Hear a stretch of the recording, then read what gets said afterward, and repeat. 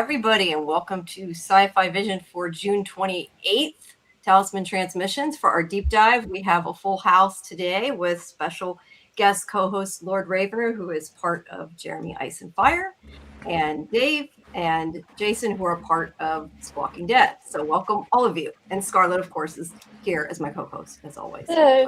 Welcome, everybody. Hello. Yes, thank you. We have the season finale to deep dive. So obviously we got quite a lot to get through. And if any of you do need to leave before we get done, because I know sometimes we go on really, really, really long, feel free to jump off. The only other announcements I really have, other than to make sure you check out Jeremy Ice and Fire's channel, as well as Squawking Dead, is that we have our interviews with Pega, who plays Fatima, and also the one I did not announce other than in the watch party until now, with Kaylin, who plays Marielle, and Nathan, who plays Elgin. Those are embargoed until tomorrow, but those will all be coming up then. So that, and please like and subscribe to Sci-Fi-Vision. We always appreciate it.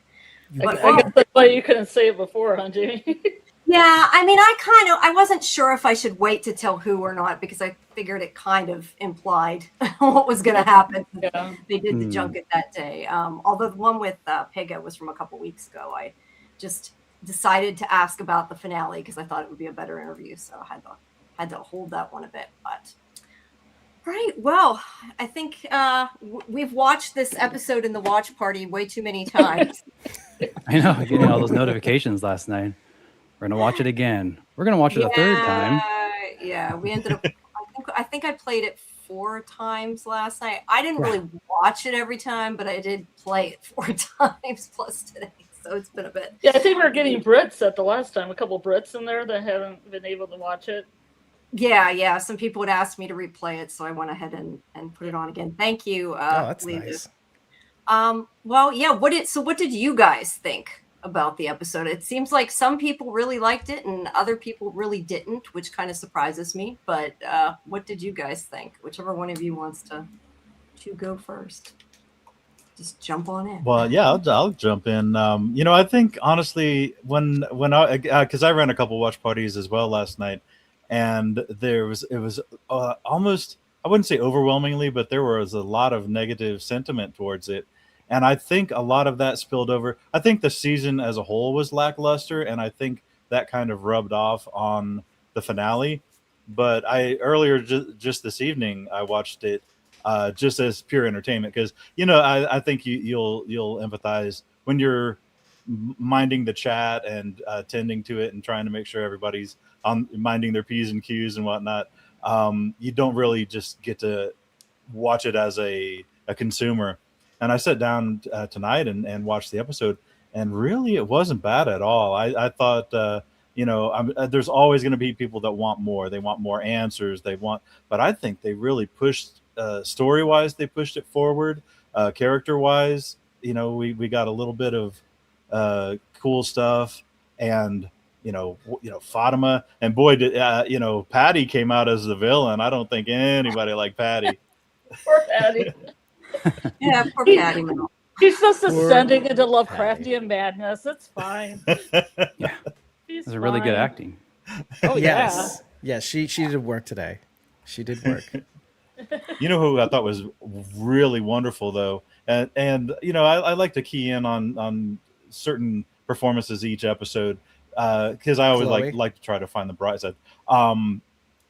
Yes, Chloe. Yes, absolutely. Yeah. When you see people break down like that, and some people are not good at crying. Some people, because I don't really like when Donna freaks out. I think she's great in most cases, but when in the high intensity scenes, I don't exactly buy it. But that was so, it rang so true. It was so genuine. The way she cried, it seemed like somebody having your heart ripped out. And if you've ever had, like a somebody near and dear, like even in private, it just comes out like that. And it's like, wow, that was spot on A1 performance, I thought, for Christy. So that's my totally take. Agree, yeah. Both times I watched it, I got tears in my eyes.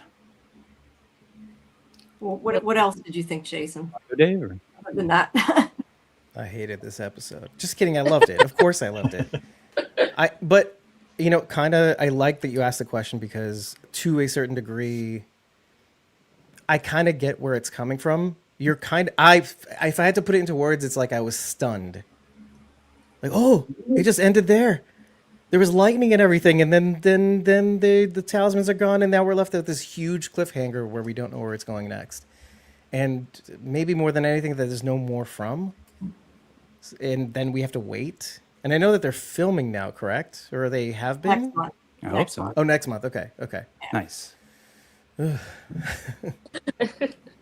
Yeah, so it is more of like a stunned feeling.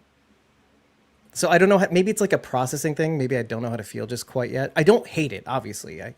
I did like many elements, as you guys pointed out, but I think I still need a couple days to process. And, that's why we're all here week after week. So. For sure. What about you, Jason? Yeah, no, I'm processing too. Season 1, I didn't feel it had that big moment as a season finale. I don't know. I'm still thinking about it, but like season 1 had all the people show up in the bus. We're like, whoa, new people. Season 2 had what happened there. Oh, Tabitha got out of the town, right? We're like, wow, she made it out. Season 3, the big reveal of the man in yellow that we've been waiting for a while, and a little bit of the story walking. And this one, I don't know. I didn't get that big feeling. Maybe Fatima changing and the thing at the end where we find out that, the boy in white isn't working with the man in yellow and they're kind of opposites. I guess those two things were pretty big, but I just don't get that feeling that I did the past 3 seasons. So, but I still love the episode. Maybe after drilling down several hours, we'll figure it out. Yeah. Yeah. I'm thinking, just like you said, I'm processing probably. So I do this. Yeah. I think that's what they were going for, though. I think that final scene with the man in yellow, the Sophia in yellow and the boy in white. I think that was supposed to be the jaw-dropping stunner. And I mean, I thought it was cool. I mean, it did.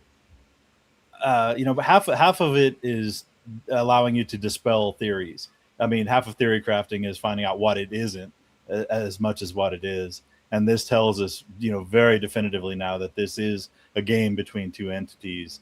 And I almost saw some of it allowed me to go back and watch the episode in a different way on a rewatch. And I never really played the card games, but I played computer games, the God type games, or maybe something like Magic the Gathering, where I think almost like you slap down a card that casts like a status effect on the entire board, and I think that's what the nightfall was. You cast like a sudden nightfall. I think that was the man in yellow or the entity, and the entity that the man in yellow is the avatar for.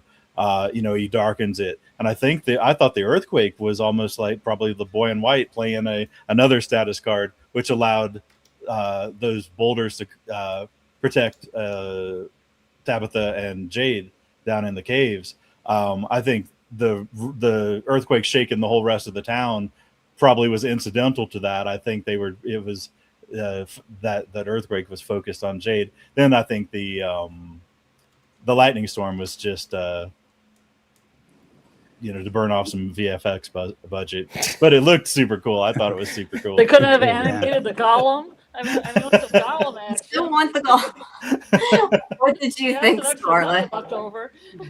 Yeah, what did you think, Scarlet? I have a thing called frustration that I have with the show, but I thought this one was going back to true from form. But for everything I had, I knew Elgin was going to die, but I thought Sophie was going to take his form. But they didn't. But I also think that Clara's going to make Elgin burgers out of it because she doesn't know what to do with the body. There'll be a bunch of ground meat down at the diner that Becca can make hamburgers out of. She's like, oh, there must be some cow meat here. God, I hope. I know. I'm going vegan. Startup I still Scrum think that is she's going to silence take and over his body cannibalism. Yeah. to become Elgin.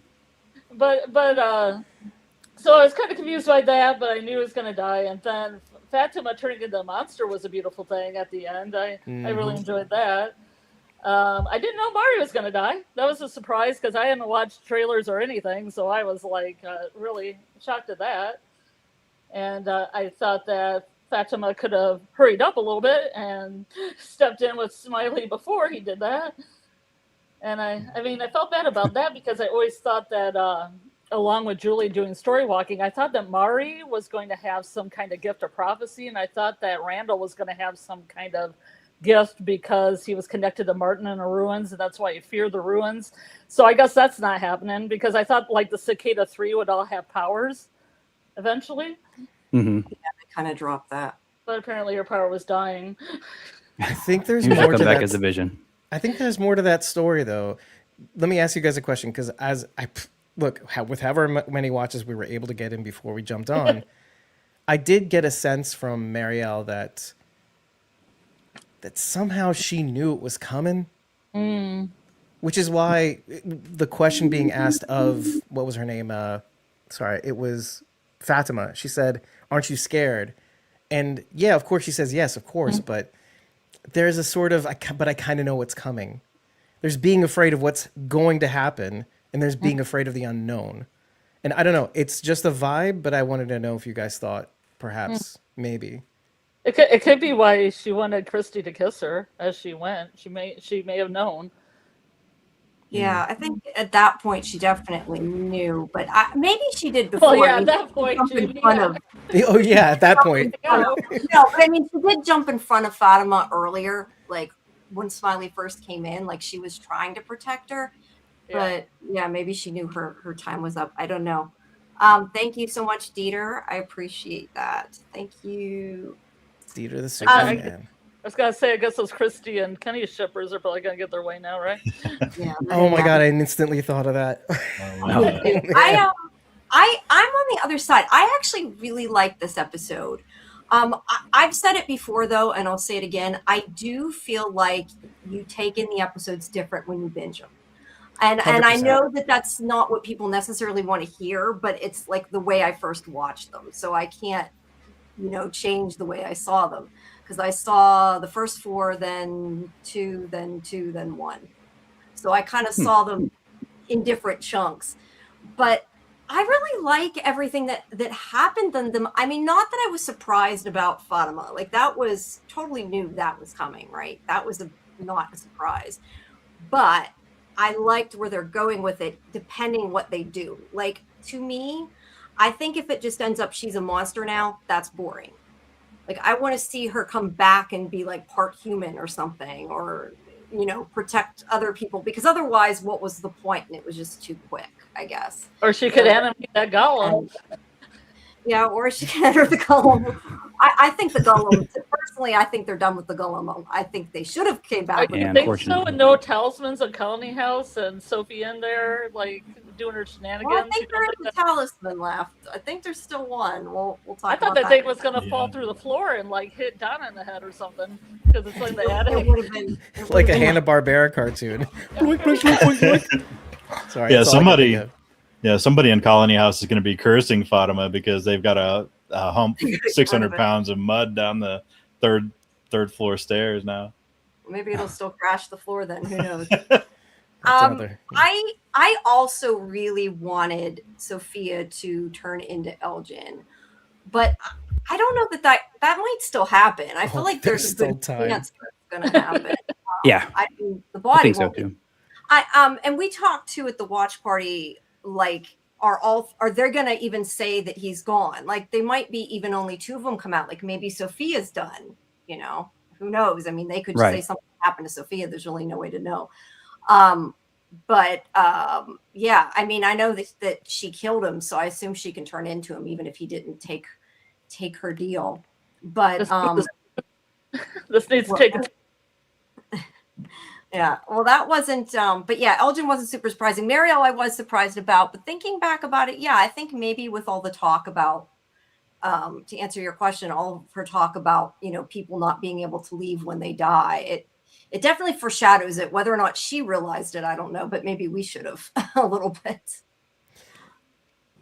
I think did we talk about that, Jason? That maybe people don't leave here before she revealed that card? I think we might have. Because it felt like a lot of the ghosts that kept showing up, like Katri, whom I, of course, for seasons I said was Fatri. He was fake Father Katri.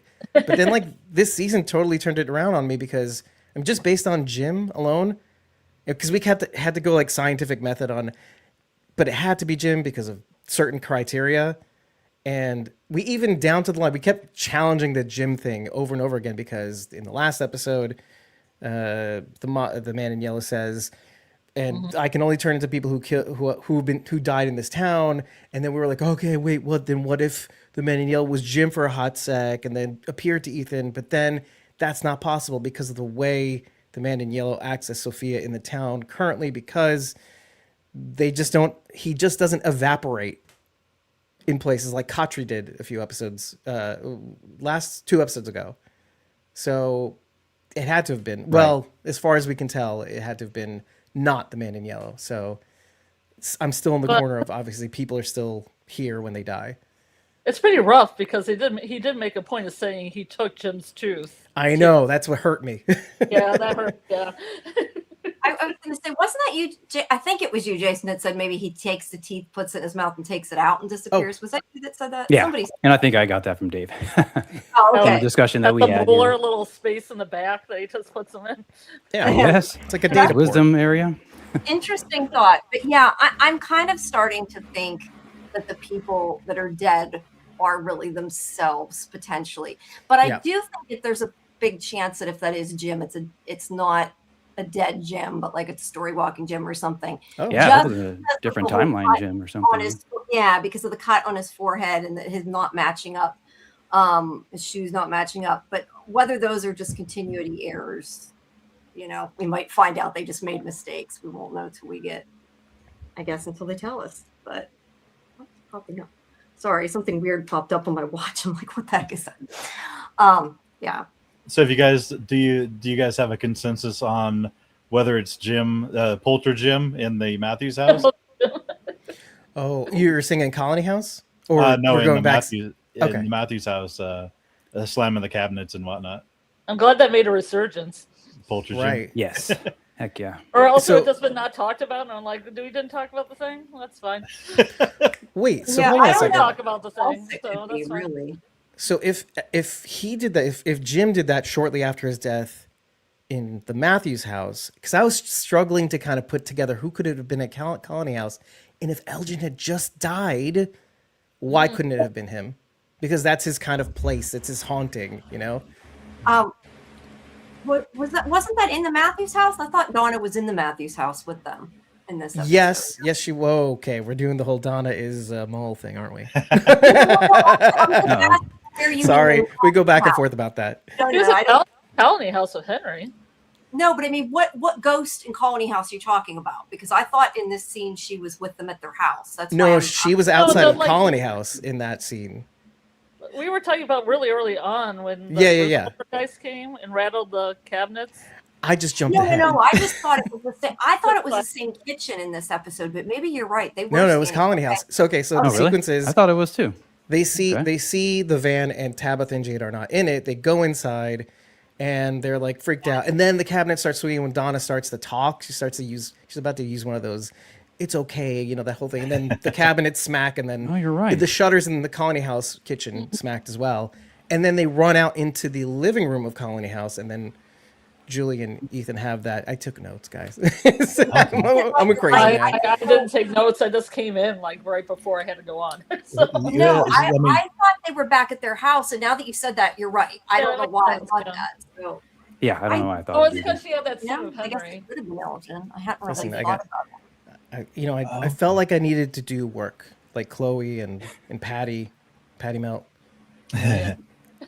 Yeah, that's Good not job. that's Good a good point. theory though. I like that idea. Now there's two common threads. One is Ethan, but the other one is when somebody is freshly dead, the first way they manifest any kind of paranormal supernatural form is the poltergeist activity. It would be Jim in the Matthews house and then Elgin in Colony House. It's like they're getting their feet, they're like testing trying to appear or trying to do something, but can't quite. They don't have the knack yet. I don't know if that makes any kind of sense. Yeah, no, I like that's I'm with you. I'm totally with you. I just had a flash of was it episode 1 or 2 Yeah, of the with first lights. season? I was gonna say there's lights that flicker in the first season. Was there rumbling too? You'll have to rewatch it all. I'm struggling to remember that there may have been rumbling. This is when the Ethan's leg was impaled by the table. Oh, on the RV, yeah. Yeah, in the RV with Jim, right?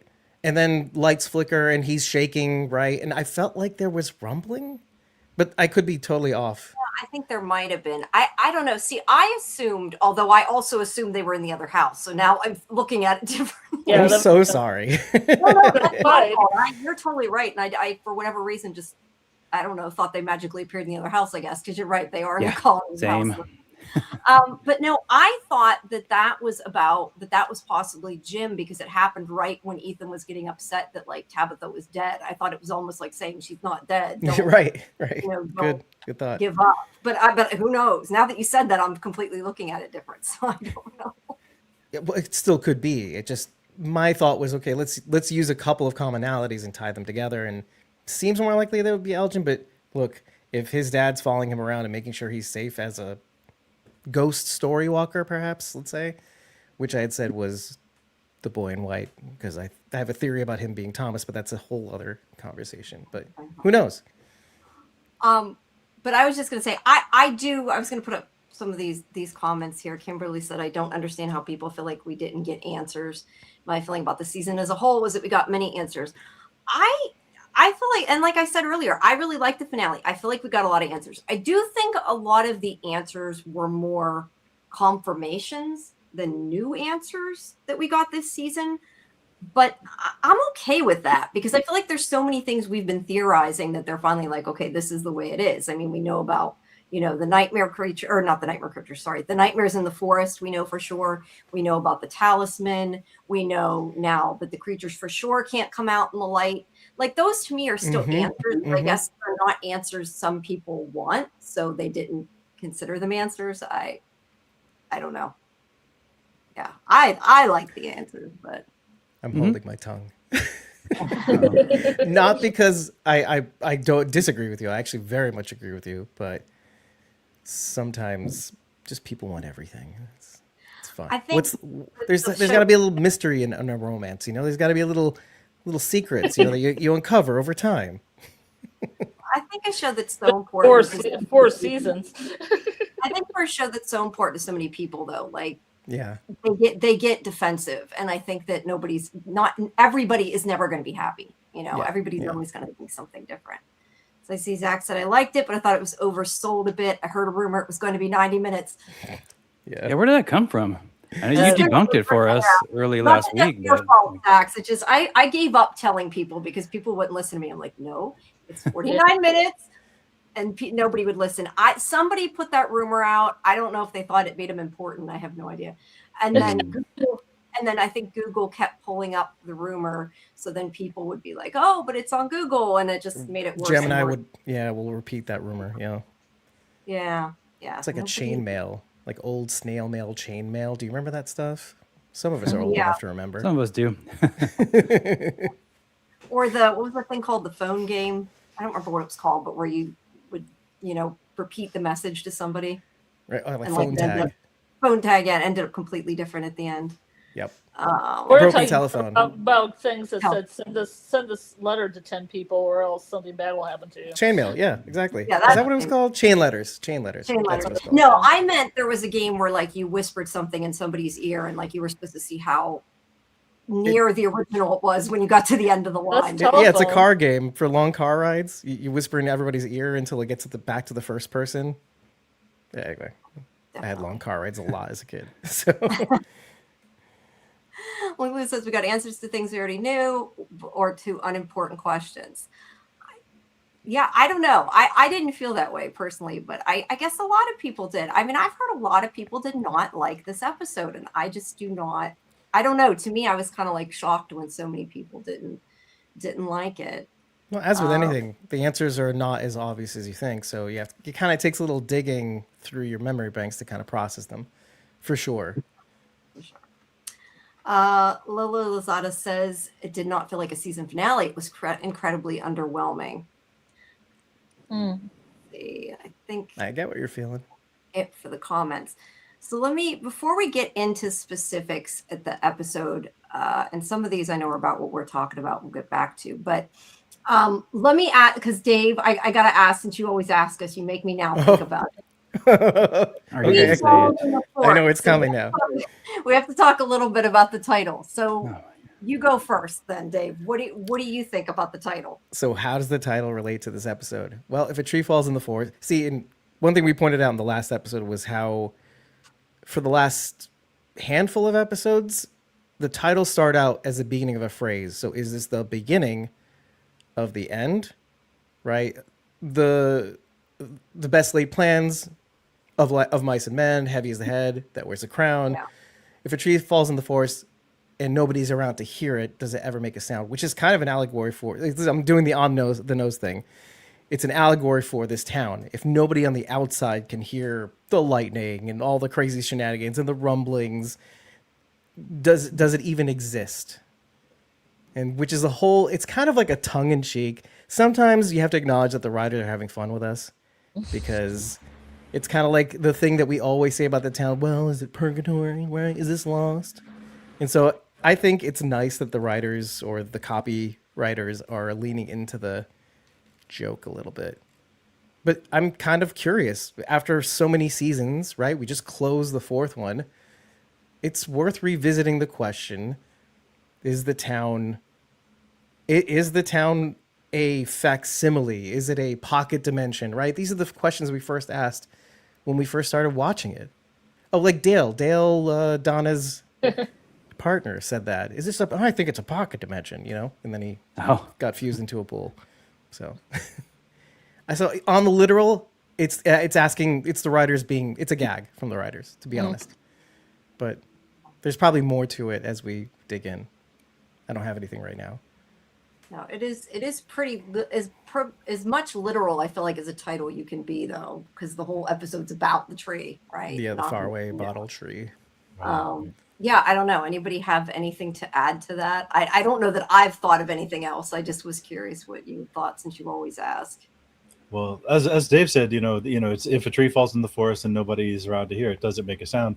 In real world, it's one of those. It really doesn't matter, because it falls and it's unanswerable, and it has no importance. It has no bearing whether it makes a sound or not if nobody hears it. In this world, if a tree falls in the forest, it's the most important thing. It literally undoes, it undoes the power of the talismans. It has massive importance. So, to me, it's just almost like a counterpoint to the adage in the real world, in that universe, things that in the outside world have no significance.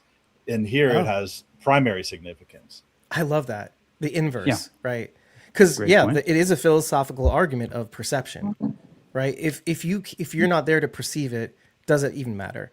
But in here, right, it's the inverse, right? It doesn't matter if you are there or not. You're going to perceive it in other forms, like lightning in the sky. It's a Zen koan. That's what it is. A Zen koan. Oh, is that what it's called? Yeah, like a ZNKOAN. It's like what's the sound of one hand clapping? Oh, yeah. Oh my God, yeah. It's not meant to have an answer. Right. I did want to ask, though, something you just said, Lord Ravener. You said that it undoes the talisman. Do you mean just because it made the one there not work, or did you mean something beyond that? Because I know some people had theorized some stuff about that. So expand on what you meant when you said that. Oh, Please. Actually, I might have caught myself. I might have caught myself making an assumption. I think prior to the episode, we were thinking that if the tree gets uprooted, the children put all their hopes into it, and that almost like the power of the talismans were tied to the tree, the bottle tree being upright. But I think I guess they kind of dispelled that in that episode. I mean, because the only reason they were able to get into the clinic is because the talisman was taken down. So I guess it deactivated the one down in the chamber, right?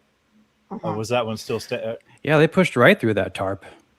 Well, Yeah, I okay. It didn't matter because it was open. Or was the now. tree up already? I forget. So yeah, that's something that Yeah. was kind of laid out in the last episode. How Donna was correct. How the whole point of the monsters not being able to get in is provided that all exits and entrances are sealed, right? In a house, whatever, it doesn't matter.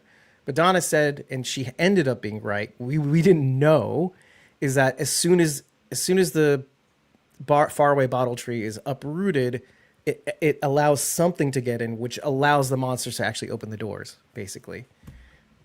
Yeah, So- it's like opening a window. Oh, it was Exactly. Okay. it's Yeah, like it opening a wasn't window, to quote Donna. Good Okay. call. Okay. Yeah, that Yeah. makes sense. That makes I sense. like how that was spelled out, though, to be honest with you, because we kind of don't always get to see that definitively. And here we kind of got that. First of all, that it worked to begin with. They're just standing behind the tarp with a talisman duct tape next to the entrance.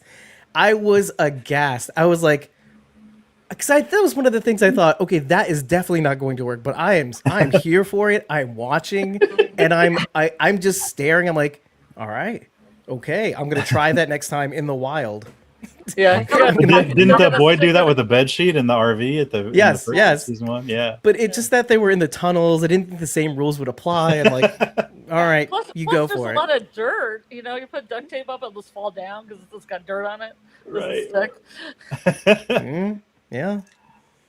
They did- Just Lee sorry. brings up a point. So no, I was going to say that Sophia wouldn't have tossed him away if they weren't active. So yeah, I think that I feel like that's also Yeah. an answer because that's true. I think that proves, at least to me, that the talisman do actually work. Because I know a lot of people have said, "Oh, it's not real," you know. But Yeah, I've said that. you know what? I mean, to be fair, though, I guess technically, even if they didn't work, she could still get rid of it because it scares them, Sure. and they think. So I guess that's not necessarily true, but I assume it's implying it. Okay. Yeah, I don't know. Sorry, I didn't mean to interrupt you. Go ahead. No, I completely agree with you. I was just following along with your line of thought. Yeah. Now, did they ever retrieve the one in the clinic, the one that Marielle was reaching for? That's a She great had it question. in her hand. Yeah, she had it in her hand. Tried to hang it up. She just didn't get it hung Didn't back get there in up. time. Okay. My question was, does she know there's one in the basement that's in front of that door? Maybe, but it would be great if it was still there. I think the only people that knew about that, as far as I know, are Jade, Randall, Donna, and Boyd, and maybe Acosta because she was down there. I feel like she just assumes that Clara got all the talisman because Clara thinks she got all the talisman. I think they're going to have one left, and the one in the cave. But who knows what happened to the one in the cave? Those are the ones. Oh yeah.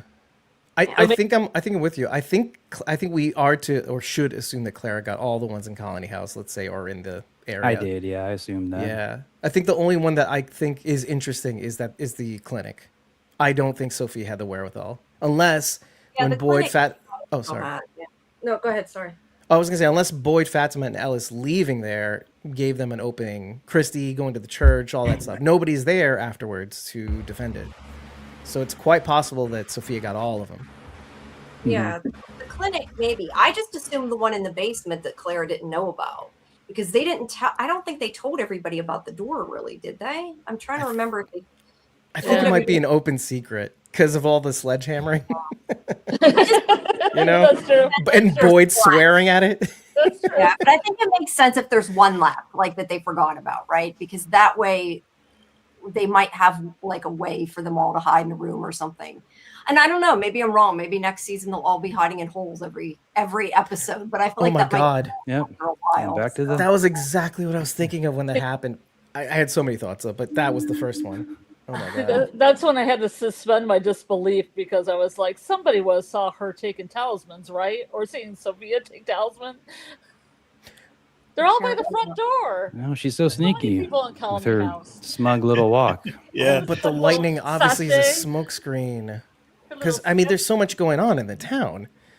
Yeah. Of course you can sneak past them. She's been a little serial burglar the last few episodes. She just goes in the sheriff's station to pick up her suit.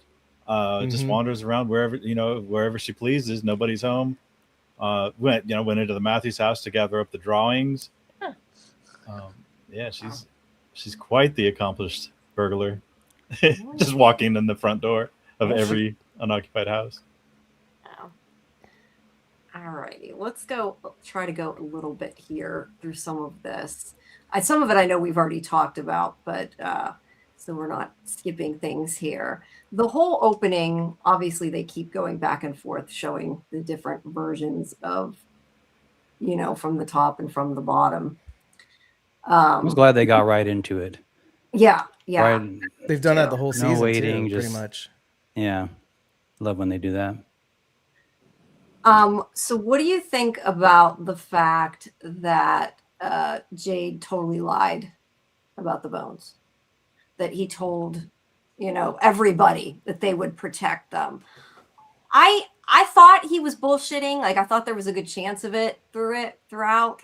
Part of me thought he just really believes his bullshit, but I guess not. But yeah, I don't know. He's not usually selfless, and he totally pulled it off. Yeah, what do you guys think about that? I think this is the way I'm going to answer this, is that it's easy to forget how this town has a way, whether intentional or not, of getting people to heal. Not just talking physically, which is something we kind of forgot, but sort of like relationships start to heal, or people start to address some of their foibles, like Jade. Jade went from thinking, everything's a joke and everything is a test or like a game, to taking things very seriously. And to that effect, saying, well, not only is this not a joke, I am taking this seriously, but I'm willing to put my life on the line to not only protect myself, but help somebody else's kids going home or somebody else's family, because they've lost enough, let's say. And so I think there's a lot to that. And I think that's really the extent of how I want to answer it, because it's something you should keep track of, is what this town manages to do for the people who come in with certain traumas or unresolved issues, let's say. Like the Matthews is a quintessential example, like their marriage being on the rocks. So, cool. Well, I think it's being a better person. Yeah. I mean, he's still an asshole often, but Sure. he's more We the love comic that. book asshole, so it's a little different. Good comedy relief. Yeah. Mhm. I don't know. I was just surprised, I guess, that he was willing to give it all up and that he is, doing it for them. But I guess my biggest concern about this scene is it was very much pushing that ship. And I don't know that Oh, I I'm mean, glad it was you. a lot of Glad people it was now you, think, Jamie. yeah, no, I'm not really there for it. Like, I like the two of them. I don't know that I like them necessarily together. And I think that the scene made it seem like Jade had feelings for her the way it played out. And I don't know if that was just fan service or it's just the way I took it. But I hope they're not going there. You didn't want them to make out while Tabitha was holding the skull of their dead daughter in her hand, all Hamlet I style. No, I didn't. oh man. I'll just say this. I like that they kept it right on the line where you could think either way. Mm-hmm. Perfect, right? It's a season ender. You don't want to open that box. You don't want to give people too big a cliffhanger. Just keep people guessing long enough, at the very least. Yeah, it's interesting because they're both reincarnated souls, but sometimes they got together and sometimes they didn't. Mm. Oh. I'm a ship denier, so I'll just describe it to him really thinking that he was going to die and just saying, you say crazy heartfelt stuff when you think that you're not going to be called to account for it. When you think that your lifespan is measured in minutes. Honestly, my whole take on Jade lying about the bones is I think that he does believe that getting them out was the most important thing. He absolutely believes that getting them out is the key to getting everybody home. So it was a short putt for him just to lie to Boyd about the power of the bones to protect them down in that chamber. I think that was him really just doing whatever was necessary. And he flat out said it. I mean, there's no guessing involved. Jade said, if Boyd didn't think that these bones were going to protect us, he would have scrapped the plan altogether. And I think Jade was so 100% convinced about that the bones, getting them out in whatever way was gonna solve the problem that he considered probably a necessary lie or a little white lie just to affect the final to get Boyd to go along with the plan. Because when you look at it, I mean, they're really all going off of his mushroom vision, so they're kind of there was a lot, and there, I mean, we were saying this even in the episodes leading up, there were so many moving parts to that plan where if any one aspect went wrong, the whole thing would come apart. So I think he was really just Jade was just doing what he needed to do to push the plan through to get Boyd on board and get those bones up, and telling a lie about the power of the bones to secure the chamber was just I mean, it probably was less than an afterthought. I think it definitely shows growth on his part. But the whole, if I had to spend lifetimes with anyone, I'm glad it was you. I just think it was a bit much. But at least it was only on his end, I guess. She didn't say it because, her husband just died. So thankfully they didn't have her say something equally sappy back. That's true, yeah. Then it would have been a little bit too much. Yeah. Kodok said he was going to give his life up. Luncher says that was disgusting. There was never any romantic connection there. Susie said it was so random, didn't fit the one thing I didn't like. It wasn't just weird. I mean, maybe because of their memories or whatever, it just wasn't well developed. Yeah. Well, at least some people agree with me. I know some people don't. I know there are some strong shippers out there, but please put Wild Majority Diesel Punk her comment up. Yeah, that's mine. I just wrote that. Oh, okay. No wonder. Because I love that comment. I love it. I kind of wanted that to happen well, you too. know that Donna and Henry, had a one-night stand last season, right? So this is Scarlet's theory. Oh, yeah, I mean, look, drunk, I would love for that to be true. I mean, I'm with it. They got a little drunk when Kenny went to fetch Henry the next day. His hair was all like done up. His clothing was all askew. Yeah. How did I gloss past? Did I gloss past that? Sex parties at one time. Was that her in the first season too? By the way, on the couch, naked. I don't know. I just don't remember. I don't think so. It wasn't Donna. It wasn't. No. She was a top. She was on top. It's fine. It's great. No, I love it. Think Donna. We all can dream. No, I'm not. The other part, let's see. I'm trying to scan through my recap here. The other part we have is about the ladder and them, behind in the pictures here. That when they pull it, they throw the ladder down after, and that the ladder snaps. I mean, we all knew that was coming. That was from before. I had it on the bingo card. What Sophia had set up, and nobody checked the ladder. Although I can kind of buy, I guess, that she didn't cut through it all the way, so it wasn't really visible. Yeah, right. At least that's what I'm gonna go with. Were you guys surprised though that they actually got the tree out? Because I know a lot of people didn't think they'd be able to pull it out, and I don't know physically it made sense they pulled it out. I mean, I can go with it, but I don't know that it made a lot of sense. I don't know. Kind of more curious what the audience thinks of that too, because I kind of horsepower on that truck right there. I just allowed it. I allowed it the same way as Jade and Tabitha moving, because the first thing I did was I was like, well, how much would a 4 foot by 8 foot by 4 inch slab of concrete weigh? And it came out to be like 500 to 900 pounds, and I was like, okay, that's all right. I just have to take I'm just going to assume that they use their levers and pushed it. There's a lot of stuff in this show that you just kind of like, don't think too hard. You'll hurt yourself. And I was like, I'll allow it. Please continue show. I mean, they tried to explain it. I know they said they were using the other trees for leverage and everything. So at least they tried. I just don't know if it made total sense, but it worked. Hey, Jason, did you see how tall the tree was in the distance?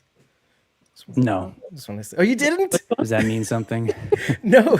Your theory about the tree being the faraway tree. Oh yeah, being the bootstrap paradox. Yeah, now this tree's going to become the tree that's in the middle of the road. I hate that I wanted to point that out, but it was interesting to actually see the top of this very clearly very old dead tree, which is probably my answer about why they were able to pull it I think Mhm. wasn't very. Well, it's got a hole in the Lively. middle of it. Yeah, what's that hole doing in there? Dead inside. Does have a hole in the middle. So yeah, we know the talisman doesn't work as soon as it pulls it up. They pull it up, and we already talked about how they can't go out into the light. Which I was, that wins. Nice catch on that. yeah. I mean, I was glad that they put that in, just because that was one of my questions. Like, it wasn't something important because I think we all assumed it, but right. you didn't really know it for sure. Like, they never go out at night.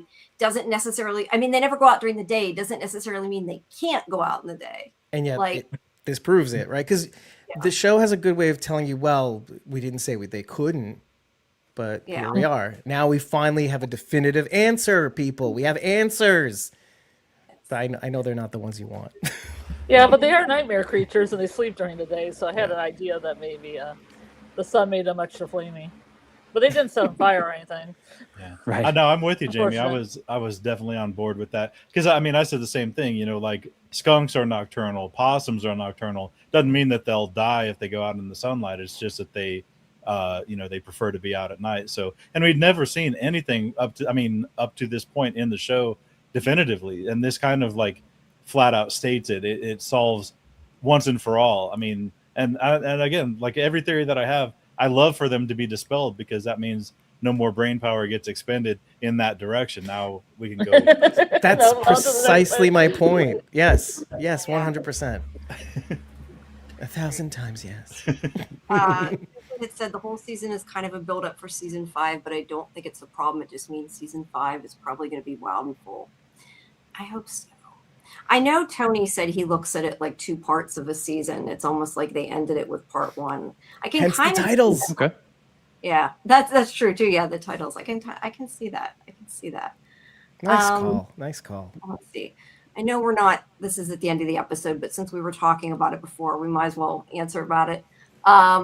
They said the trees are sentient in the magicians. Is it possible the cabinets in the Matthews house are made of the faraway tree wood? I love that.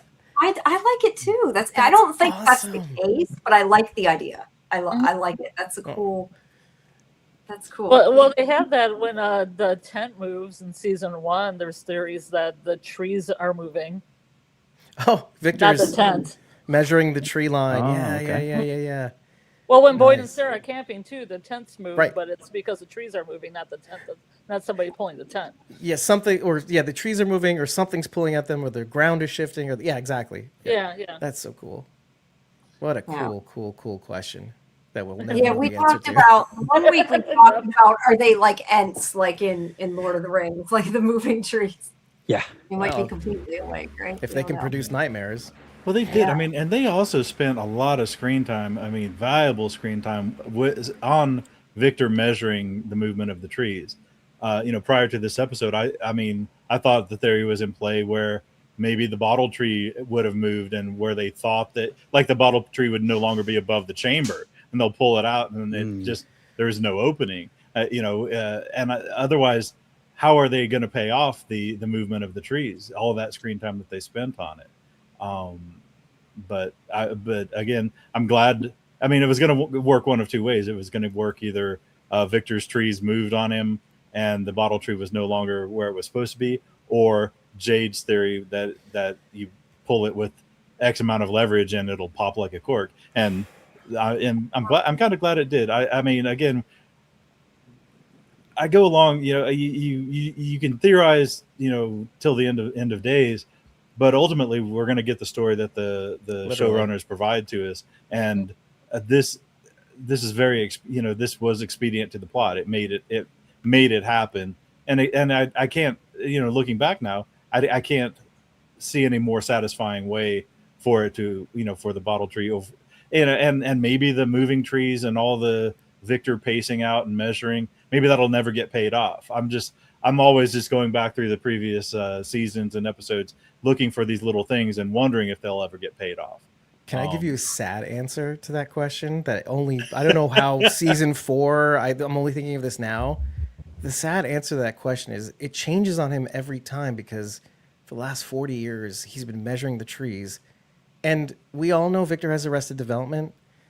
He hasn't paid much thought to the idea that his feet have been growing all this time too. So the fact that it changes on him is a sad reality of his just lack of thinking about that factor. Yeah. I Sorry. thought of that before. When That is a is really measuring the tree line is not about measuring the tree line. Right. I guess Ay, ay. that's absolutely true. Yeah, your pace is when you're 5 feet tall, and when you're 6 feet tall, they're going to be off by Damn you near take 20 7. paces. Yeah, even Ugh. 6 inches per pace. 20 paces now suddenly you're 12 feet off. Believe me, chat. I hate myself right now, so I've thought of that too. I'm a big bummer. All right, let's see. The ladder snaps. I'm behind on the pictures. Oh, I know what I wanted to say. The one thing here. Okay, so the earthquake Right. or Okay. whatever. Okay, so what do we think? Like when I first watched it, I was thinking until they showed the earthquake was everywhere, I thought it was like maybe the children did it to protect them. But now that I've seen the whole episode and seen that it was an earthquake everywhere, I tend to think it was probably the boy in white, because the boy in white and the man in, or yeah, the man in yellow. I keep wanting to say man in black and man in white. Boy in white and man in yellow are kind of, battling or whatever. I don't know. What do you guys think? Oh man, I'll go last because Oh, can I go first? please. Yeah. Yes. I think they made it angry because in this episode, Patty said, "It's angry," and then, Clara said in one of the first episodes when the story came, "Did we make it angry?" I think it's angry. I think there's an it above the boy in white, man in yellow, and they made it angry, and it made an earthquake. All right. Oh And- well, and- tectonic Blood, plates, right? blood thundering, the blood storm or whatever was happening, the blood thunder. Interesting. I don't know. I felt like the earthquake I thought was supposed to be a good thing because it, Or do you think like the man in yellow is like the earthquake and the boy in white is like fighting in the skies, like one's earthly and one's spiritual and they're fighting? it's like God. It's Ares battling the other gods. Mhm. Yeah, exactly. Yeah, like Zeus and Hades going for it. I don't know. What do you guys think? The rest of you? I'm same with Scarlet. I just thought it was a result of taking the tree out. I didn't necessarily think it was because the man in yellow or boy in white did it. And Fromville itself made Fromville angry, as Kimberly's saying. All right, what about- I'm in your corner, Jamie.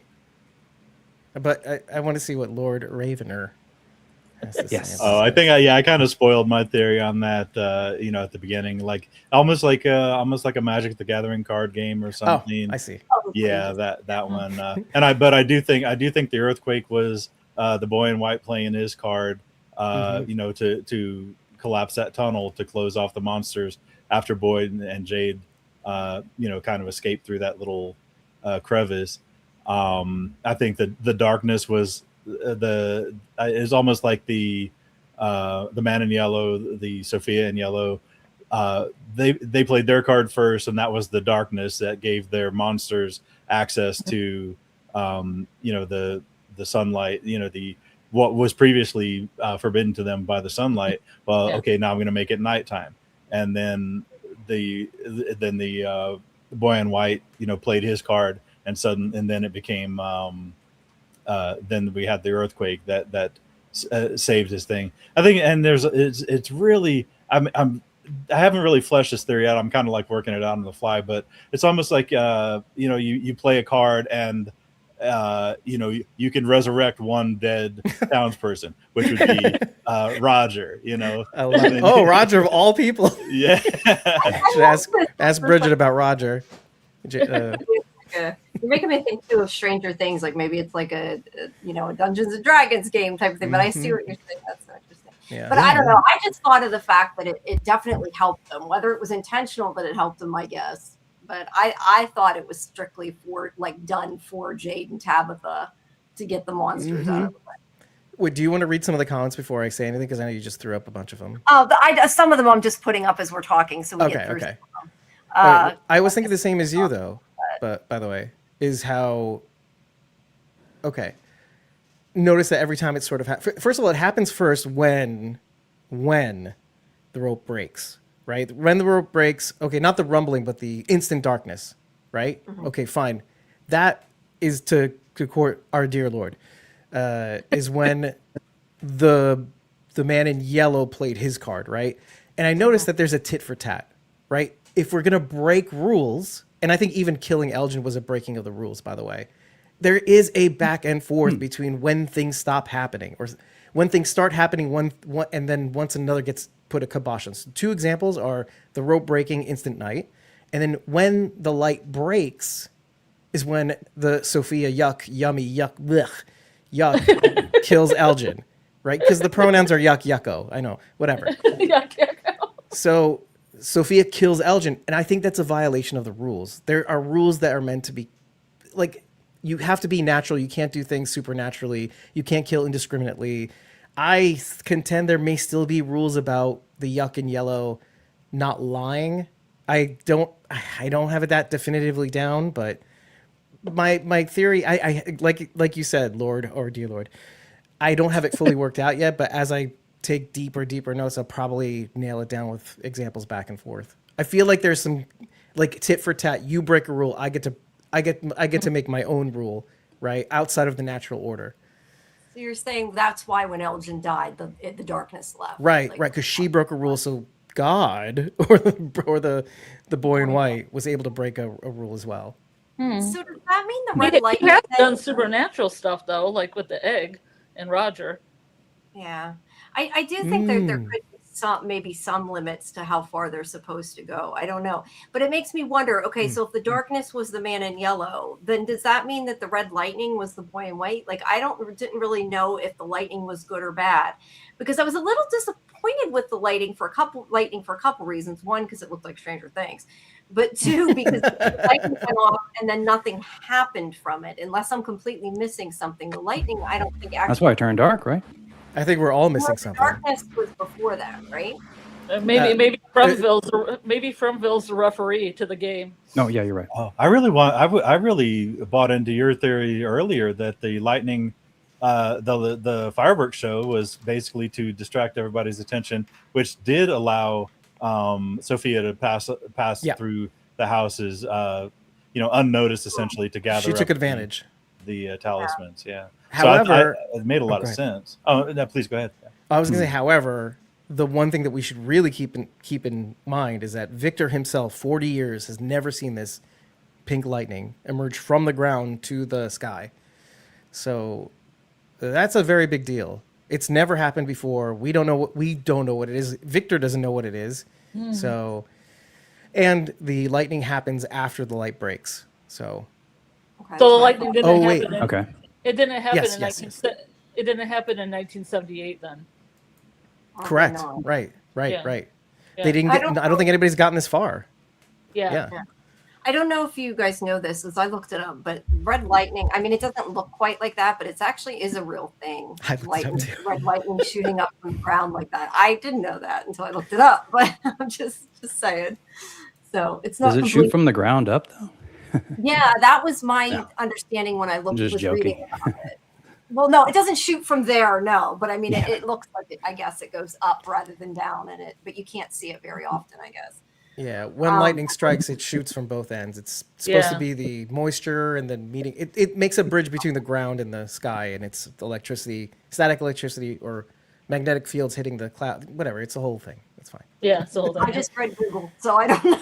I went up with Google. You know what I did look? I did look up pink lightning though, and it's a result of dumb things that probably aren't worth mentioning. But atmospheric particulates, distant storms, camera white balance. But I don't think that's it.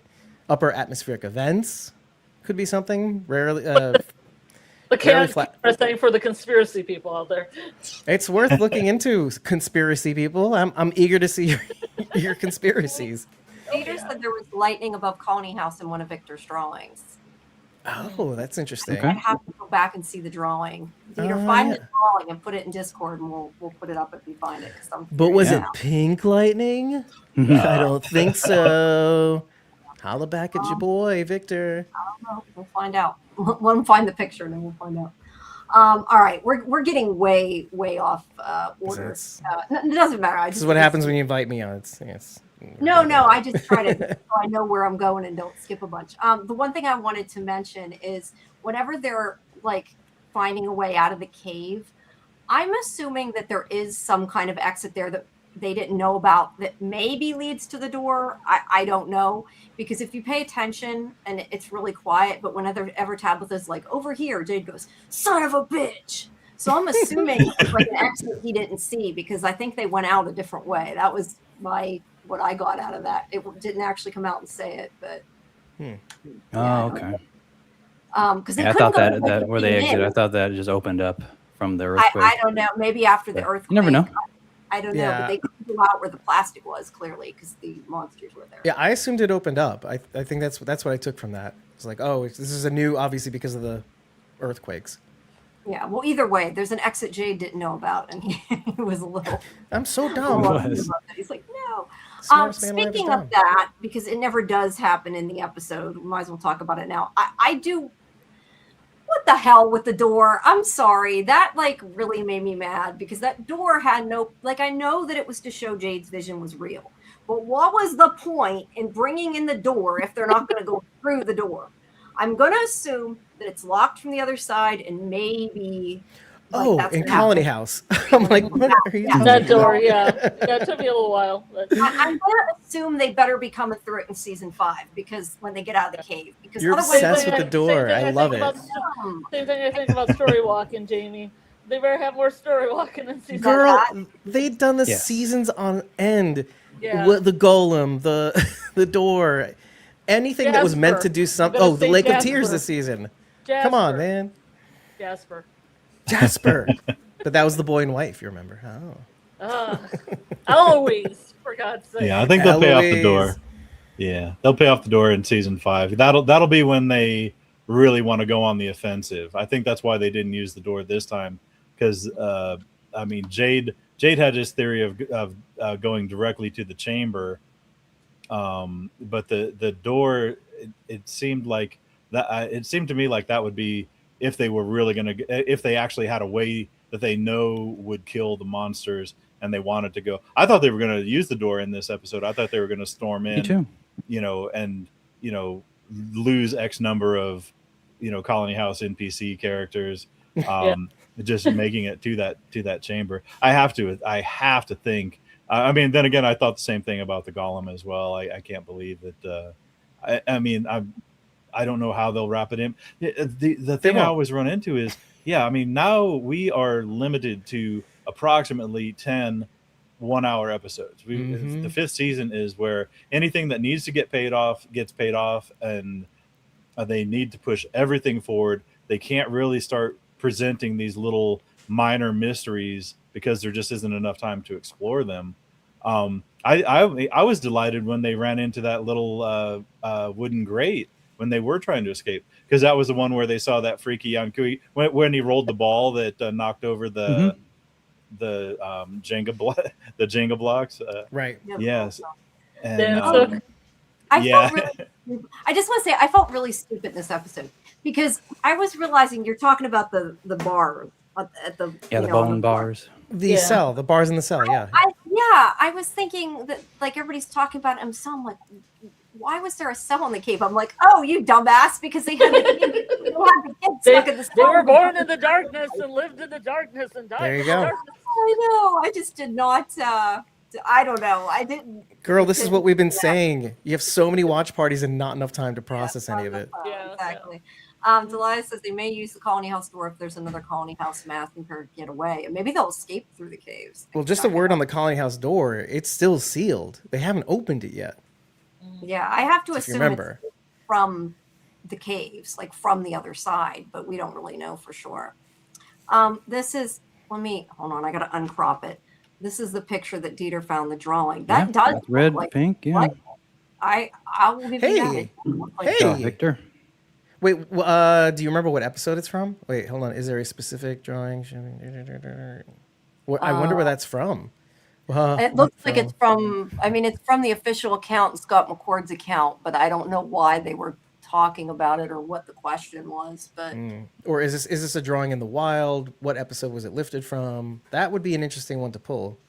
Because then, see, what I like to do is not just find out what episode it came from, but now I want to know what context it is that we see this shot and how it might connect to this episode.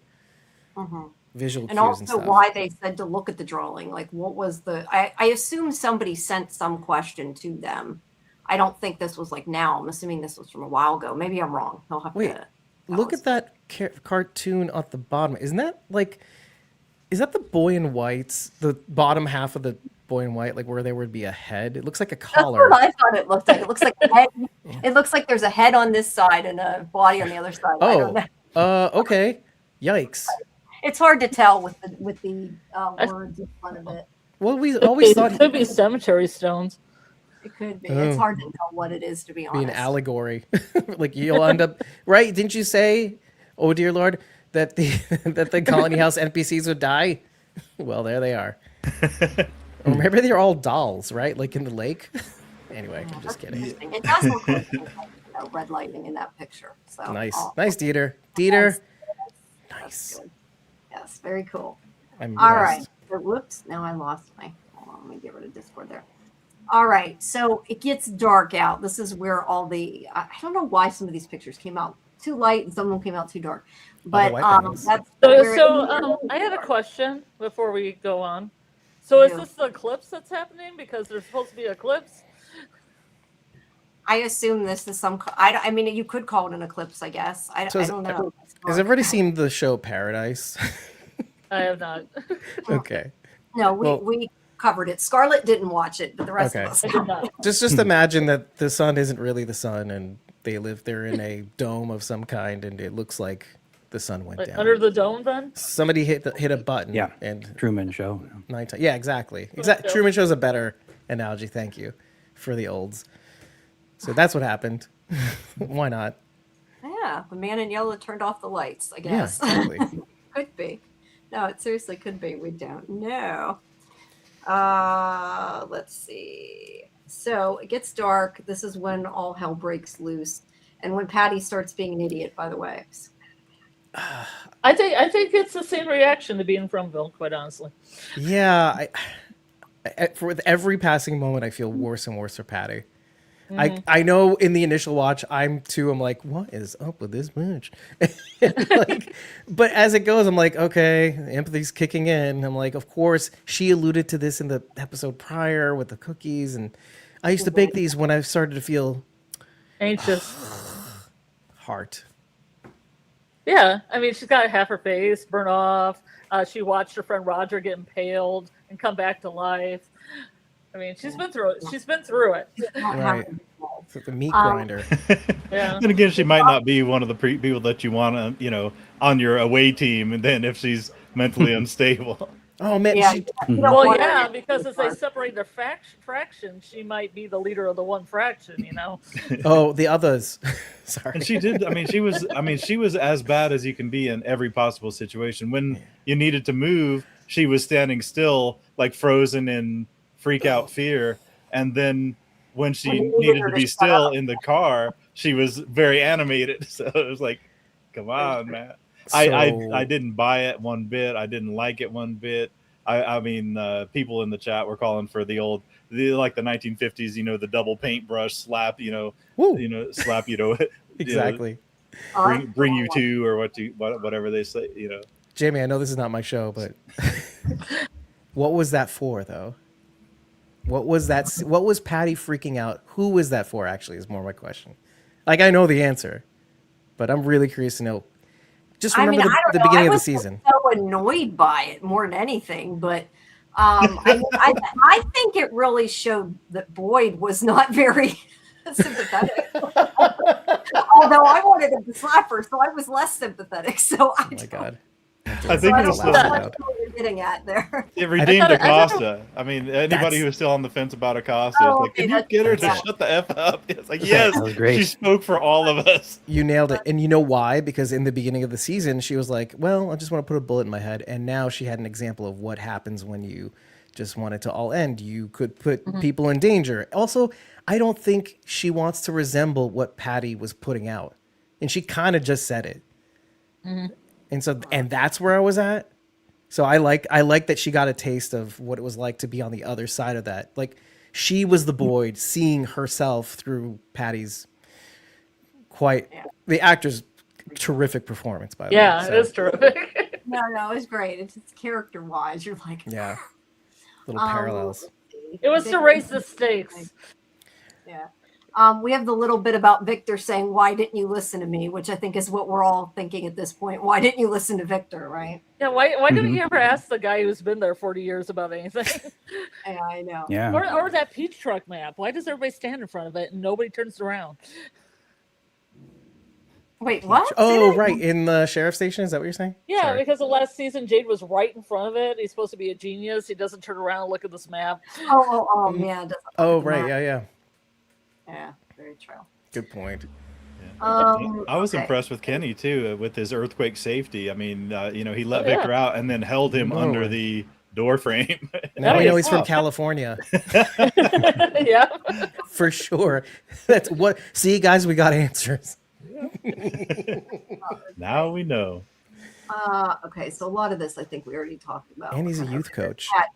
There's Patty going crazy. Oh, there in the man. front. All right, so then we're at this part, which is the start of what's happening at the clinic. Fatima still hasn't been told anything. They've been lying to her. She finally, questions what's going on, although she doesn't get an answer because that's when she sees Smiley before that happens. But yeah, a lot of this is about Mariel staying calm and her asking her how she's calm, and she's like, "Oh, I'm not. We can't freak out." To which Fatima almost immediately goes to run outside anyway. And completely ignores everything she says. But it did not, like I said, it did not matter because that's when she starts seeing that. I think I have a picture of this. She starts her seeing mind's Smiley's eyes again and knows that he's on the way. Yeah. What do you like? What I think about this is I think that, and although I won't tell you what she said, I will say this is part of what I asked the actress.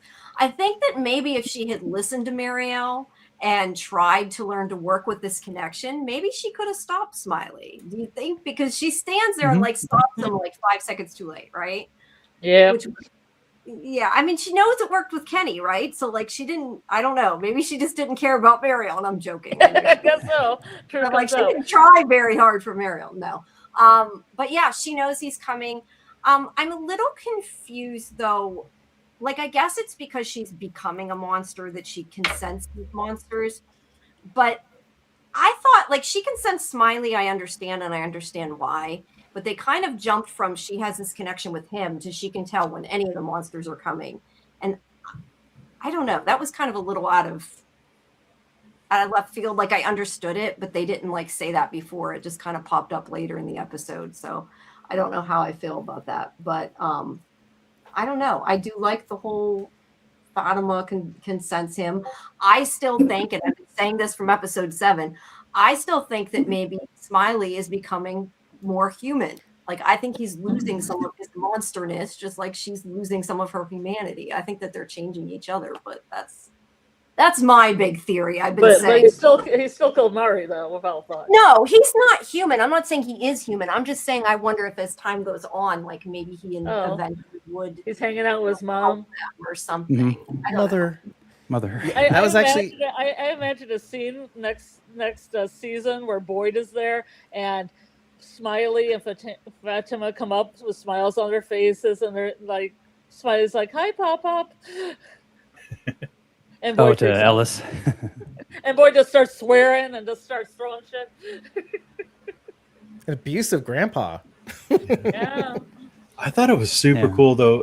When he attacked Kenny, he was a chatty Cathy. He was telling Kenny all this, that, and the other. I did this to your father. I killed your father. And this one, I thought Smiley was great. He was powerful, and he said exactly 2 words. He said "mother" and "interesting," and then left. I was like, wow. That's kind of. I kind of and I think I like the less verbose Smiley. I thought he was as intimidating and scary as he's ever been, and just with 2 words. Less And is then- more. Yeah, and then just walked out the door, and he still had the smile as he was walking out too. You could see it on his face. Oh. Of course. Delilah says they're saying this in answer to what I had said about her feeling the other monsters. I feel like the monsters have a hive mind, I have heard that. That's definitely a possibility. I feel like we're closer to that because of what happens with the totems. You get a sense that there's a collaboration without words. But I could be wrong. And as Fatima became more monster, she tapped more into the hive mind. Initially, it was just Smiley, and now she's as she became more monstery. Yeah, Ooh. I think. that makes good sense. Yeah. By the way, to answer your question though, Jamie, I feel like okay. So I think two things can be true. I think one, she didn't quite know what her condition was. Not really. Case in point, her conversation with Marielle. What is my condition, basically, or what is it that I'm whatever? What's happening to me? Two, in the last episode, she said, as long as I have this connection or I have this whatever this is, I'm going to use it for good. Doesn't matter what happens to me. I think what she's thinking in that last episode is, maybe it'll kill me, right, quote unquote. But I think when she feels or she suddenly realizes that this is more than just that, I think it scares her. I don't think she quite knows what to make of it. I don't think she thought that she would turn into a monster like we thought she would. You know what's funny? In the pilot episode, when Boyd says that Fatima never changes. Yeah, I know. I don't know if you remember that. Is that like war? Fletcher's been using that as one of his points for a while now. Who has? Fletcher, because he's been saying forever yeah. she's going to turn into a monster. Yeah. I just think it was kind of funny. What did you mean by that initially, though, context wise? I just curious. Because Donna had Colony House and he had the town. He rarely came up there. And when he saw Alice, he was talking to Alice, and then when he looked at Fatima, and when she left the room, he was like, "Oh, Fatima never changes until she changes." Mm-hmm. Right. See, the town is healing the people's. Oh, boy. Yeah. To in response to what you said, though, and I see Code Knox is the same thing.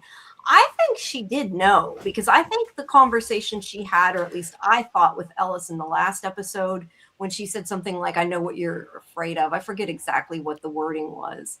I think she thought that there was a possibility, because she said to Christy something like, when she was asking about their bodies having the human organs or whatever, when they had that conversation, like, I think she thought that when she was saying, like you just said, it was more than her and that she would use that. I assumed that she meant, even if she did turn into something, that at least it was useful. I just think if she had leaned into it, she would have saved Mariel. Sorry, go ahead. I was going to continue my thought, though, actually. So I think initially she knew it was a possibility. She accepted the possibility that she would die. But I think deep down she feared it. And I think when she realized it, she denied it. There's like stages of acceptance, I think. And I think when it came down to it, she finally let herself have it because she was just frustrated at that point. I think it's scary to realize that you are turning. It just like, think of, I'm on this live stream talking to you right now. If I had an inkling or thought that I too might be a monster, I would put it out of my mind right away. Because denial. That scares me as a thought, like the more I sit with it. So if she's been sitting on it for a while and thinking the only way I can exist as a person in this town is knowing that I won't turn into a monster. I have to believe that I won't turn into a monster. And then you realize that there's no point in holding back anymore. That's when she kind of accepts it and then uses it. Yeah. Oh, for sure. Fear is a motivator. Yeah. I just think if she, like I said, I just wonder that if she had, worked on it a little more, if maybe she could have done a little more and could have stopped him. But who knows? She was like, he was fast. Right? He got that swipe off really quick. He did. Okay, let's see. A lot of these are, I was starring that for later since we weren't to that, but I guess since I popped it up. Remember who I was, she knew she wasn't coming or transforming back to the normal self.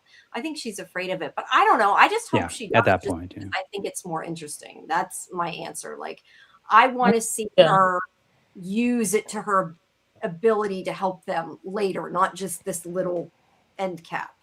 Yeah. We haven't seen the last of her. I'm sure that's the case. Yeah, I hope she doesn't lose all of her humanity. Hope she can keep changing back and forth. And yeah, I hope so. I think it would be way more interesting if she could. Especially considering her history. Yeah. So they know he's coming. They find the talisman. So yeah, we do know that the talisman, at least in this case, they needed to have it. And they run in. She pulls Fatima into the bedroom. She does protect her. Marielle's pushing herself in front of her, trying to protect her. And anything for freedom, though, does make a point. She can't leave now. I would Yeah, agree. unfortunately. I think even if they were leaving, I don't think they should let her leave, because like, who wants to bring that outside of the town, right? I'll address that later because I know that we're going to get to the part of the bones and talking about that more. So yeah. Okay. All right, fair enough. Let's So keep us on yeah, track. he slices her open, and then we have Fatima screaming. Yeah, I don't know. The fact that she's screaming, I do think that maybe at this point she's at least starting to realize it. I would assume, maybe not as completely, but I do think she's in denial. I agree. That's gotta be horrific for Mari, because she's like hearing that too, and she just got slashed. Look at her face. It's great acting. Get away from me. Yeah, and I think that was Mari's initial instinct telling Fatima to get away, because she thought Fatima actually was a monster at that point, going in to finish her off or whatever, and then kind of realized when that Fatima was trying to lend aid, such as it was. Oh yeah, she was definitely. But that scream, that really distorted sound of a scream coming out of her, that was like, oh, wait a minute, it was more than just Fatima screaming. It was that undertone, that distorted undertone that they put on all the monster screams. So it was That stank. shit. Yeah, the monster version of her. It looks like a butter. I don't think it would have mattered if it was a butter knife, to be fair. Right? I don't think it would have mattered. Because it would have killed her either way. So yeah, he has opened her up, and that's when he does say interesting. So the monsters clearly don't know. I did want to talk about this. The monsters don't seem to know that Fatima is becoming what she is. Now the man in yellow, or the Sophia in yellow, whatever, knows, because she sped it along with the blood. Yeah. But that's what confuses me, is like why they don't know, or why she doesn't tell them. And this goes back to like, we still don't really know how the man in yellow completely connects to the monsters. Like, I do think that he is the one that gave them the deal and the reason they are monsters. But like, do they have to listen to him? Do they help him? Like, that kind of thing, to me, is still unclear. And I would like to understand a little bit better, like what the power structure, I guess, is between all the evil in the town, They don't even acknowledge him in the diner that last episode when they're building the rope ladder. How they're kind of like coming up to the blinds. They're just him. I say Sophia, but yuck. Yeah, I know. So, but yeah, I totally agree with that. In our last episode, we talked about how the parent, to flesh out how the parents were able to live forever, was that if the parents themselves were the nightmare that came out of the forest, and the nightmare of the children who died that they killed, right? Because if you're killing your children are going to think you're a nightmare. That's kind of like a self-fulfilling prophecy. Like, that you want to live forever? Okay, well, be these children's nightmare and you'll come out of the forest again as living forever nightmares of this town because of that rule. So I thought that was there's a little play there.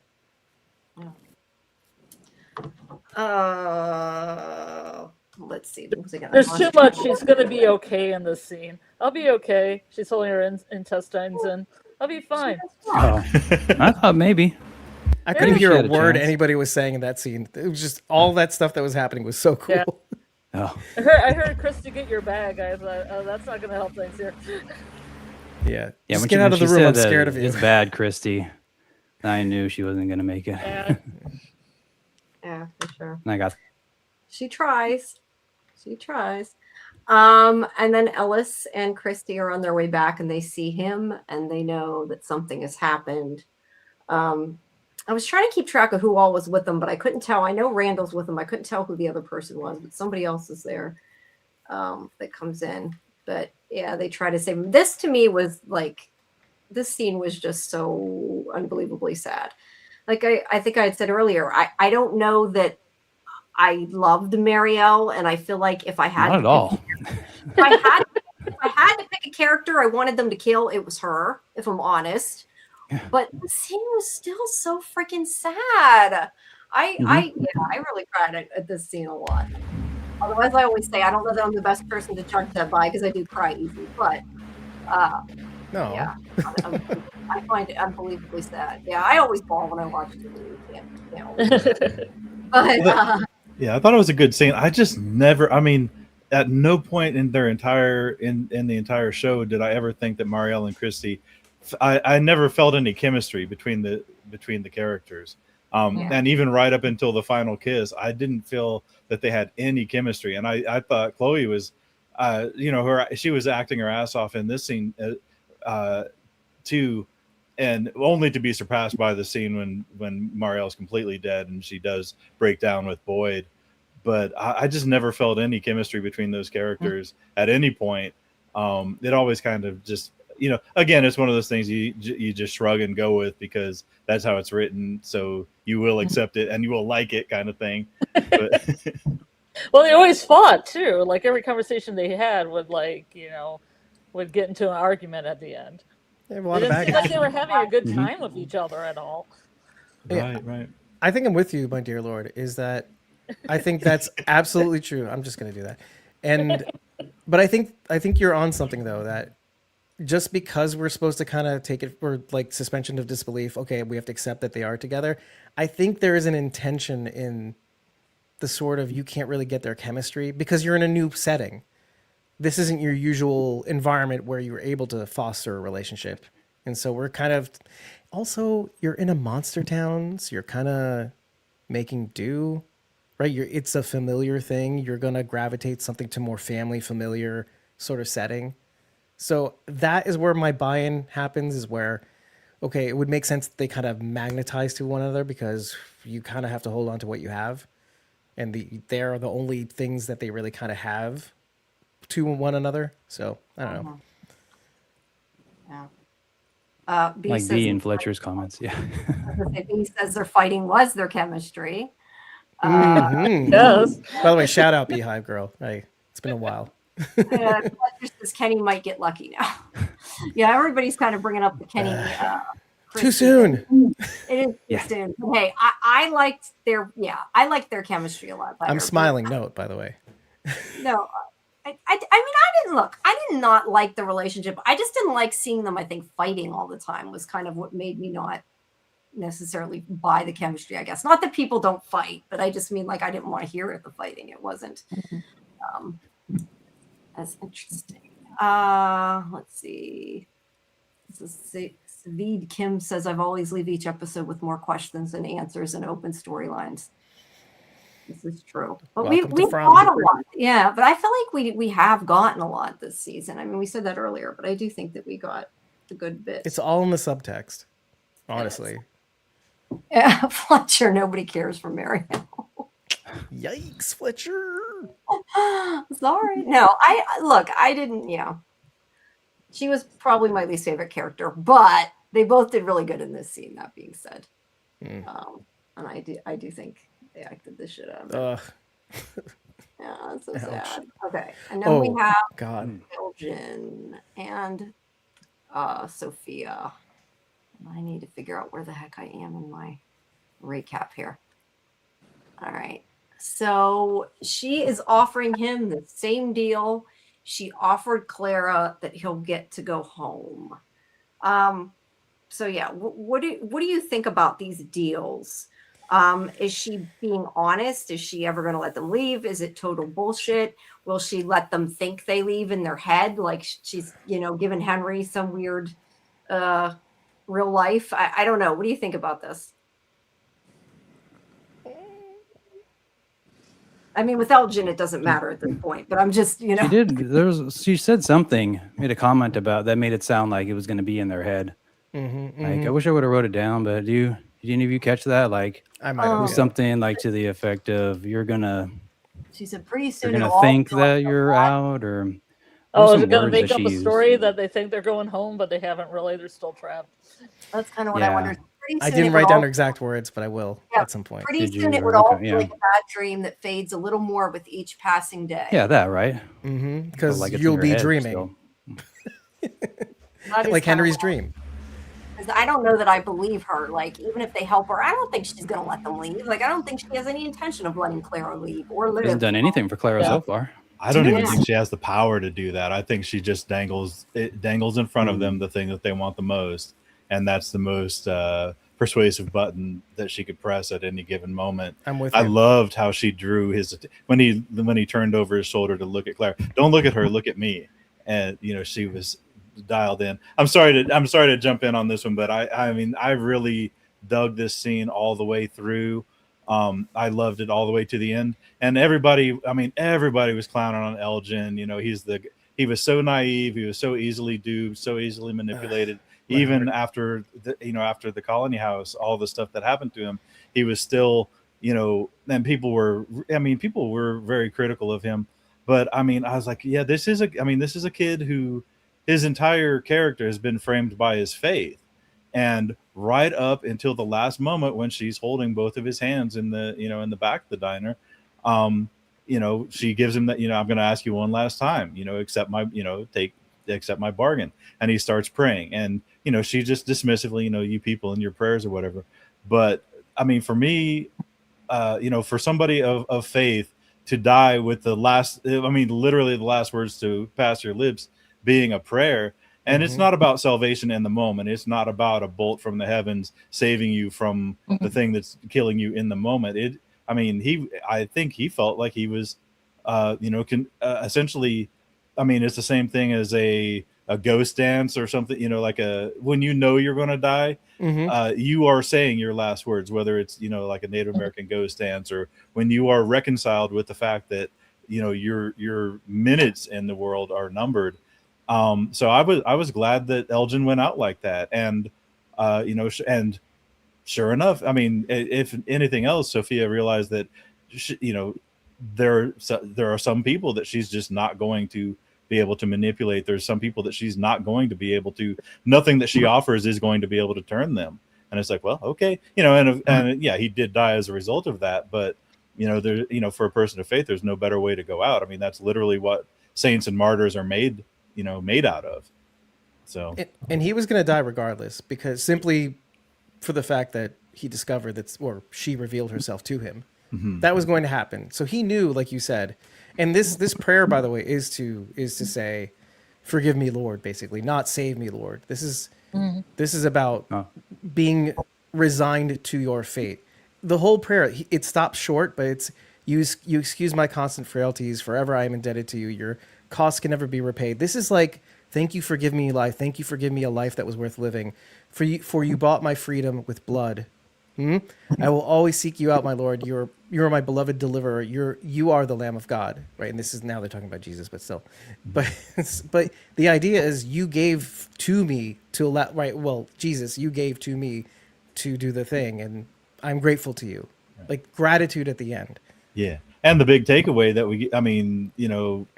whether you're a faith or not or whatever, Right. the big takeaway is he made his choice, which also means that Clara made her choice. So she's not some innocent, people still want to think the best of Clara. Clara made her choice, Right. with her eyes open.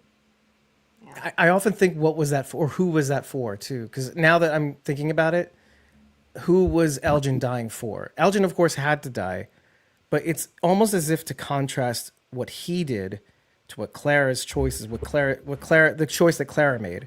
And so if him dying was to show maybe Clara, this is how it's done, it's not too late. I'm not saying she will, but I'm saying it would be interesting if she did after seeing that display. Yeah, but, Clara she wasn't there. doesn't- Yeah. Yeah. I'm sorry. Oh, I'm sorry. Yeah, please go ahead. Just Clara. I don't know if I lost my thought or not. She didn't do all the bad stuff that Elgin did, like with Fatima. Oh, yeah. Mm-hmm. So Maybe. I think that Elgin finally learned to not do it, but then the cost was his life. Poor Elgin. Yeah, I kind of wonder too. I've thought about, and you were saying about him saying like, "Forgive me," and that.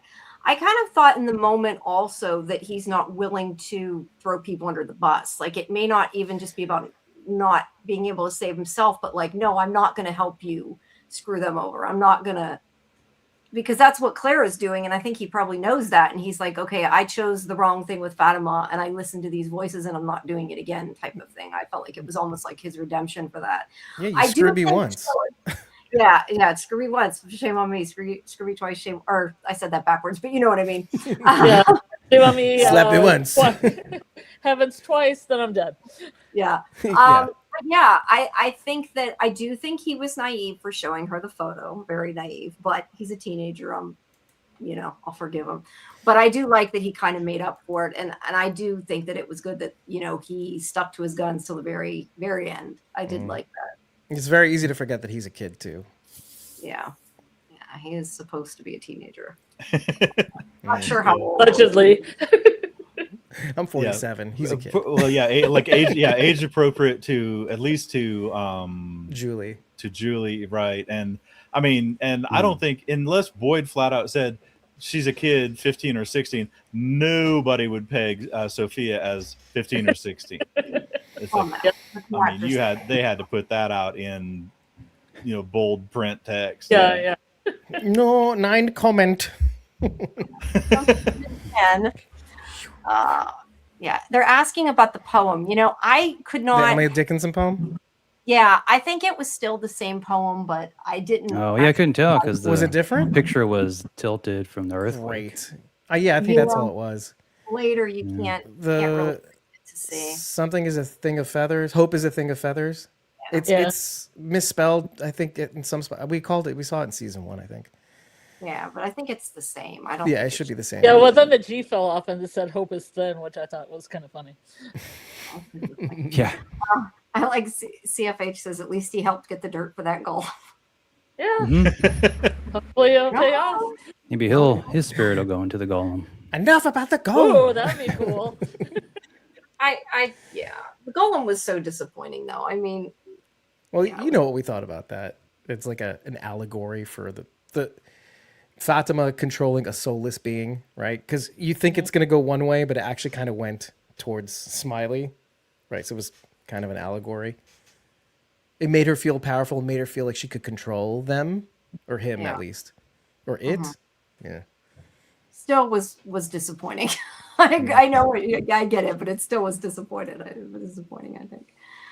Savid said, Elgin dead or alive will help the man in yellow regardless. That's a good point. I do think she might take over Elgin. I really do. I kind of hope so because I think it's more interesting. Yeah. There's a lot to say there. Keep her away from the chicken coop, yeah. I think Fluffy Summer says, which makes the Henry drinking scene more questionable. I'm guessing this might be in regards to what we were saying about them thinking they went home, maybe, and it being fake. I'm guessing that might have been what that was too. Oh, I thought it was about the age thing.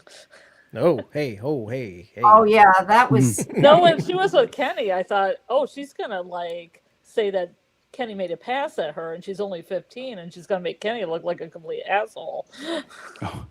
Well, but that never happened. Thought she was a kid. That's the question too. Like, did they think she was a teenager, or is this just for the audience to say we heard it enough with Hannah? We don't need it again. It might have been simply that. We're pointing out the actress is playing a 15 or 16-year-old. Yes, I mean she's clearly in her 20s, but that doesn't mean the character. You think the Yeah. golem was crushed during the earthquake? Oh, hey, quite possible, Fletcher. Yeah, I'm down with that. If it was, there's a big ass mess. That's all I gotta say. It would fall from the attic. It's still in the attic, so it would fall through the floors.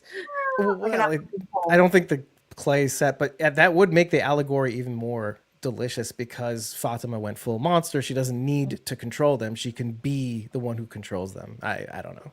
That's my I still reach. want it to fall from the attic and then drop on the floor and start running. Yes.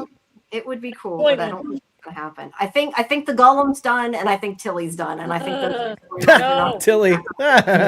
Sorry. I don't know that I like the way they ended, but I'm just saying I think those two things I think they've run their course. I don't think they're coming back. I could be wrong. I don't know. Puffy Summers meant the age thing with you were saying with Henry. You called it. Yeah, drinking. Yeah. Till he You becomes the know, when we were golem. speaking with her, I didn't even really think anything of it until people started saying that. But yeah, that was kind of creepy, I guess, in a way too. He's given an underage girl alcohol. At least that's Yeah, not yeah. anything. But yeah. I'm too old to care. Yeah. Oh, I'm the problem, I guess. Oh, too drunk. Well, technically, she's a lot. I mean, you can look at it as she's Yeah. how old and male, maybe. We don't know. I don't even know. And that's Oh, the other thing. I right. do want to see what the hell she looked like when Clara made the deal. Was it the man in yellow? Was it a creature? Was it an entity? Giant spider. Giant spider? We don't know. Just the darkness, because I couldn't sometimes think the entity is just darkness, like some Mhm. Cthulhian thing, like a Lovecraftian nightmare. I gotta say though, that's one thing I really do appreciate about this show is, even there was Julie, there was Sophia, there was Elgin. They were all, but they've never other than like a little bit of sex in season 1 when they were trying to establish colony houses like the Libertine land versus as opposed, or in like live for today, when back when they still did choosing ceremonies, right? Live for today because you don't know that there will be a tomorrow. They haven't, and then there were people that were in relationships like Marielle and Christy, but they haven't really wasted any time on like dating relationships and it really, in a show like this, it would almost be a distraction and kind of, in my opinion, like a waste of screen time. And I'm so appreciative that they haven't really pursued that with any of it. There was that slight hint of when Julie and Randall were reading on the bus and they both hid the book. It was like, wait a minute, like you would think if Tabitha went to the bus and Julie and Randall were like rapidly separating from each other and like looking guilty, the last thing she would think is like, oh my gosh, you were reading children's books together, but they literally they haven't explored like relationships or dating or any of that, like kind of the pervy aspect of anything in this world. And I was like, wow, okay. And there's a lot of like contemporary social thing, like there's every race under the sun in there, but they haven't mentioned race one single time. It's just people in a common situation dealing with a common threat and overarching survival. And it's like, wow, it's almost a relief to see a show like this, because almost everything that Hollywood churns out now feels like they're obligated to use their quote unquote platform to make a statement or whatever. And this show is not about that at all. It's really just like every diverse kind of person in an adverse situation and surviving, and like their threat isn't nebulous social issues. Their threat is a actual threat. Their threat is monsters that come out and kill you at night, and finding enough food when there's a scarcity of food and that kind of stuff. And it's really, I mean, that's one thing that I've really appreciated with this show, and I've appreciated the show has maintained that for 4 whole seasons. So Do you want to know? I think the main thing about them too is that they're all from America. That's the that they're all from different parts of America too. Happy So you all come 250th. together into the Fromville. What? Oh, I said happy 250th. Oh yeah, America. But to kind of actually strengthen your point, Lord, I would say that there's that one scene with Dale and Ellis where it's kind of dicey. He's like, what more do I have to expect from a hoodlum, or what did he call him? Like a thug? He called him a thug. Was that? Yeah. But it strengthens your point, because everybody's kind of like, what are you talking about, Dale? There's a little bit of static. Nobody kind of likes Dale because of it. Ellis doesn't pay him any mind until he's actually being threatened with a knife. So I think it actually only strengthens your point. They don't pretend like it doesn't exist, but also everybody's kind of like over it. And then to your point, there is no like kind of sexual stuff, because Julie gets into town. There's the Fatima wanting to kiss her, etc., and there's all that's going on. But that's when there's been peace for so long, right? Mm-hmm. And then ever since the Matthews arrived, to yucky Sophia's point, things kind of went haywire. So 0 days since this. Right, exactly. So where's there the time, right? and maybe even goes further to answer your question about Christine Marielle. Of course, they can never get on the same footing because we're in a monster town. We're constantly being escalated by threats with every day that passes. Because something that we pointed out, and I don't know if it's true, it doesn't feel true, but it might be true, is that it's only been a month since season 1, episode 1. Yeah. So things are moving rapidly in a more terrifying directions as we go.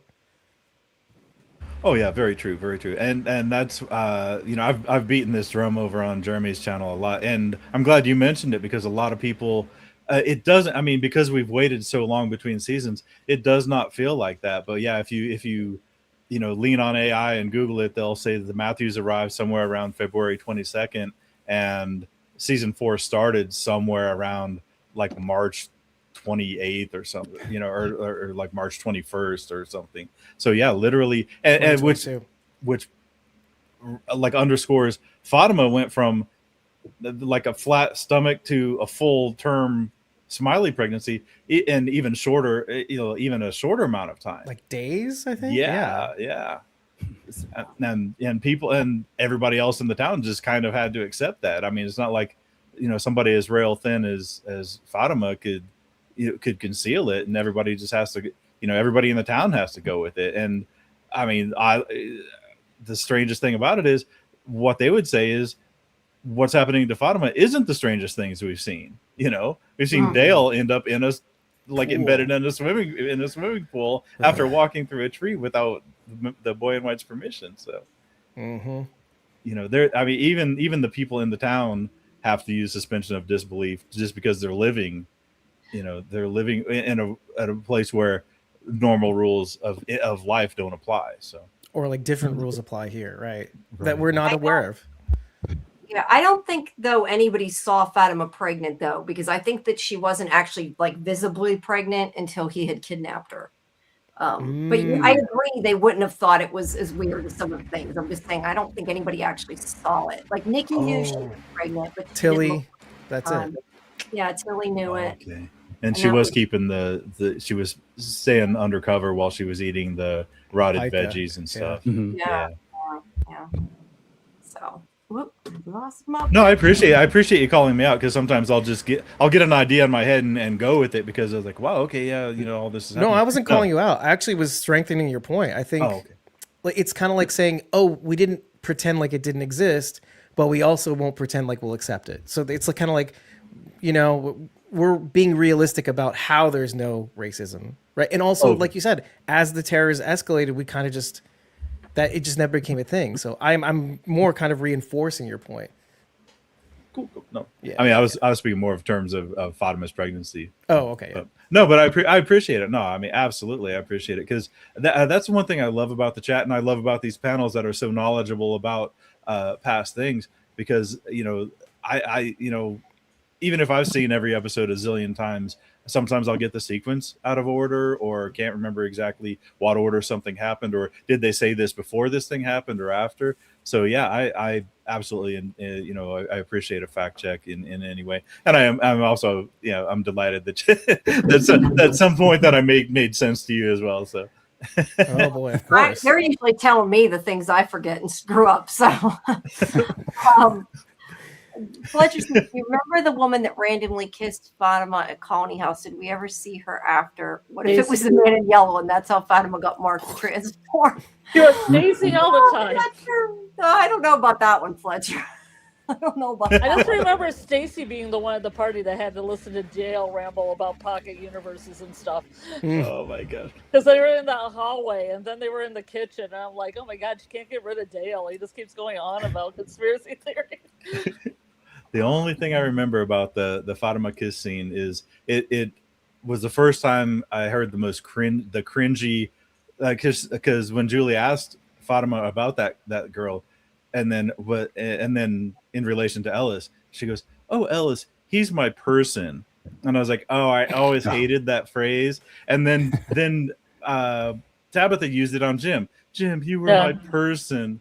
I was like, ugh. stop. That's you know. really bad when Tabby used it because I didn't really think because they were on the bridge of divorce when they came in there. But my favorite thing about the Stacy and Fatima thing was that porn stash was behind them and gave them like the most horrible look, and then went over to Jasmine. I'm gonna go open the window now, guys.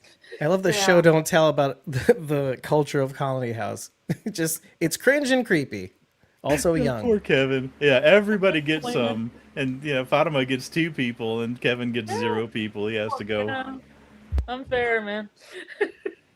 Poor Zach. Yeah. Some men die of thirst while other men drown. Right? Maybe this monster will love me. It's a tale as old as time. All right, let's see. We talked about the rest of that scene. We talked about how the light comes Yeah. on. Or the Really sun cool comes- death scene with the blood coming out of his eyes and mouth. Yeah, I was gonna say I probably moved too fast, but yes, wait, it's here somewhere. Yeah, yeah. I don't know exactly what she did to him. I mean, it's not apparent, but she Like she a did. body Give him melt. worms. I felt like the body melt. His body was just melted inside, and he was like, bleh. I don't know, but I still think that we haven't seen the end. Personally, I think we haven't seen the end of Nathan, because I just think there's too much opportunity for her to become him at some point. Or to become a spirit.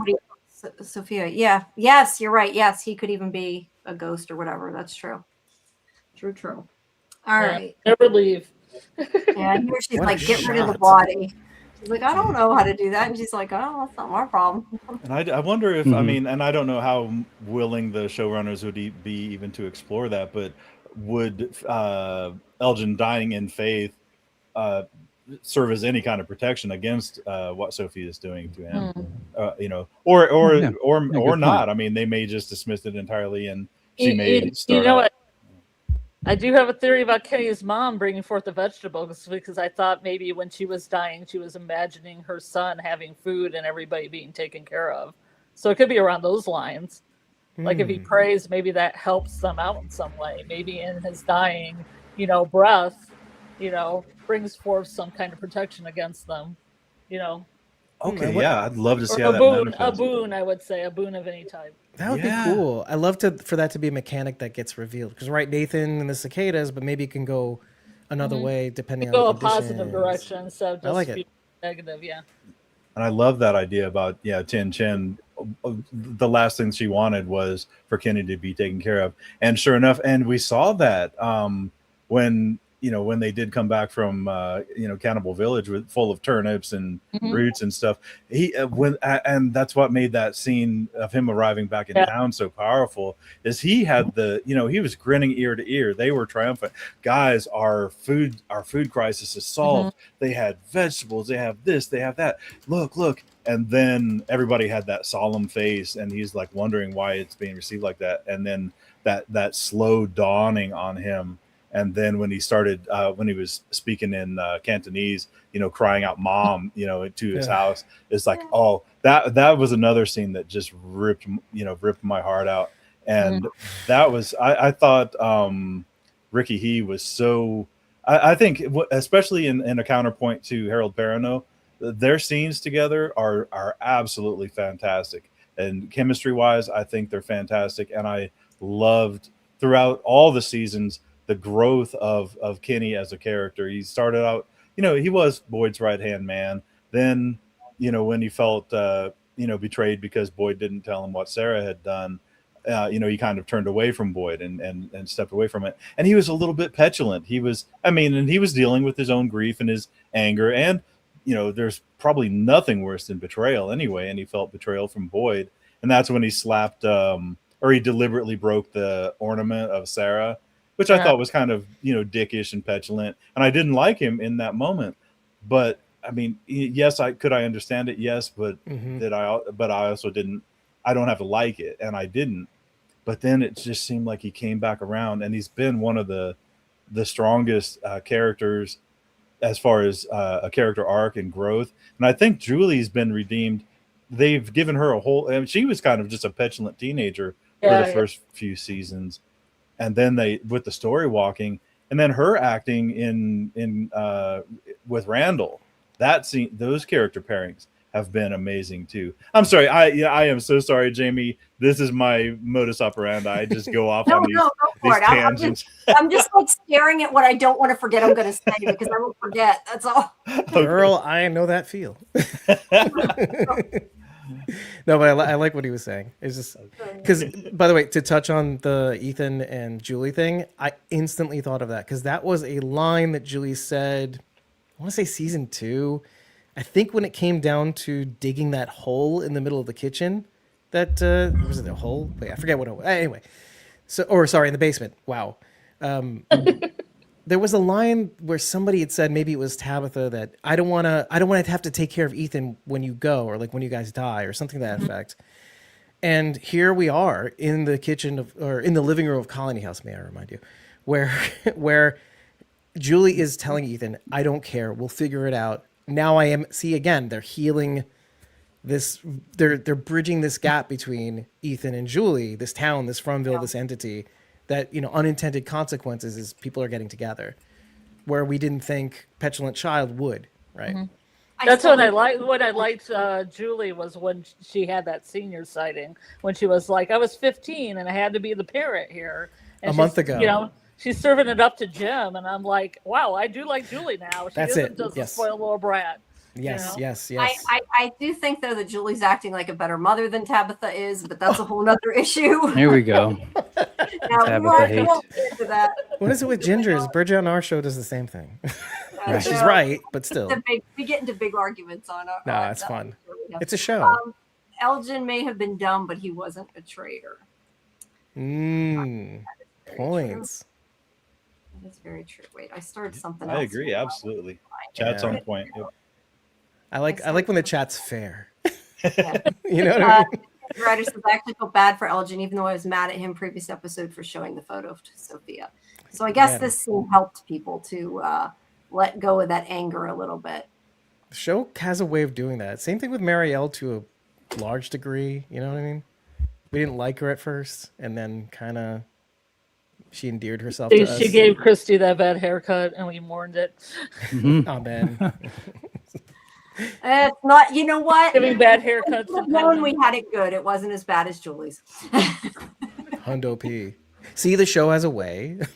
It is a way. I see Catos bring up We Were. What's the point of making the golem? Honestly, what's the point of anything they do? Because it never ends up being the thing that they are expecting it to be. So It was for the arts. For the arts. I honestly thought that the golem was going to be, even if it doesn't ever actually come to life and start moving, I thought it was more going to be like a focus for Fatima's powers, just because she was messing around with the golem when she first was able to see Smiley, attacking Kenny on top of the bus, and then that rapidly was abandoned. So I'm thinking, we may not ever see that golem again. I would like to see it next season, but yeah, I that's why I said I think it's like Tilly. I think it's just that storyline's played out, and maybe not to our satisfaction, but I don't think we're gonna. Right. And poor Tilly, poor Tilly didn't even get a burial or anything. At least Roger got burned on in the driveway. Yeah, and like the thing is all they needed was like a half a sentence. I still say whenever Boyd was telling Donna about they didn't have enough room in the cemetery, he's like, after we buried the pastor and Jim, why not just say the pastor, Jim, and Tilly, and that solved the problem? You couldn't even do that. No. Yes, you're exactly right. One line and it's done. Mm-hmm. Yes. Yeah. Didn't take much. Let's see. Yusu says Elgin could have finally done something and helped everyone by accepting and just going behind Sophia's back. Sophia's storyline would have ended in season 4. I don't know, but the thing is, I kind of wonder, like, would she have tortured him though if he did? Poor guy's already been tortured. Well, and put yourself in Elgin's head. He is thinking he's dealing with the devil, who has which I still think the man in yellow may be, but that's either here or there. Regardless of what we think, he thinks this is the devil, and I can't run from the devil. Do you know what I mean? So he's not thinking he'd be outsmarting a person. He's praying to God to save him from his soul from the devil. So there's just no way he's not. He doesn't think he can get away. Yeah, everybody, we think he's dumb and naive, and I think even he thought he was dumb and too dumb and naive to act as a double agent, kind of. I think. Especially after being too dumb to not show the photo to the devil. No, but it's funny, but it's Looks it's like it. totally true. Anybody but her, anybody, or at least, like I said, if I had given it to her, I would have, which I wouldn't have done. But if I had, at least I would have been like, "Hey, this girl really looks like you. Maybe your relative lived here, or somebody that was related. Not that's you." I don't think she took any of his teeth, but we don't know. Look, we don't know if the teeth are a serial killer type thing or if he uses them to transform. We've talked about this, but I do think him mentioning the tooth to Tabitha implied he uses the teeth, but it's one of those things, like a lot of the stuff on this show, it could be, it could not be, it could just be he was trying to scare her. It's not. But I didn't see him take a tooth or her take a tooth. So No, she left. Said, yeah. Go ahead, Lord. Oh, I just have a real and a completely random question. When the man in yellow opened up the suitcase to see what his new form would be, I almost felt like it was a surprise, as much of a surprise to him as it was, like he didn't expect a sundress to be in that suitcase, and I felt almost. That's why I almost felt like he wasn't the power. Yeah, I thought there might be like a power above him, and when he opens a suitcase, he doesn't know what form he has or to just take Clara, right? If you think about it, just Clara. He's like, what will be in this suitcase? And he's rubbing his hands together. Right. Yeah. Clara picked out my outfit. Kind of surprised. Well, I still go back to, I wonder if the monsters get the clothes for him because that was in the caves before. Right. The travel suitcase or whatever you call it. Yeah. And it was the same suitcase. I know Julia Doyle had spoiled that on somebody else's interview. So. Oh, JD. I don't think she thought it. I don't know that it really was a spoiler. I mean, I think we all knew it was that, right? But she confirmed it. Let's see. Anything for freedom said I would have taken the deal and lied to Sophia. Yeah. Good try. She would have sliced her hand open and made you do the Made you do it anyway. the blood pact, and then you probably wouldn't have control of yourself over it. Do you believe in God? Anything for freedom? I don't think so. If you accept, you get the blood and you lose your soul. Yeah, that's what I'm thinking. Mm-hmm. So you might think that you could double cross her, but maybe not. The devil got you. Zippy says, I think Boyd could be the one to bring the golem to life next season, just like he did for Donna when she was basically dead, and he was also the one to explain to Kenny the whole faith about the golem. I like that. Sure. We have a whole thread about Boyd willing things into existence. I don't know, animating things to life, but hey, if he is kind of like a Jesus character, quote unquote, maybe. Maybe. Mayan Kumar Tawari, I don't know if I said that right, says monster action is not the main theme of this show. The main attribute is the main plot. I just wanted them to move forward with their main plot, but I don't know why they did only fillers. Oh, he had this person. I'm saying he. I don't know if it was a he. I apologize. This person said up here, I lost it. They said that they thought they were mostly fillers this season. Not everybody liked this season. Not everybody agrees with Jamie, so which is, no, I'm with you. which is okay. No. Oh, it's all good. Let's see. I think here's a good one. Lilu, how can you trick a trickster who's 1,000 years old joke? Right. 100%. That's kind of what I was thinking. I was going to say that too. Yeah. Don't trick a trickster. They'll just trick you back. Also, they have more information than you. Like, even if it's not a strength or magical powers thing, it's a whole, I know more than you. You're not going to be able to run away from me because I know where to find you, or whatever it is.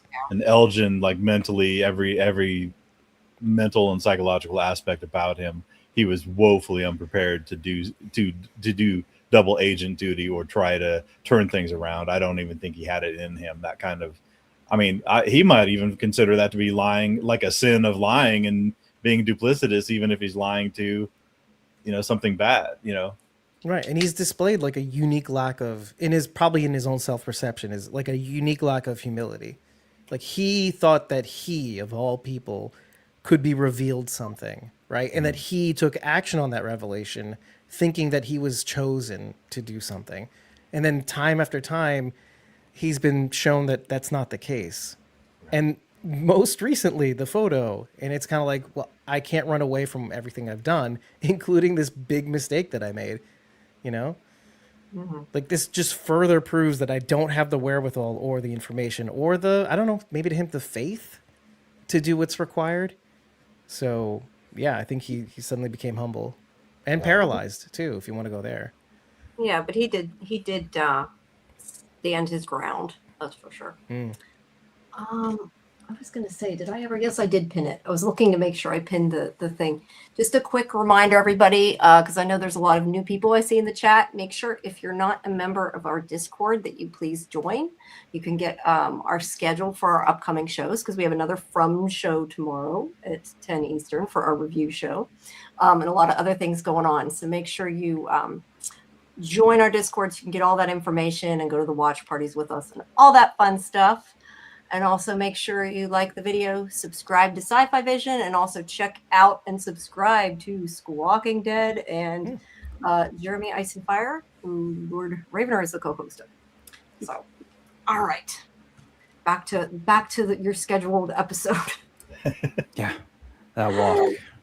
Oh, which Okay. we'll be talking about tomorrow night is House of the Dragon, second episode of season 3. I still haven't seen.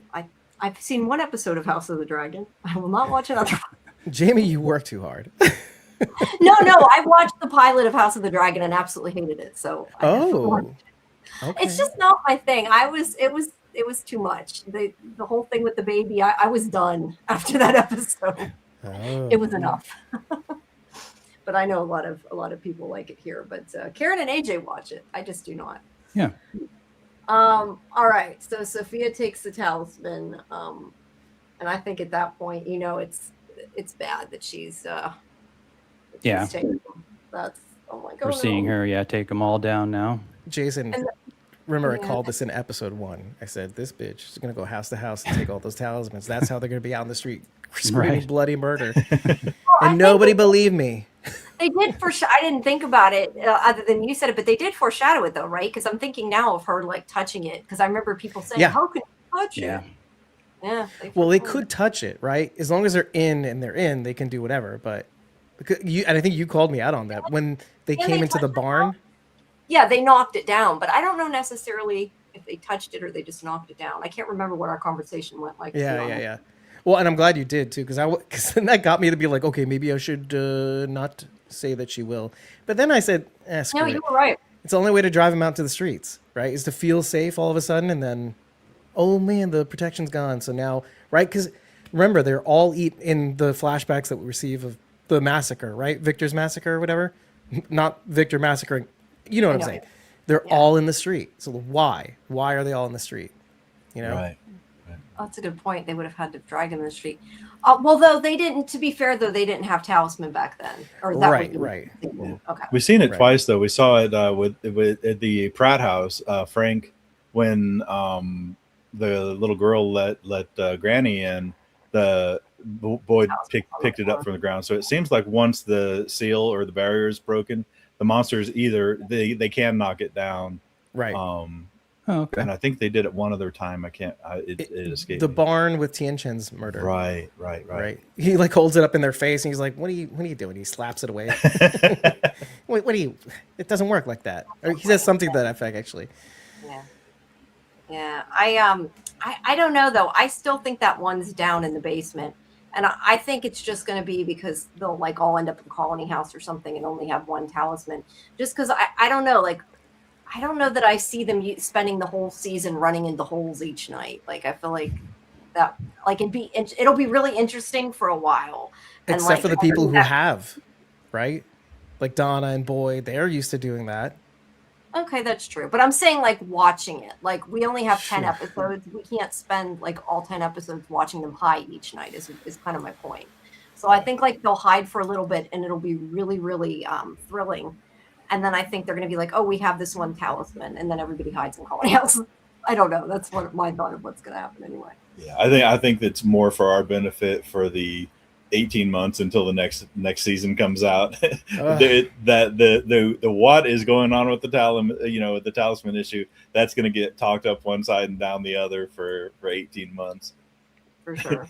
You know, I am curious because this season felt like time was moving a lot more slowly than normal. And so I wonder if the next season isn't like 24, where every episode is an hour in real timeline, or do you know what I'm saying? Like, I feel like it will slow down to a crawl to the point where this is the last day. The day that we're in right now is the final day, and it's just a matter of 12 hours. Or, sorry, probably about, if they were down in the tunnels at high noon, let's say, I don't know, and by the time the lightning came and all that stuff, I would say what they have like about 6 or 7 hours, maybe even 10 if it's a summer day. I don't know. Maybe the 10 episodes are like across the rest of the afternoon until nighttime. I don't know. And at some point, like you're saying, it's at some point during the day, someone is going to realize, hey, where's the talisman? Right. And then somebody else will be like, hey, my talisman's gone too. And then there's that impending dread waiting for sunset. Yeah, that's the question. How long does it take them to figure it out? Is it nighttime when they figure it out, right? Right. Like, Do they all get to the one place that has the one talisman or the two talismans that are left over? Right. I want to know about the one in the cave, though, because I think they left it there, but they really couldn't go after it. But Right. I assume it's in the rubble somewhere, right? Right, because as they're pulling the tarp Right. away, maybe it even just fell down at that Who point. knows? Maybe Fatima will find it down there and will like send it to him somehow. Yeah, it would be the one talisman that was it Clara and Sophia couldn't get to. So Yeah. Oh, for sure. unless the monsters have plans for it, I don't know. Or right, like you said, Fatima. Yeah, I hope she's going to help him. What happened to the baby in the pilot episode? I don't know what baby. House you're of the referring- Dragon. You're talking about, yeah. Oh, okay. Do you really want to know? I didn't realize that's what they meant. Yeah, no, she was having a baby and they cut it out of her, and I did not like the violence. Let's just put it Yeah, that way. I'm just realizing that the beginning of House of the Dragon, season 2 is similar in violence against a small child. So I don't know. It wasn't my kind of show. And after watching that, I was like, that's too much. I tried. I love Matt Smith. I just couldn't get into it. did you Oh, watch no. Game of Thrones, Jamie? Nope. Okay, well then okay, that explains a lot. There you go. It's fun. Yeah, I tell you, and transitioning from to House of the Dragon as the show focus over on Jeremy's channel, there's about a 20% overlap. But I mean, we will see. I would say maybe 80% of the people we won't see again until From comes back. And the same thing happened when House of the Dragon. Like the people that were super into that, they just didn't have a taste for From, and we suddenly, like this week and next week, we'll start seeing people popping up again that we hadn't seen in a year. It's just the nature of these shows, and sometimes people are into both of them, and that's awesome. But sometimes it's just not your cup of tea, one or the other, and there's nothing we can do about it. It's just the I won't even say fickleness. It's just the taste of the fans. So Well, yeah, and I think maybe it goes to both shows. How I feel like House of the Dragon is. I'm gonna go to From, but House of the Dragon is sort of like a fantasy that it turns into a horror. So there's a bit of genre blending, like a slaughterhouse thing, or gorehouse thing, and then like From is kind of like you kind of forget that it's a horror as well at certain points, but you're so involved in the mystery and even the drama of it all that you kind of forget, like until certain scenes happen, like Tianjin's murder. You're like, oh yeah. And From is all original. I mean, we're seeing it as they're writing it, and this is all an original thing. The thing about House of the Dragons, probably, I mean, the audience is probably 10 times larger just because, because of the established IP and the people that were into Game of Thrones then followed into House of the Dragon. And even though the series is not following the book very well at all, they're almost doing their own little Reddit fan fiction version. It just has that built-in audience that From never captured. And even like From, and I think From has made outstanding gains in audience from when it was the most obscure thing tucked away on Epics. Remember when in season 1 it was still on Epics, that doesn't even exist anymore. And season after season, we were kind of just like grudgingly, we were happy to see From mentioned, but it was always on the top 10 shows you're not watching. It was such a small niche show. And even MGM Plus, I mean, they got a little boost when Amazon bought MGM. but and made it part of accessible through Prime. But even then, man, and I always think it's a shame because I think there's a lot to this show.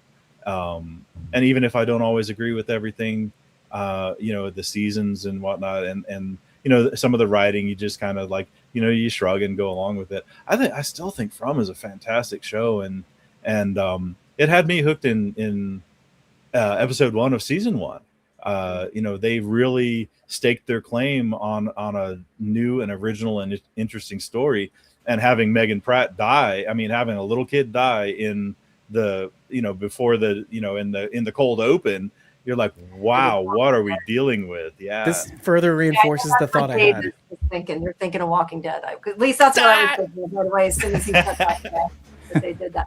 The thing is, and that's what's so funny, though, I've said before, I am not a horror person. I do not like scary shit. I don't know. Right. I like From because I like the puzzle box part. Like, if it did not have the puzzle part, I probably would not watch this show. That's why some of our co-hosts stopped watching, actually, because they kind of forgot. They were like, "Oh, this seems like Lost." Also, this is too gory for me, even though they love House of the Dragon. So, what's that about? Yeah, well, that's probably one of the reasons why I don't like House of the Dragon. But, yeah, I feel this is more like a drama, like a character drama, where monsters happen to come in every once in a while. Yeah. Well, it's like the Walking Dead universe. It's zombies, but is it really? It's about the human experience. It's the human perseverance. I don't know how I got into Walking Dead because I kept watching it and I never liked the violence part of it, and yet I kept watching it. But I don't know, they're zombies, so it's like not really. When they're killing zombies, they're not killing people. It's a little different, I guess. Yeah, it's watching humans dig deep, and find something in themselves that sometimes we forget that we have, but we do, and we find it in these rare moments. And this show does it so much. There's so much more of a spiritual element. I've never found the spiritual element more than in this season too. How often we refer back to the Torah / Old Testament this season more than anything else, and how we find ourselves comparing things to Scripture, just mostly because Sophia kind of brings it up, and then we kind of have to take it down. So, and then comparing these characters, and how does that transpose? And it's so cool to kind of dig in more than just like a narrative, seeing what's on the screen and transposing it to our lives sort of thing, but to introduce that kind of element to it, something that maybe, to your point, like that is sort of a baked into audience, that maybe there are people who believe in, Christianity or whatever, Judaism, that sees these things and go, oh, hey, I'm a normal person, yet I believe in this thing, and it connects me to it in a faster way than I would have normally as a normal person who doesn't believe in things like that. Yeah. So it's really cool. There's a lot of different things in this show. For different, it's got things for a lot of people, I think. Yeah, I think that's one of its strengths, and I think I'm like the exact opposite, like a 180 degree opposite of you, Jamie, as far as I super dug the horror aspect of it, but I think where From shines the most is it was so relatable because you're able to. It's very easy starting in season 1 to put yourself in this situation. What would I do if I were stuck in this situation? If I were this character, if I were that character, or if I were just myself in this situation where monsters come out at night, and how would I cope with it? Would I be a Kenny? Would I be a Boyd? Would I be a Kevin? It's very relatable, and that peril. And that's what I always felt. I always felt the episodes and the seasons where the monsters were prevalent they shined the most for me because that peril was real and immediate. And like a lot of the psychological stuff, the cicada stuff, and the dreams and don't go to sleep and all that kind of stuff. Season 2 really kind of lost me. That was probably my least favorite season, just because it was so up in your head and there's visions, and I always rail against dream sequences and visions. Because you hate Henry's escape, huh? Well, I was just like, almost every vision, and at least Henry's is driving towards a purpose, but most of the time they'll burn 2 or 3 minutes of screen time on a vision, and then somebody will snap awake or the vision will end, and it's like, oh, so you just wasted my time. None of what we just watched was real. It was just a setup for a jump scare or setup for something. And all in the interim between after season 2 ended and then before season 3 came out, that long wait we had, all I was saying again and again, make the monsters great again. We didn't see anything of the monsters. The monsters was where this show shined. They were great in season 1. They were immediate peril. They were danger. They were the threat that the tangible that we could all fear. Then they were up in their head for season 2, and sure enough, in season 3, just with the barn and all that stuff, again, the most powerful scene probably in the whole show. Remember the drive when Ellis got stabbed, and the drive in the van when the shaky cam from inside the van as they were driving back to town to get help for Ellis. That I thought was the most intense scene, because all the higher level processing, all the thinking of the significance of everything, all that went out the window, and we were living in the moment with those characters, processing the threats as those characters were processing them. Are they gonna, is the van gonna break down? Are the monsters gonna stop the van? Holy F, what's going on here? And then they, screech to a halt in front, and that's when Kotri got slashed or whatever. And it's like, wow, it was just heart pounding, drama in that moment. And that's for me, at least, that I love those heart pounding moments and the stress and that kind of stuff, that because where we're not just a passive observer sitting back and saying, okay, well, this person made a side eye when this other person said something, and what's the significance of that, and like applying multiple layers of theory crafting in real time while the show's going. Sometimes I just like to disconnect your brain and live like an animal or whatever in that moment, and have those heart pounding moments. And we haven't had too many of them. I mean, I guess there's we hadn't had another one of those until when the cows were loose and out in the street again. Please go ahead. I know I'm railing again. Here we go. No. I love what you're saying, because you brought up the very example I kind of wanted to compare to this episode, because you have Ellis being rushed to the clinic after being stabbed in the sort of melee with Dale, which you kind of just mentioned a little earlier, and then you transpose that again. Cycles are repeating, so you're seeing that against the Patty meltdown, right? And to answer your question, you would be Patty. Patty is you living in this town, reacting to it in a way that nobody else in this town does, because the reason why we watch these shows and these people they're kind of like our ideal selves, but in different types of archetypes, right? You don't want to see you on this show, because you would be Patty, essentially. It just comes down to that. If you ever want to see what you would be like, you got a chance to see what that would be. What that would be like. You think you're going to be Acosta even, right? Disconnect, right? I'd be freaking out and end up dead really quickly. Yeah, you'd be begging for the sweet release of that bullet, right? Oh boy! And people forget there was that one guy that hung himself. The guy that had the what was it, gluten allergy or whatever. Chrissy mentioned. Yep, celiac, right? Yeah. Celiac. Oh, We loved him. He made everybody laugh. His name was Eric. This person had said about Patty, their theory was she's not there for help. She'd be the one to influence Fromville people against Jade, Tabitha, Boyd, who make hard decisions. I like that. I have a prom shirt. I have a red shirt quiz that I quiz Jamie about every once in a while. Yeah, she remembers all their names. I don't. Well, Eric is a good one. That's an A+ reference. Random character, absolutely. and that's a very good point about Patty turning the town against him, because Jade's vision, and that's another thing that I keep going back to. In Jade's vision, Jade never died by the hand of the monsters. It was always by the townsfolk, whether it was smashed by, violin, boulder jade, violin, railroad spike through the eye, jade, the the other The Civil War soldier. Yeah, all of them. And the young Jade told him that he always died by the hands of the townsfolk. And Tabitha, what happened to her is even worse, but it was never at the hands of the monsters. Yeah. Well, to answer Savid Kim's question about was Patty why was Patty including the team? Because she asked, actually. That's the interesting thing. That's you, right? Isn't it true? It's you being like, after everything that happened with Roger and everything, I want to volunteer to be on the team because you think, you owe it to this town to kind of step up. But then you realize that, and I think that's authentic.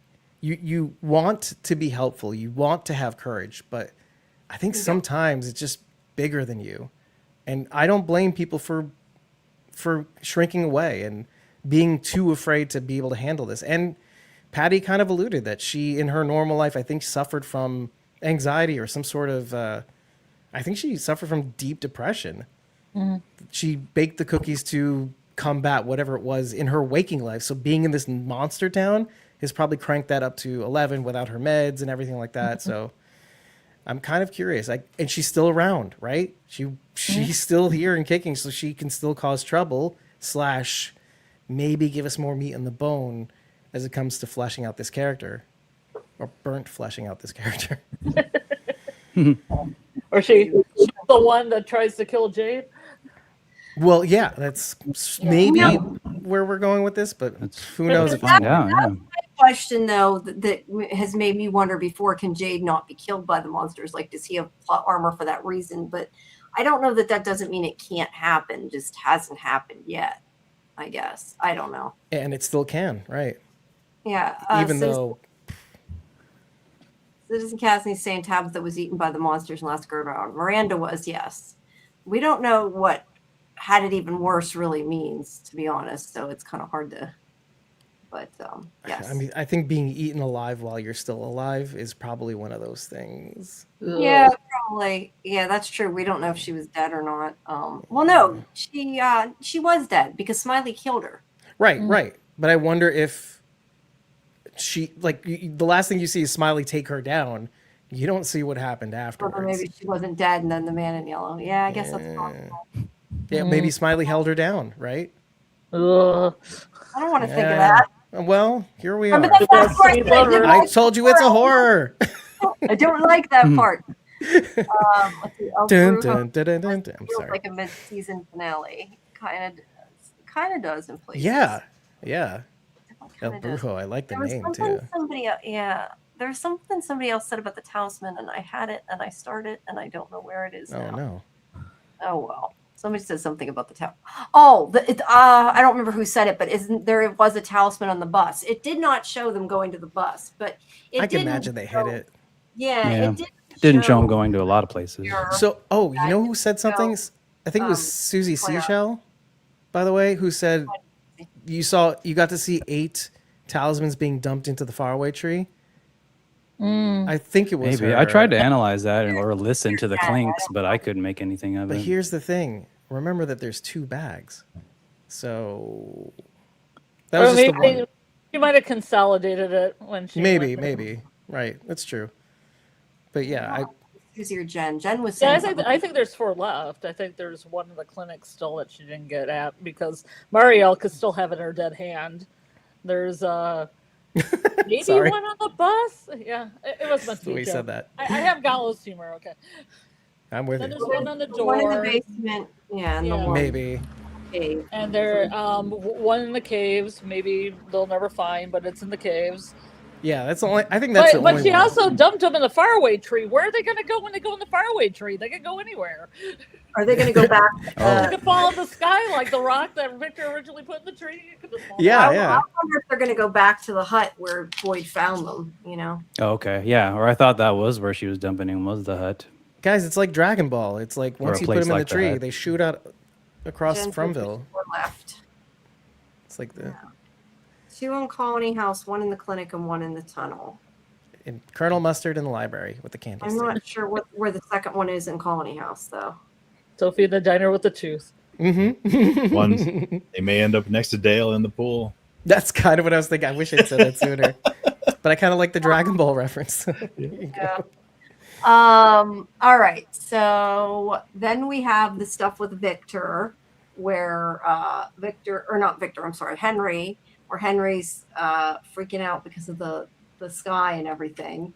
And he's cleaning up. She tells him to go see Victor, and this is where he finds in the peach can the bullets.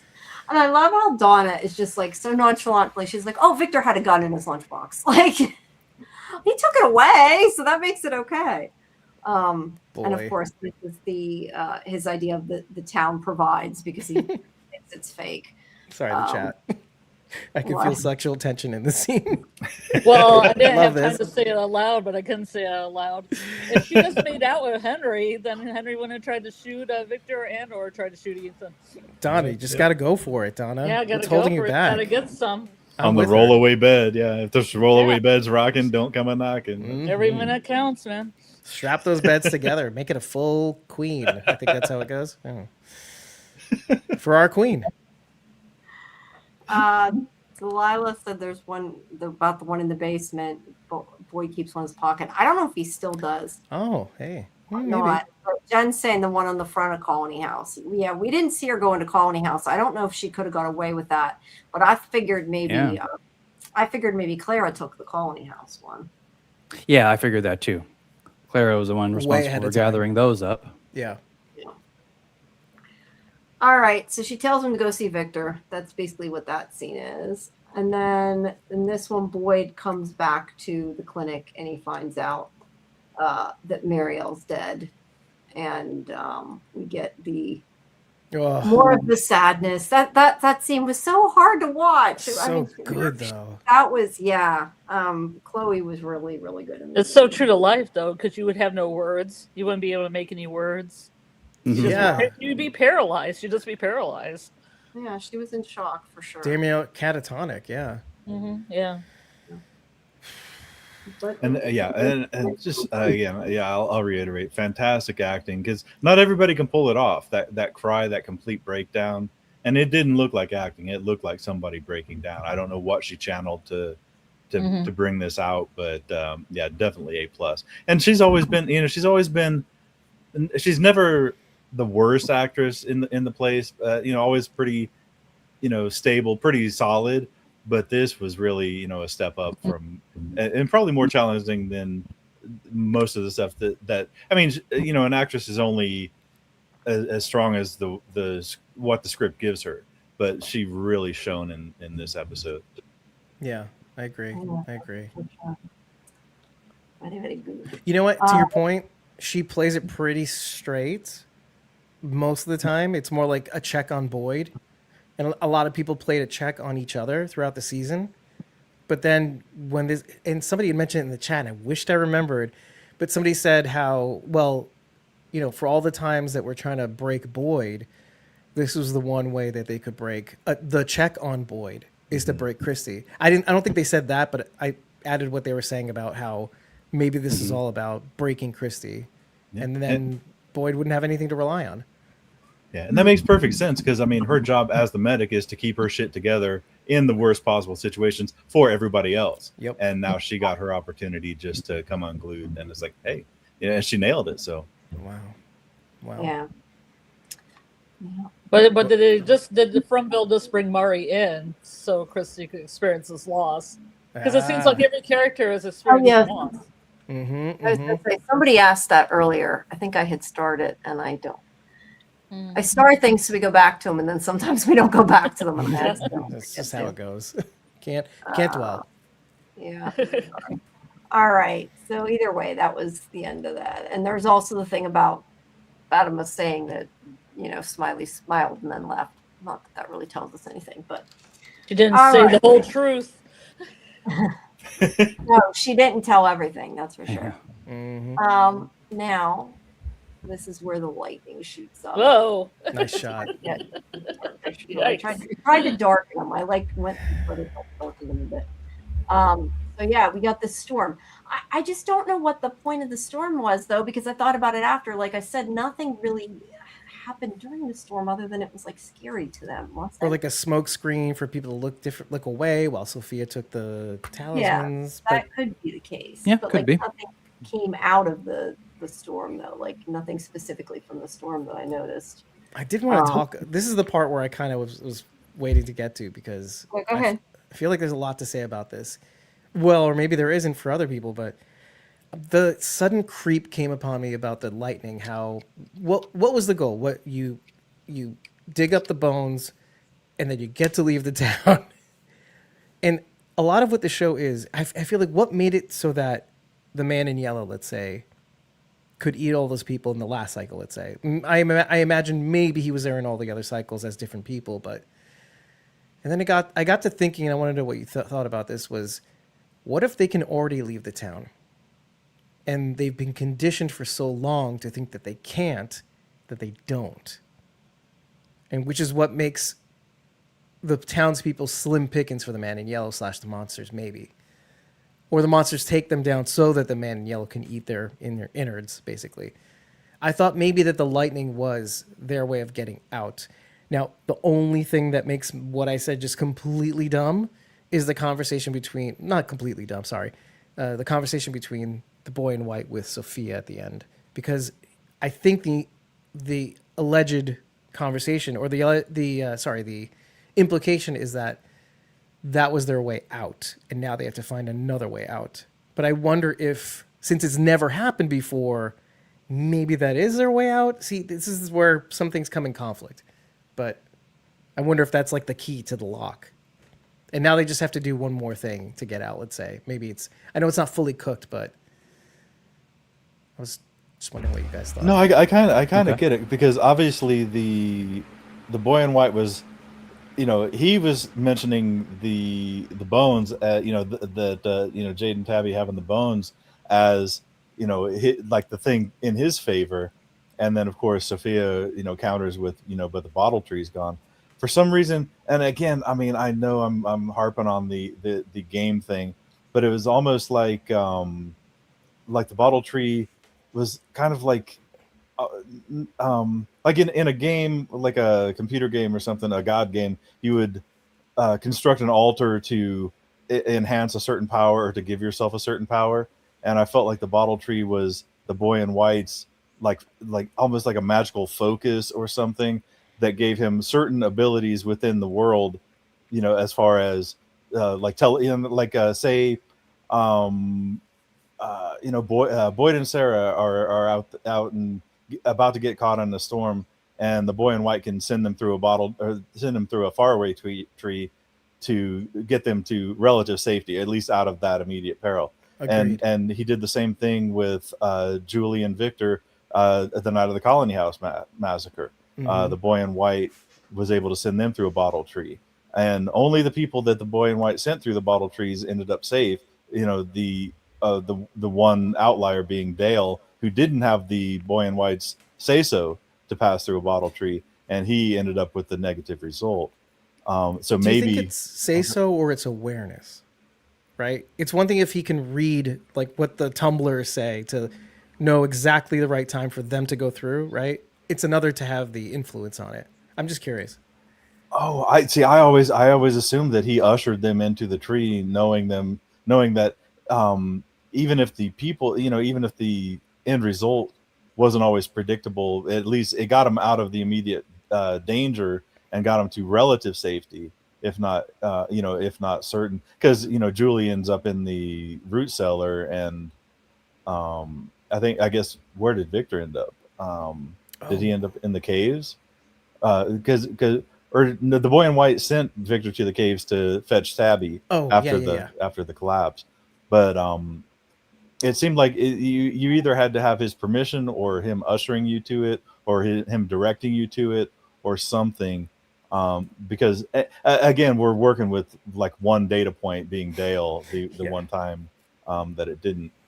But like even as Victor was trying to explain to Ethan, it felt like Victor's knowledge of the workings of the tree was somewhat incomplete. he threw the rock in, and the rock appeared behind them. But and he made it very clear that he didn't know what happened otherwise.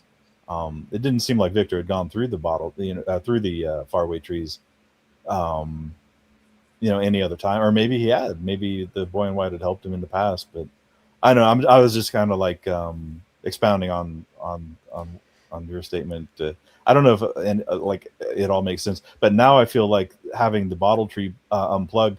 I wonder if that will like disconnect the faraway trees as a resource for the boy in white to save his quote unquote pawns, essentially. Oh, you Yeah. think all of them not work instead of just that one? That's interesting. And Well, I'm I think- just making that huge. I'm making a huge assumption there. Well, no, wait. So if you remember right, the bottle tree, faraway tree, that was the only one that took purportedly, because again, some people don't think it did, that took people out of this town, rather than the other faraway trees, which just redirected it within the town, right? Okay. That was, it sounded like from their conversation that was the one that would take them out of the town based on certain conditions, let's say, I think.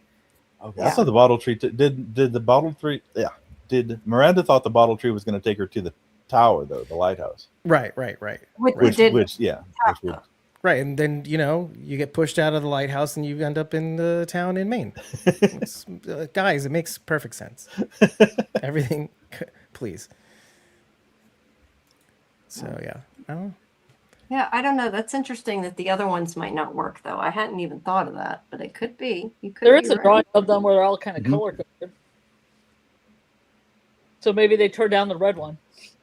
Yeah. Therefore, red lightning. Then they have to go through the cycle of the different colors of lightning, and then they're good. They've tasted the rainbow. They can go on. This chat. I've said before, we need to do a live talking about all the drawings. I want to deep dive into his drawings, but I want to put them in order because Okay. Ethan Great. said put the drawings in order, and then you'll know the story. So we got to do that. But guys, the answers to the end are in the beginning. they keep saying that, yes. Yeah. And then some answers they give that they shouldn't, but yeah. As I think about it, yeah. Boyd's relative safety was at the bottom of the well. So Yeah, Sarah ended up in the church basement, and Boyd ended up in the bottom of the well. So. So, Boyd saw the tower without the bottle tree. If they have to make it to the tower, they may still be able to go without a tree. I've wondered before why they never tried to get to the dang lighthouse. Like, I mean, I know that the tent thing didn't work as planned, but isn't there something similar that a way that they could, make something like the tent that they could travel and see how far they could go, see where they could get? No one's ever tried. Well, it is kind of like a 2-day event too, because they got yay far, and then they had to make camp, and then they had to keep going, and then I don't know if it got evening about the time when they had to be rescued, but because it was raining. But who Right. knows But after if you that could point. make something more sturdy than a tent that you could walk in or move with and pack, then you could go through the whole town and see what else is like at the edges, because I don't think they've explored the whole town Yeah, because it's they so, only go up as far as they cannot stay the night. So yeah, it's so interesting because you think the town or Fromville is so small, yay small, we don't know. but then you have the settlement, you have out in the forest. Who knows? God knows how far that goes. you might have a Lake of Tears somewhere. Yeah. Well, yeah, Yep. wherever that is. Bridge. And then the best part where you get a sense of how big this place is when Victor or whomever, Henry, is up by Eloise and Miranda's graves or purported graves. You know what I mean?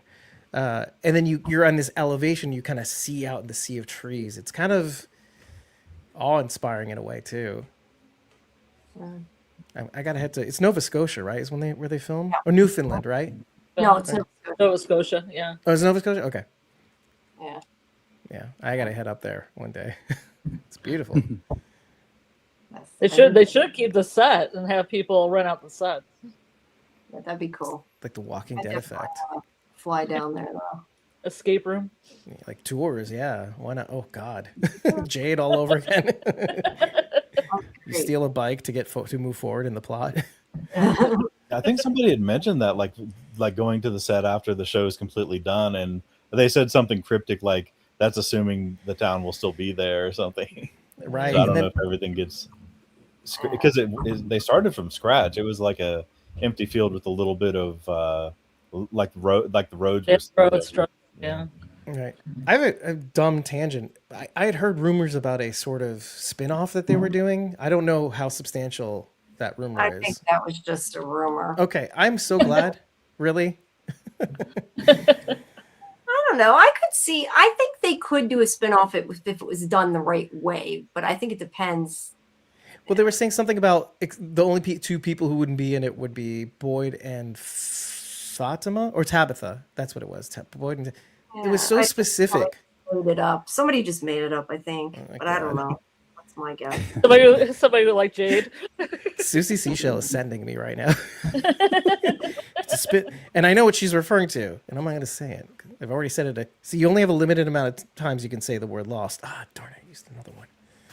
Oh yeah, she thinks it's lost spinoff. Yeah, we were talking about that yesterday. It does have a lot of themes and stuff with Lost. We know that.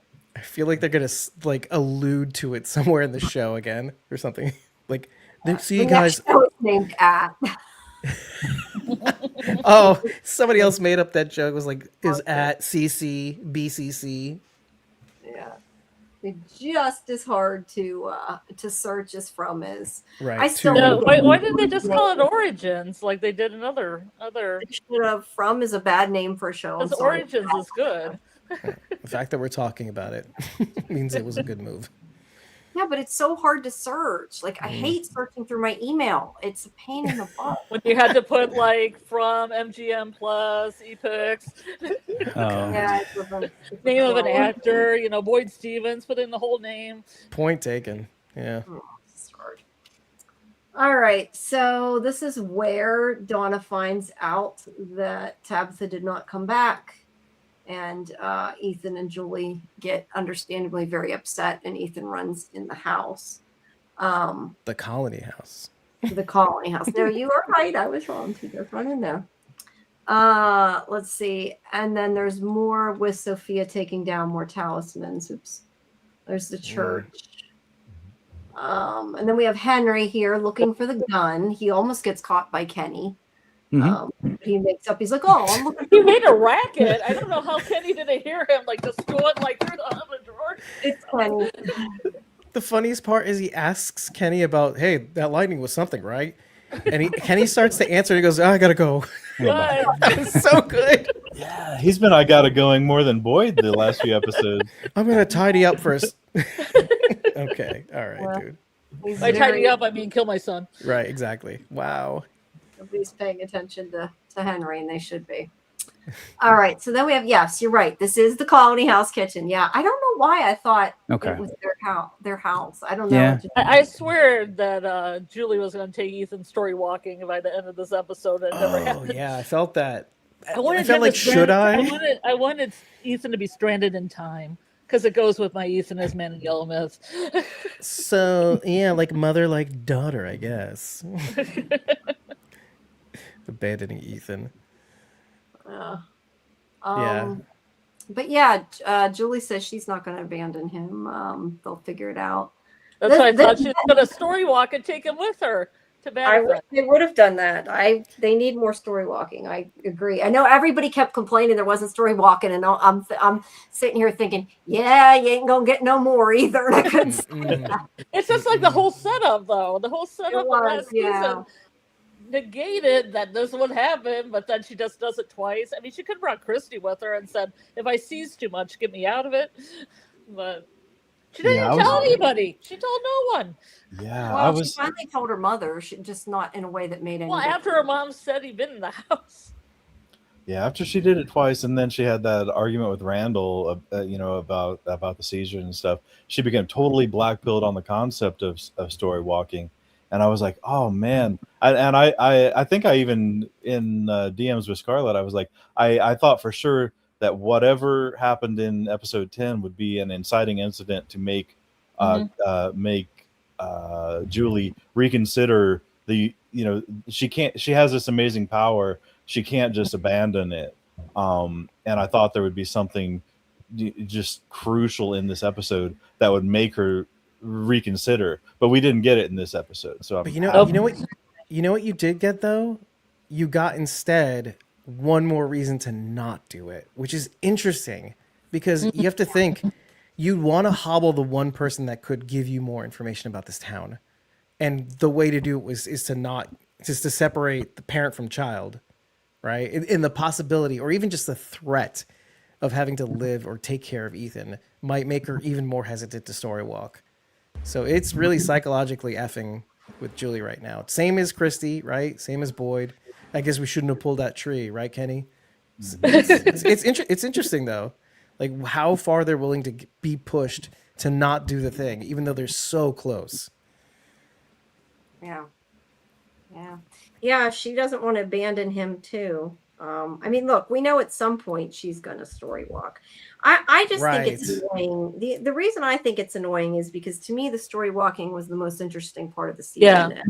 And then they, kind of, because I wanted her to travel to 1609 to 1506. we will eventually see the colony woman, I'm sure, Scarlet. I just think they no colony woman, even though she was on the call sheet. Well, What I is think that all about? it was probably season 5. They probably moved it, although who knows? Maybe the scene they cut. And we'll It could be, know. yeah, exactly. So, I mean, they must have filmed so much and cut so much. You know what? I was just thinking, because just as we're going down this list, because we keep thinking, okay, she has to story walk because she did story walk, right? Yeah. So in that story walk, we already saw a cut on her face, which means she brought that in with her, right? Back to when she saw Jim get murdered. Guys, we're at the inflection point of where they took all the talismans and monsters are probably attacking the town right now. So that could be a cut from a monster. So I'm just like thinking like out loud, we're at the precipice of her story walk, which sucks because that would mean she would have thought it was important enough to abandon Ethan in just after this moment or whatever to do it, which might mean something terrible has happened to Ethan. I feel like it might just be wait until her mother gets home so then he's not alone again too. Well, I don't think she's abandoning him. I think she takes him with him, but he travels to another place.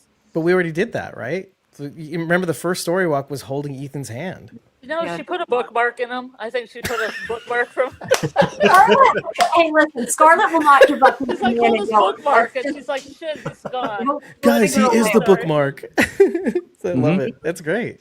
Yeah, he is. What are you saying, Judy? No, I said you won't give up that he's a man in yellow. I was telling them. Oh, I won't. I'll die on that hill. I don't care. I love it. It lives rent free in my head forever and ever. It lives rent free in all of our heads as a result. And I mean, even the man in yellow alluded to having met. I mean, when he said when he first ran into Julie when Jim was dead, he said, "When did you come from this time? Not where. When did you come from? We this gotta time?" stop meeting like this. Yeah, and I loved her one story walk when she did story walk to the massacre. He wasn't the dapper, quippy, one-liner man in yellow. He was totally feral. When he was eating the gelatin liver, he wasn't about making one-liners, and he was just fierce and running at her right before she popped back back to the current time. So I want to see more of that. I want to see the evolution of their relationship, the man in yellow and Julie's relationship. I don't know if there's oh, sorry. Cut.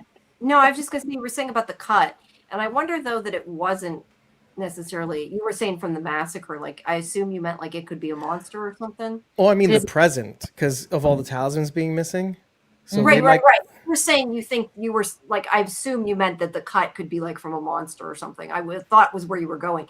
The only thing that I question with that is that usually when the monsters they would have ripped apart her whole face. So I wonder if it's like to me, I'm wondering if she gets hurt some different way. Or maybe in the process of evading. But like my point is like sort of like in the melee or maybe in the milieu, as if you want to call it. But yeah, in that moment of like sheer terror and running away, this is what happens.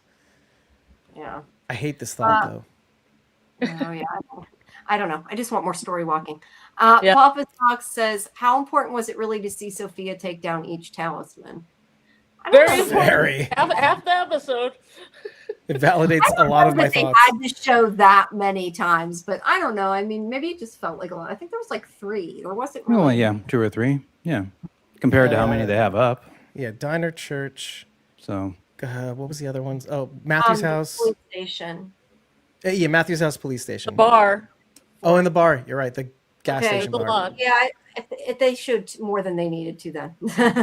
Yeah, I mean, because Clara only had to get the ones out of Colony House. yeah, I think if anything, showing her take down the ones individually made it easier to take on faith that Clara off screen was able to collect all the rest. Yeah, that's true. Yeah. True. I like Lulu's Boyd just keeps guns in drawers. Yeah.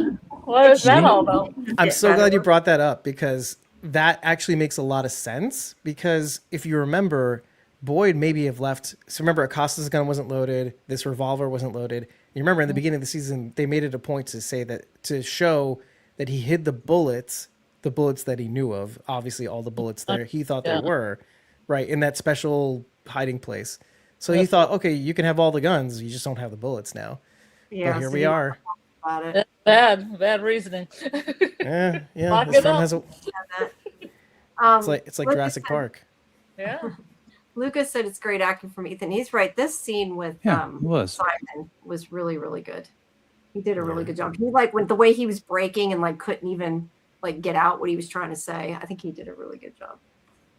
He's getting I thought he was going to cause something to happen, like another earthquake or something. interesting. Yeah, But I he's thought not for sure Boyd, you know, he's not his Boyd. outburst was going to do Coming something. into his full power. Mhm. Yeah. 11. Sorry, I gotta remember not to laugh so loudly. My wife's sleeping in the next room. No, I'm just looking through the chat and bookmarking some of the bookmarking. No, starring some of the later. Does the man in yellow remember seeing Julie when he was eating liver? That would be interesting, but no. I mean, I assume, but I guess Remember, that's his first time seeing her. Maybe. Most likely. Yeah. So that when he sees her again, he's like, when are you coming from this time? yeah, I assume. It he did. depends if they're omnipresent or not. The boy Well, in it white. depends when it is in his timeline. I think more than Right. anything. Like, 'Cause he Well, if hasn't- he's omnipresent, he would know all the timeline. True. Maybe is he aware of the present or is he aware of both the future and the past? Because that would be interesting. But I think he's more aware of the present or what's happening now. Yeah, I don't know about the future. Yeah. Savid says Victor's trailer has a talisman. I'm not sure what you mean by that. I assume you mean Oh. It doesn't. His truck doesn't. His truck doesn't have one. yeah, the peach truck. The doesn't have- monsters just avoid him. Right. They don't do anything with them. If you remember in that Because scene, Boyd brought one. Boyd didn't Yeah. bring one because he just Yeah. went into the truck. Remember, it's the one in his pocket all the time that he brings Oh, around. he has everywhere. emergency talisman. Emergency talismans, yeah. I love that answer. I can't credit myself. It's somebody said it. I would carry one in my pocket if I was in Fromville. Yeah. Yep. I would too. I'd take the one off my front door and always have it with me. Yeah, me too. All right. So there's the part of her consoling him, and there's also the part that I skipped without meaning to because I didn't have pictures of the cabinets opening and closing, but we sort of talked about that already The paranormal activity. earlier. The paranormal activity. Do you have anything to add to that now? I think we nailed it. Yeah, Oh, Elgin it spirit. was like, Is that what it is? Yeah, Elgin Yeah. or Jim. Yeah. More on the Elgin on my end, but I think that's interesting. I just hadn't thought about it because I apparently can't tell the color of the cabinets, or I would have noticed they weren't yellow like in their house. not your Could fault. be Mari and No. Elgin. Both Mari and Elgin. Oh, are- It could is be that Maury too. I didn't think of that. before? Wait, hold on. Let's see timeline wise. This is after they're both dead. Yeah, they're both Is dead. it really? Yeah, Yeah, both dead. yeah, pretty sure. Hmm. Oh, it doesn't yeah, seem like maybe. there's any rhyme or reason. There's Yeah, not like Morse code going on with each door shut. They're just randomly opening and closing. So Throwing stuff around. I don't know what to think about it. yeah. Looking through the pictures, this is after they're both dead. Yeah. You're right. It just happens to be before they cart her body away. That's what it was. Yes. Yeah. That's Yeah, a lot happened in this episode. Oof. I did. This is them saying they shouldn't have pulled up the tree. Mhm. And then Acosta and Sarah come in and they hear the Morse code saying that I'm sorry. I was laughing at what Lulu said. Donna hobbled out her ass out of there. She did. Aw. She shut See, her face. Sarah saved the day here. She saved the day here with the radio. Sarah did save the day with the radio. helped. You're right. Yeah. Well, Acosta makes a good point, though, too. I think Acosta is like, you just told everybody that this is what is going to save us. You can't just like stop. Mhm. You got to do A little something. bit of original Costa came back. I loved it. I know. I just wish she had more purpose. Look, I'll say it Wish she had again. more I love Samantha. Do not really like Acosta this season. I tried really hard to. I really want to, but she's kind of been useless most of the She season. hasn't been doing much except looking through a Viewmaster. Maybe that She went through narrative. all. She went. That's one of the problems I have with the frustration. She went and tagged all that stuff in the basement and in the diner, and then Elgin comes up 2 seconds with the Polaroid that has picture of Sophia. Oh boy. Yeah, What that they should have been shouldn't Acosta's. find. Yeah, Yeah. that should have been Acosta's move. Yeah. And I think in the previous season, I mean, she was so aggressively unpleasant that having her not be having her being a little more of a team player, it's kind of taken away like the little color that they had given Yeah. that character. But The yeah, I do wish they would have personality. used her some more. Yeah, I wish they would. I mean, now that she is being a team player, I mean, and Boyd gave her, you know, not only do you need to find, not only do you need to look in the thing, you need to form task forces in Mhm. these other two storage areas and look for clues. And then she was just put on the shelf, and it's like, oh man. Yep. Well, And I kind of Elgin's wonder. like, "What's this?" I kind of wonder if that Patty moment makes her feel like her attitude will change, or like her defeatist attitude will change. I really much prefer annoying Acosta over defeatist Acosta. Yeah. Yeah. So I guess, damned if you do. Mhm. Sorry, I was typing something. Justin, are you in the other YouTube, Justin? Yeah, he must be in the other YouTube. Either that or he's on your YouTube. I'm not sure which. Mine? No, Me? no, that's right. You're not connected. I don't know. He must be on NDBB now. I'm tired. Don't mind me. I know what I'm saying. scared. Okay. It makes sense in my head, even if it doesn't make sense when I say it out Who's loud. running on my YouTube? I'm kidding. We talked about this in private. People don't know. Yeah, no, you know what I mean. I just wanted to keep it going. It's confusing because we're connected to so many different things. Hey, listen, girl. Already. I told you work too hard. Yeah. So people need to know. All right. Well, Sarah is like, hey, they're on the radio. Shut up. He breaks it and tells everybody. And thankfully, she was paying attention because the battery dies like 2 seconds later, when they show Jade and Tabitha. But I'm trying to see what else. There's like the whole scene here is kind of like Boyd yelling and saying, they don't know what they can do like he usually does. I wrote down for his little notes that I got, I wrote down every word he said. This place got exactly what it wanted. We just made the sun go down. We effing tore a hole in the goddamn sky with lightning. Who the F even knows what that means? What we supposed to do? I love it. Every drop. And then Sarah's like, shut up, Boyd. Shut your damn mouth, you dumb idiot. And we loved it. Boyd gets the award for the most F-bombs. That's for sure. Oh, Worked out a deal with Epics/MGM. He's the only one that gets it now. Donna says Exactly. it's something. Oh, Donna drops them too. That's why I have that in the bingo. Yeah, but Harold gives them to her. So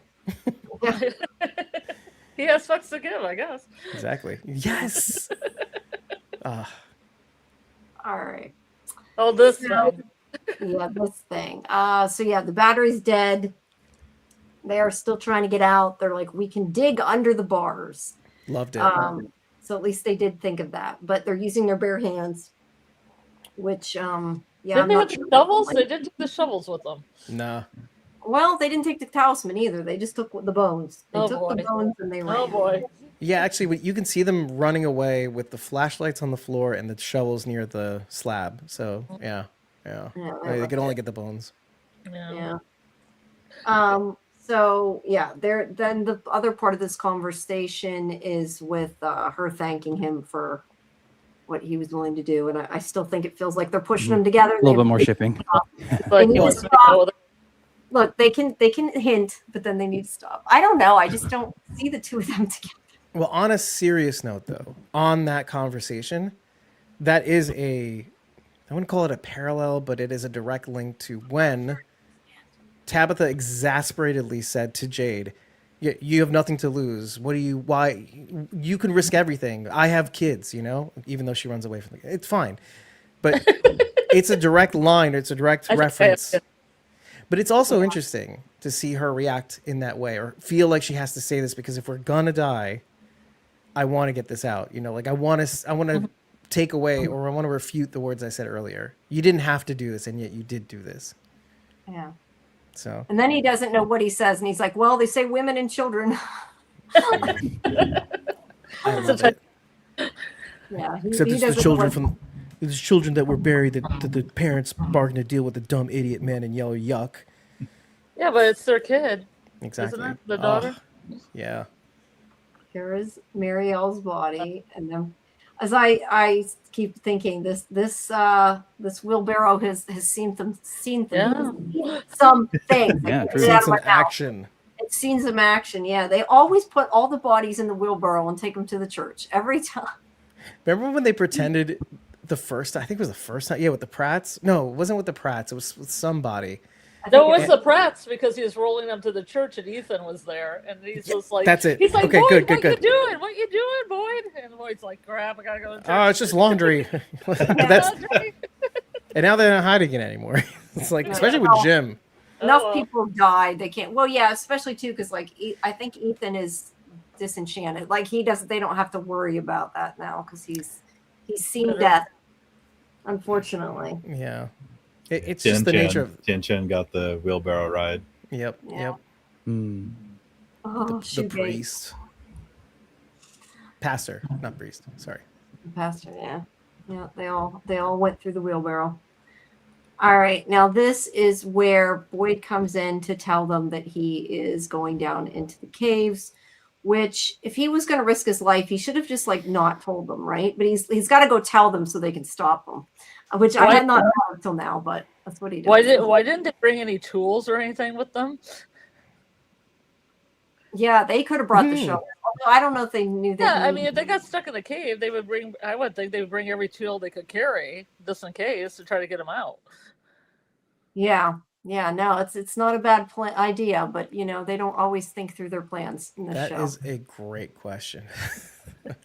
I know there's flashlights were definitely involved. I just didn't think of anything else. Yeah. Good use of the gun, though, I'll just say, but that wasn't intentional. I don't think.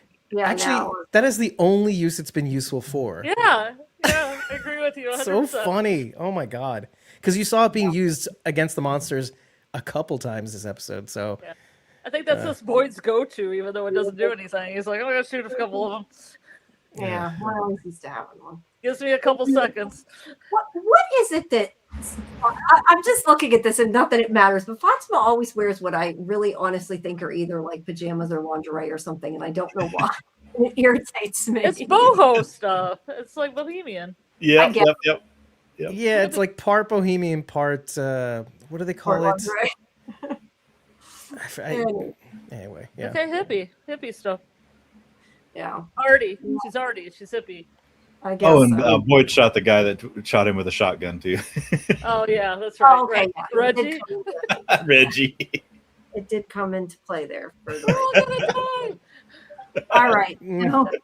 Nicely, Lou. So he comes in just to tell them that he's going to go risk his life so they can tell him he's not allowed. But they're like, we want to go with you because Ellis makes a good point. He's like, if you find, because he tells them that the radio, and he's like, yeah, well, if they're hurt, how are you going to carry them back? You need me.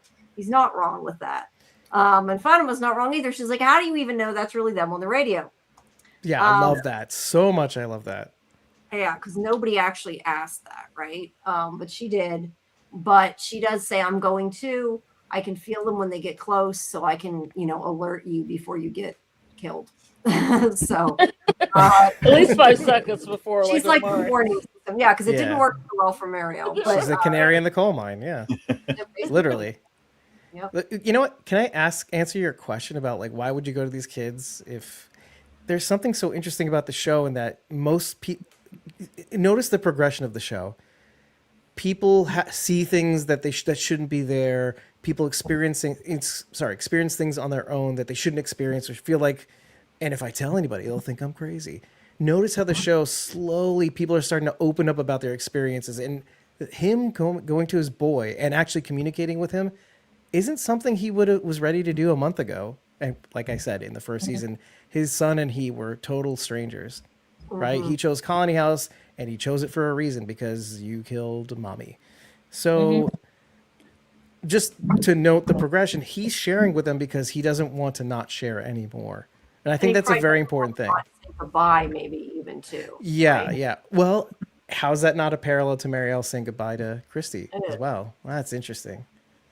Yeah, I appreciate that they are, reaching out to people, and I love that this season they tell each other things. Mm-hmm. I mean, everybody complains so bad about that, and it's like About information sharing, right? Yeah. and then everybody complains that they share it with Sophia, but you can't have it both ways. Yeah, exactly.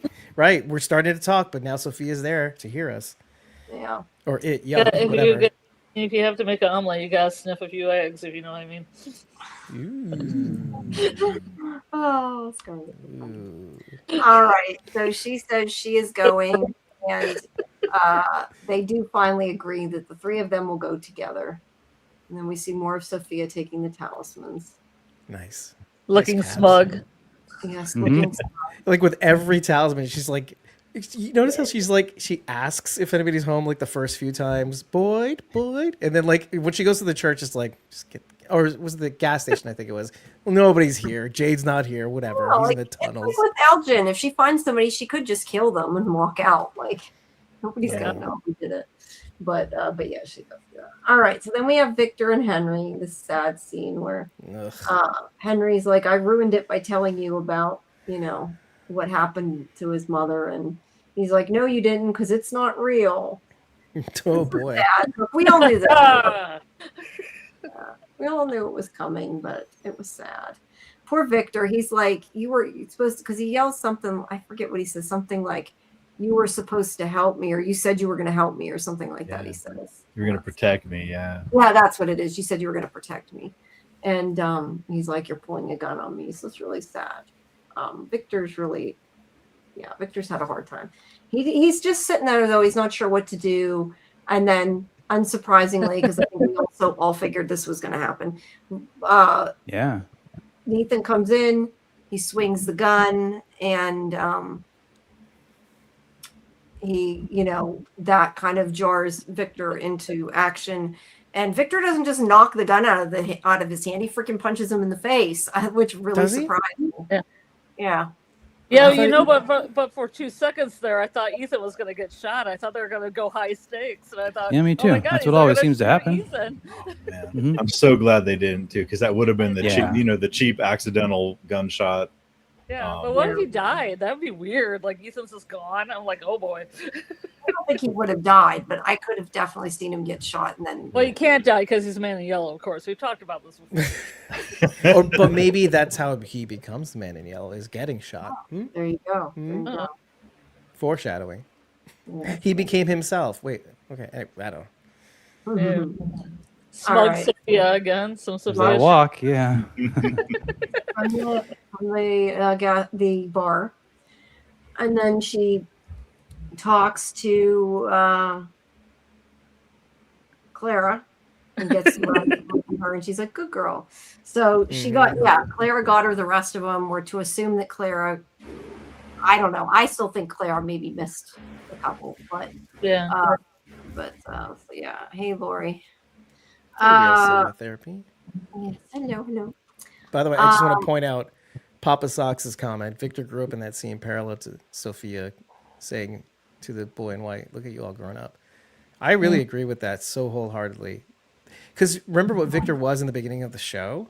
How kind of in his own world he was, not getting involved in the lives of anybody, really. And he's really kind of coming into his own. He's really opening up and being involved.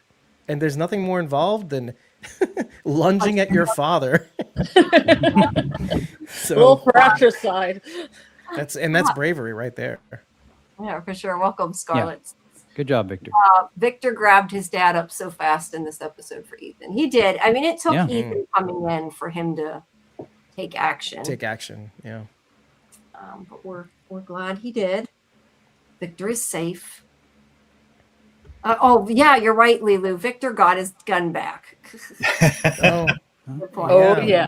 yeah. I hadn't thought about that. All right, so here is the caves, and they're about to go in. And let's see. Hold on. I gotta go back to my. Okay. So Boyd makes them promise that if anything goes wrong, they're gonna run without questions or arguments. We know that that's not gonna happen because It's like the it never totems happens on the show. Yeah, we know it's not gonna happen. Lori's right. I was just gonna bring this. Lori says Ethan was badly traumatized. Oh boy, 2 times. Yeah, it was hard to watch, man. Victor had to come out of his shell when he ran out of canned peaches. You're not wrong, though. There's nowhere to run. There's nowhere to run. Victor saved himself and Ethan. That's why Manuel let Victor live past cycles. Maybe. Maybe. Oh yeah. All right. Yeah. All right. So they're going to go in. They agree that they'll leave if anything goes wrong. We know that they probably won't. I don't know. I lost where was that again? Shit. I hate when I do that. I'm like reading it and then I like totally lose my. Fatima tells him to stop and wait. Yeah. Well, not yet. No, first they go in. Oh, okay. Yeah. Well, yeah. Then we have a little bit of Jade and Tabitha. You're right. Oh, this is where he's like, hard to believe these were actually real children once. I'm kind of disturbed with the fact that they decided to dig with the children's bones, but. Well, you gotta do what you gotta do. Maybe it helped. Yeah. Yeah. I guess they served their purpose. I'm more annoyed, and I want to know what you guys think. The fact that like Tabitha somehow like recognizes her daughter's skull is ridiculously stupid, in my opinion. Really? Because okay, so She's she does ongoing. have her flashbacks or whatever, but like there's like 7 skulls in there. They all are. A mom knows. A mom knows, Jamie. Well, I've been thinking about this now. How she does have like a tactile nature to her, whatever power she may have. I mean, you first see it with Victor. She hugs him and she remembers her past life, that moment. Mm-hmm. And we've seen examples of this, okay, at the settlement. Something about seeing the totems and then seeing the actual dolls, and then it kind of just clicks. So there's something to what her thing is remembering, I guess. Jade's thing isn't the same. Mm-hmm. It's somewhat the same, but it's different. I do know what you mean about the tactile stuff. She does touch things and get gleams. Yeah. That's true. I still think it was a dumb scene, but it's true. Yeah. Okay, and think about like all the time do you remember when she first hugged Victor, how she was like pushing him away, right? Which kind of gets me to thinking like all the other times where she's had contact with anybody or anything, how maybe she saw something that we couldn't see. Do you know what I mean? Like, because she's afraid to think she's crazy, and maybe she always had this thing. I don't know. It's quite possible. I like a Hamlet moment, so I like the skull moment. Horatio, I knew him. And it's a child skull too. He was a man of infinite jest. Let's see. This is stuff still about Ethan. Victor was more aggressive first with Kenny and then with Henry. Yeah, he yelled at Kenny too, didn't he? And he yelled at Boyd for that matter. To be fair, it was rumbling, so he had to yell over the rumble. Get me out of here. Yeah. I think Ethan's cries in this episode will lead Julie back to story walking. That's interesting because we were saying the opposite earlier, that she would want to stay with him to protect him. So that's actually interesting. Can I say a little bit then to Lucas's comment? Because I wish there was a proper flashback too. I wish we saw the daughter as the non-Ankui version. Yeah, I wish me we saw our too. daughter as like, alive and happy, Do you think there might be a reason for that? Because they probably didn't think about it. They probably didn't get this actress to trust normal. She was already in the makeup chair for 4 hours. They're not going to take her makeup off. No. This now you want me to take it off? No, thank you. It's value. It Time was is really money, weird. kid. Right after this, still, She the does next the one thing- is them like playing, but she's dead. But It's not like she's alive playing. Did you guys think that was weird? it was See, weird that's my because point. that never happened. Like if it had happened during the music thing, Or was she there at the moment playing with her mom? Like, it wasn't a flashback. She was just like Yeah, but You why know, That's would what I she say. shows It made up. more sense if she was not in Nkui makeup, because then she would have a flash of her daughter. Right. Yeah, because I don't understand that she has a flashback with her daughter playing with her when she's Exactly. dead. It I did, don't know. like, because it wasn't like from the whole music scene that we saw last season. It never happened, or It it would happened make off screen. Well, okay. Hey, Let's Dewey, Dewey. let's give this a little bit more thought, because right, weren't the children born in darkness and then lived in darkness too? Yeah, that's what the fable says. Okay, so let's think about this Oh. even more hardly. Let's think about this more carefully, because if they're not if they're in the tunnels and they don't get any sunlight and they live in darkness, okay, their hair is falling out, they're not getting enough vitamin D. Maybe that's how True. they looked like when they were alive. They got sores, they cut easily, maybe the hemoglobin Point. doesn't. It kind of makes sense when you, on careful analysis, it would explain the varicose veins because their skin would be so translucent. I Oh, assumed that that's was like so a stab sad. wound in her head, but I guess you're right. It could be something else. Yeah. It is- Yeah, but Jamie's saying it didn't occur in there, and it wasn't like in the cave or anything, or Yeah, no, I was saying it wasn't in the other flashback that we saw, like when It's they like were she just talking. came to her mom and was playing with her at the moment, helping Yeah. them dig, maybe. Then I have to refute Yeah. myself, because it's in the forest rather than underground. But- But maybe Yeah, that's I don't know. Well, that's why I thought this was supposed to be the flashback from when they played the lullaby, but it's not because it didn't happen then. So Right. I don't know. But you're And I right kinda- though. what you Said, and it's interesting too because you talk about like the pale skin and the veins and everything. We had talked last week about how Fatima's marks on her stomach look like the monsters, also look like the Nkui kids, also look like the man in yellow's stomach. But it makes me think though, now that you said that, like it's kind of interesting if they look sort of similar to the monsters with their hair falling out and everything when you were saying that, because they're nightmares, like you said. That's kind of interesting. Right. I don't know what it means, but it's interesting. Yeah, and I do. For what it's worth, I do agree with you, Jamie, as far as just that little snippet of a flashback. I was just, it was like, oh, cool, and then, it had no significance to me. Yeah. Just The made me only go, takeaway "What?" I get is maybe, and this is a kind of a stretch, because I always look at what, when there's something that doesn't make sense to me, or that doesn't move me, I wonder, why did they put it in there? And for me, maybe it's just indicating that maybe Tabitha is going to, because she hasn't been Ankuing anything lately. It's always, I can't remember. Maybe this just like presages her getting back in the game of Ankuing things and actually making her memories useful again. But they sure didn't. It was 3 seconds of screen time, and like an outtake. kind of, yeah. Yeah, But, I think it's previously used footage, right? I think some of it might Yeah, I be do behind the scenes footage. Maybe Do you know what I mean? Like, because it looked like it's just the girl playing with the camera. it seemed like an afterthought. It's useful though. I also think they're not going to show exactly what happened in the past, because that might be something that they want to film for season 5. Maybe just as a filming mechanism, we don't want to show literally. I think it's something they already filmed with the old colonial lady, but they're saving it for season 5. Listen, yeah, maybe. It's you can't show everything because you want to save stuff for the end. Because will they show a flashback of the settlement, or sorry, the original children? I think they hope might have to, I think they kind of have to. I agree. like a story walk. Just Do they Julie's- if they get uncursed, do they become like normal children with hair and everything at the end? Like their spirits are let go and they're unencued. yeah, well, Yeah, didn't well- Julie almost stumbled onto that actual scene, right? When her very first story walk, when she threw the rope to Boyd, she continued on and she heard the screaming, right? But then she got pulled out before she saw anything good. Uh-huh. And Yeah. then Fatima talked about it, but it was this exposition. Right.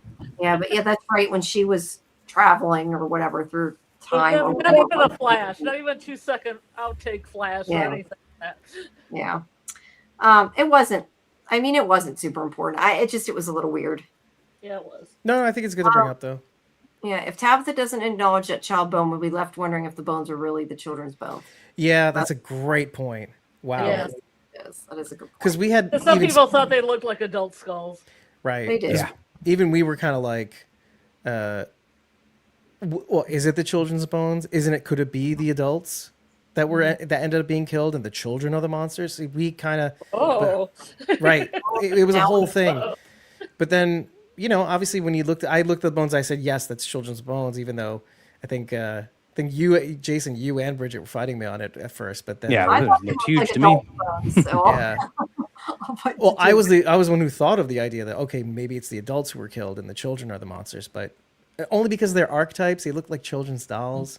Like, oh, I I'm a just thought cowboy. they made the props not well. That was my opinion. But I thought yeah. they looked like adult skulls. That one Yeah. looks like a kid's skull, but the other skull Yeah. looked adult to me. Yeah, I thought they just went to like Spirit Halloween store and bought whatever Oh. Yeah. skulls and skeletons they had on hand. Yeah. The child, the child skeleton at Spirit Halloween is not a big seller. It's kind of bad form. Right. Just have to age it or tar it a little bit, or it's good. It's a great prop. Scarlet Fever said, this was crazy. Let's dig with the bones. But then Tabitha have a moment with the skull was funny. What I did not like was Tabitha leaving Victor locked up. yeah. I didn't either. That was the last In the one. sheriff's station? Yeah. Like not coming Mm. to his defense, going to his defense, or anybody ever talking to Victor about anything. Nobody. Ever. People don't help Victor except for Ethan. So poor Victor. But Yeah. right now she's locked up. She can't help him. But yes, she should have. I agree. B says, I felt that remembering with the skull was a waste of minutes in this episode. It made me roll my eyes. We already know she remembers her daughter. They need to dig. Well, that's for us though. We Yeah. needed to know that. We needed confirmation or something like that. That's why that's there. It's not for them really. Yeah, I agree. And I do think that was really smart that he said that, because otherwise, how long would we have been going back and forth? That wasn't really the children. They Right. weren't really Yeah. married, right? So like, at least See, now we know. we got answers, guys. We're gonna bring this up every time. It's what's not said, basically. Yeah. This is the big deal here. This is, again, we need time to process this episode to figure out why we didn't dig it. Maybe because, again, I think they threw too much at us that we couldn't know. See, again, like this, like Fromville, we don't know what the lies are and what the truth is. So I like that you said dig it. yeah, that's right. You're gonna dig it. A man of I a was, certain age. the first thing I thought is like, yeah, you have to get my anatomy is off, but I think there's like 613 bones, and you have to get every metatarsal and every phalange and make sure you don't miss a single one. Get Was them it all in that duffel bag too, because otherwise, Yeah. Yeah, Bridget point. had said that children have more bones or more bones than adults because they end up fusing over time. Yeah. That's So it's like true. I remember what, learning 300 to 400 bones, I think it is, until it turns into 270 something. I think it was 266, something like that. oh yeah, you're right. Yeah, I just googled it. Yeah, babies are born with 270 to 300, and then adults go down to 206. So Yeah, I was that's- off with that's it. 613. So Yeah, 613 mitzvot. It's a Jewish thing. it's three Yeah. people. Or he gets it. But yeah, it would be hard to make sure they got all the little tiny bones. You're right. Oh yeah, I was thinking about that. How did they get everything? How could they have? Apparently. You have to get all the dirt around it, just in case there's bone fragments in there. A little bit of dust, But maybe, bone dust. maybe it's like right. Maybe yeah, and I was thinking that too. Like all the dirt, but maybe it's just not even the thing. Maybe it's the effort that matters. Maybe it's it's the just the ritual. skulls they need and the teeth. Yeah. Oh God. No, no, Oh, no. did you see that one skull had teeth missing? Yeah. I saw that earlier, and I meant to mention it, and I forgot. That was kind of interesting. Although I figured it was probably just because it was a kid and they lost their teeth was probably what it was. But with this Well. show, you don't know.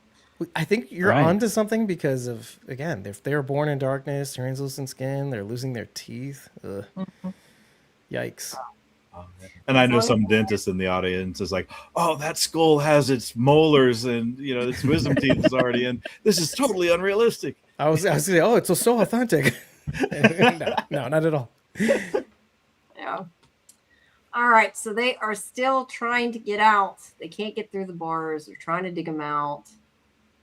And then they get closer. Meanwhile, Fatima, Ellis, and Boyd. And she has them stop at one point when she hears the monsters and knows they're nearby. But they keep moving on. She's like, they know where they're at. We have to find them first, is essentially what she says. And then they finally meet up with them, and he tells them to get back, and he shoots through it. and they get out. And then this is where she knows they're coming, and she thinks she has to do something because they're about to die, all of them. And she says, "Remember me, who I was, as I was," or something like And that. cooey me, and cooey. Yeah. She says, Cooey I'm Ellis. exactly what the thing Yeah. is.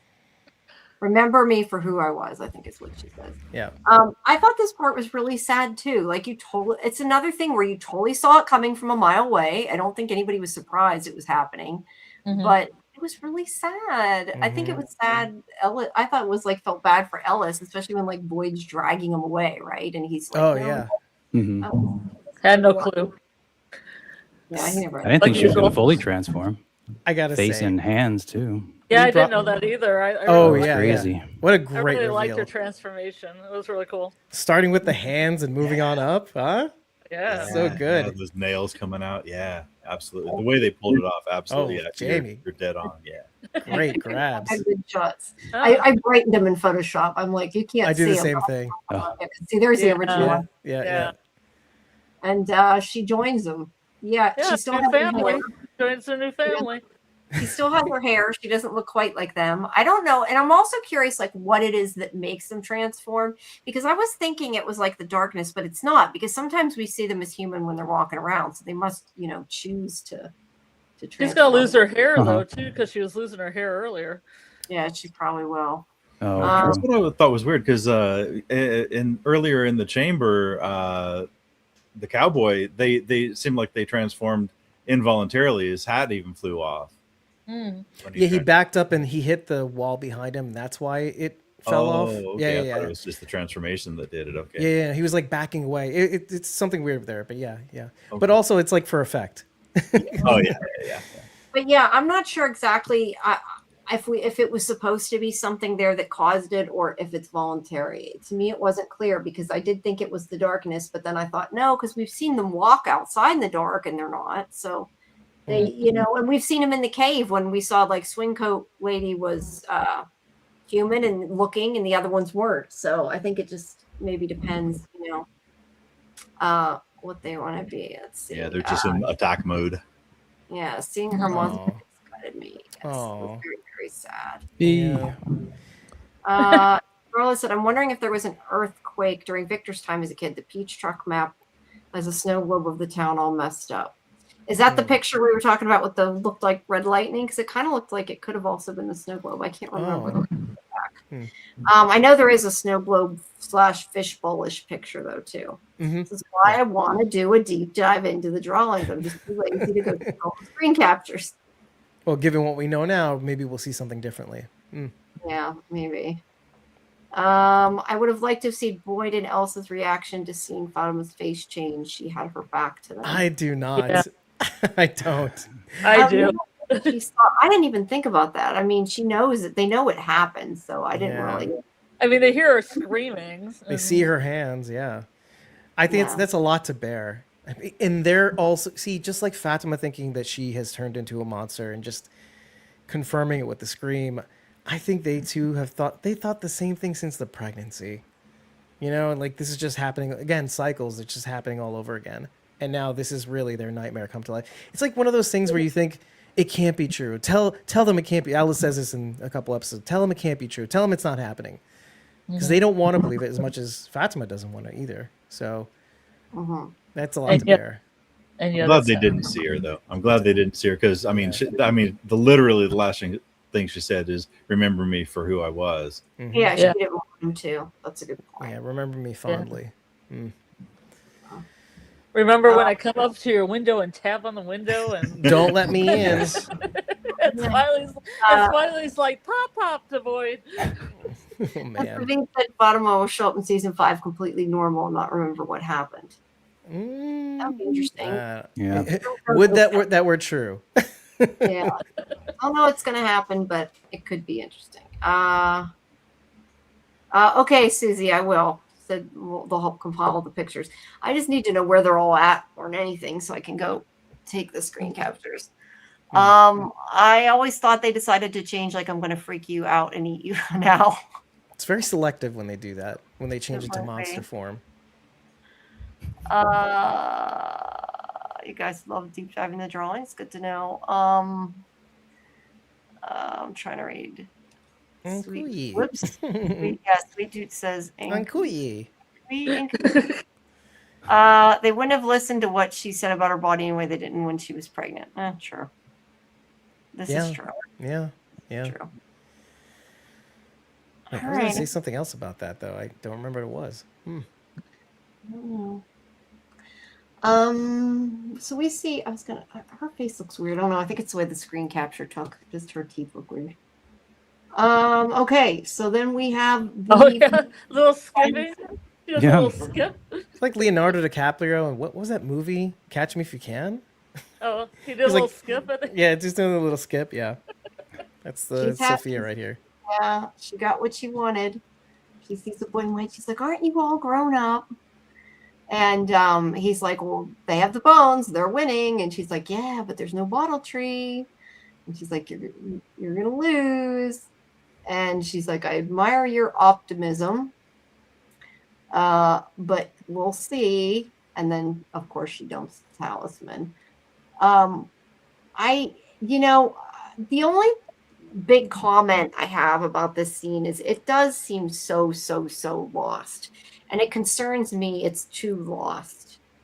But as I've been saying over the weekend, the one thing that I try to remind myself is that yes, like the man in white, black boy.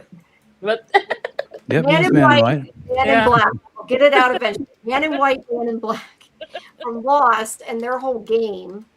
It is very similar, but it's also like a trope. And I keep saying this, like, good versus evil is in a lot of things. So it isn't necessarily, a copy of Lost. It's a trope. Mm-hmm. But it does feel a lot like it in this ending, I think, to me. Yeah, it's like any war trope. It's like two sides and then the pawns in the middle. Yeah. But it's a lot like Lost. They're playing their game and they're two sides. We have the girl in yellow, whatever you want to call her now, and the boy in white. And we do know now for sure they're two different people, in case anybody wasn't sure about that. We do know for sure since they can be seen together. But it's going to be a crazy season next season, that's for sure. A lot going on. I don't know. And evidently, part of the rules of the game is he couldn't do anything to stop her from dumping talismans. Also, so that's part of like the gentleman's agreement or whatever it is. The rules of the game. Yeah, tit for tat. Yeah. I think when he told them like don't cut down the tree, I think that was probably the extent of what he was allowed to do. I don't think he could try to stop that either. Yeah. Yeah, he could tell Victor that it was important, but he couldn't tell. He never did expound on exactly why or the what the significance of it was. So. Mm-hmm. Well, and also the boy in white is more.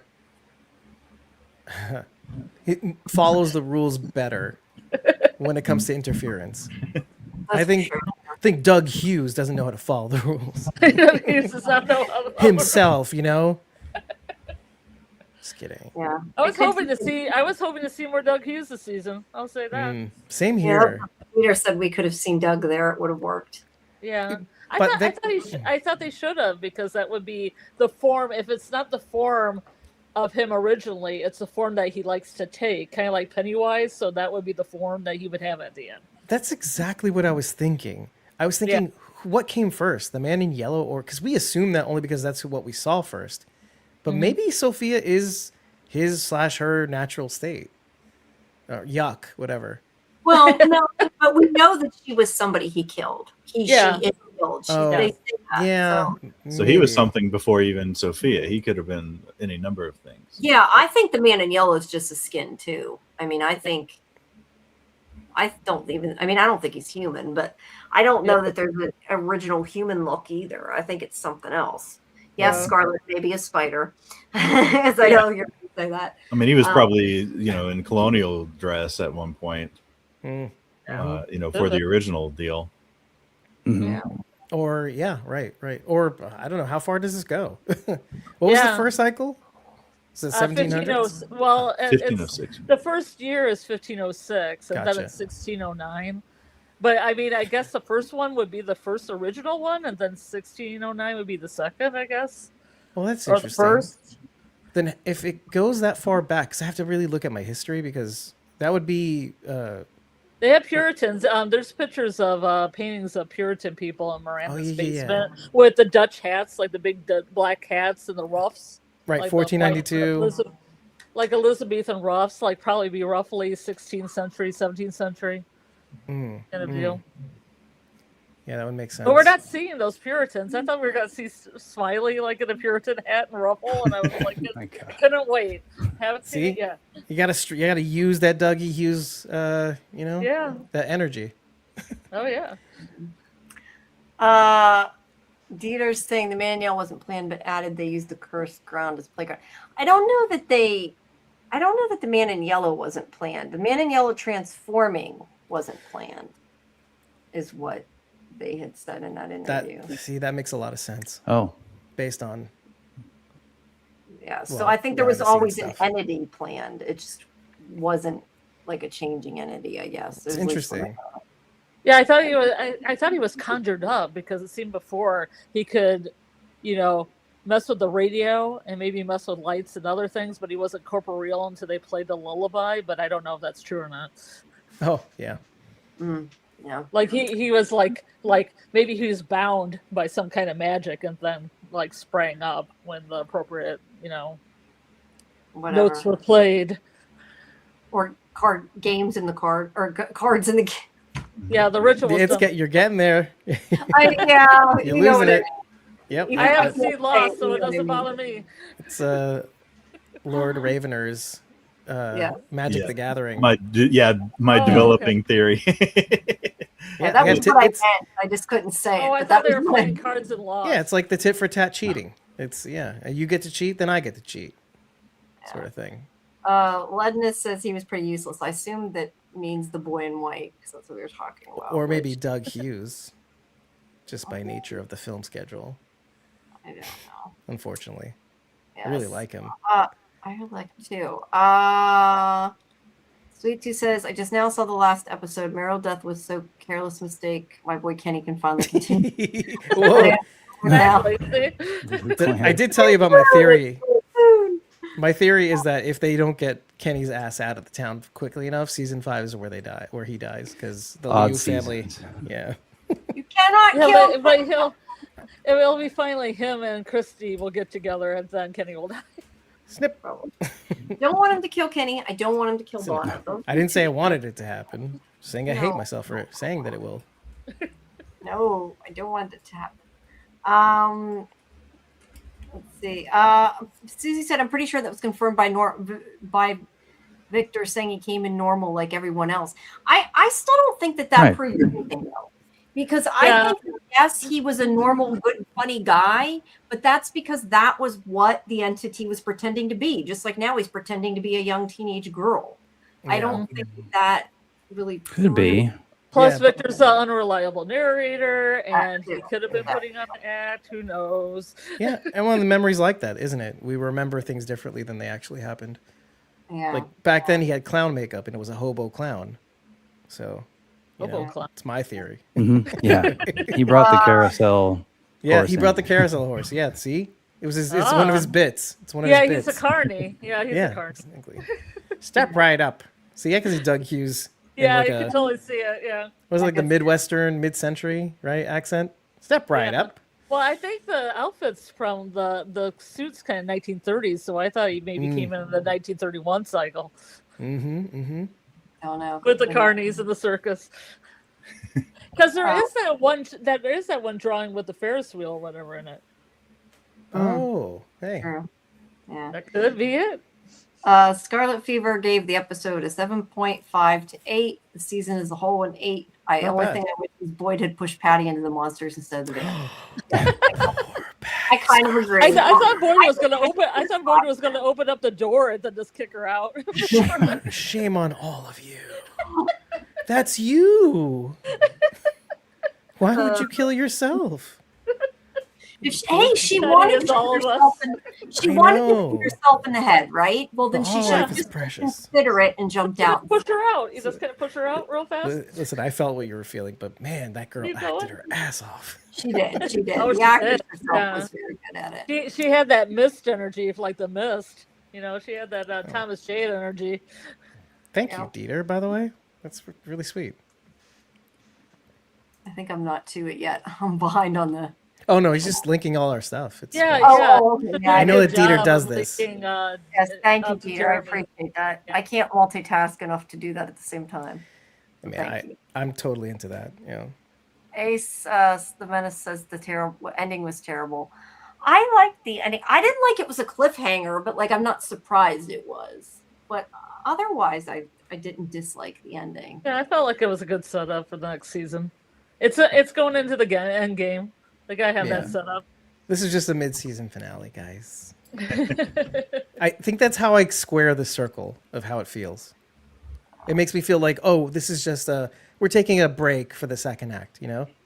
Mm-hmm. Seems like it. Man in Yellow seems very physical, so the lightning eclipse doesn't seem like it's him. They make this place angry. They're stuck and just have fun. Well, you know, it could have been the town. I mean, we kind of talked about it being the boy in white and the man in yellow, but I guess it's possible it is the town too. By the way, I never get to answer that question. You guys were saying how the rumbling was, or did I answer the question? Wow, it's getting late. Did I say that I didn't think it was the town being angry?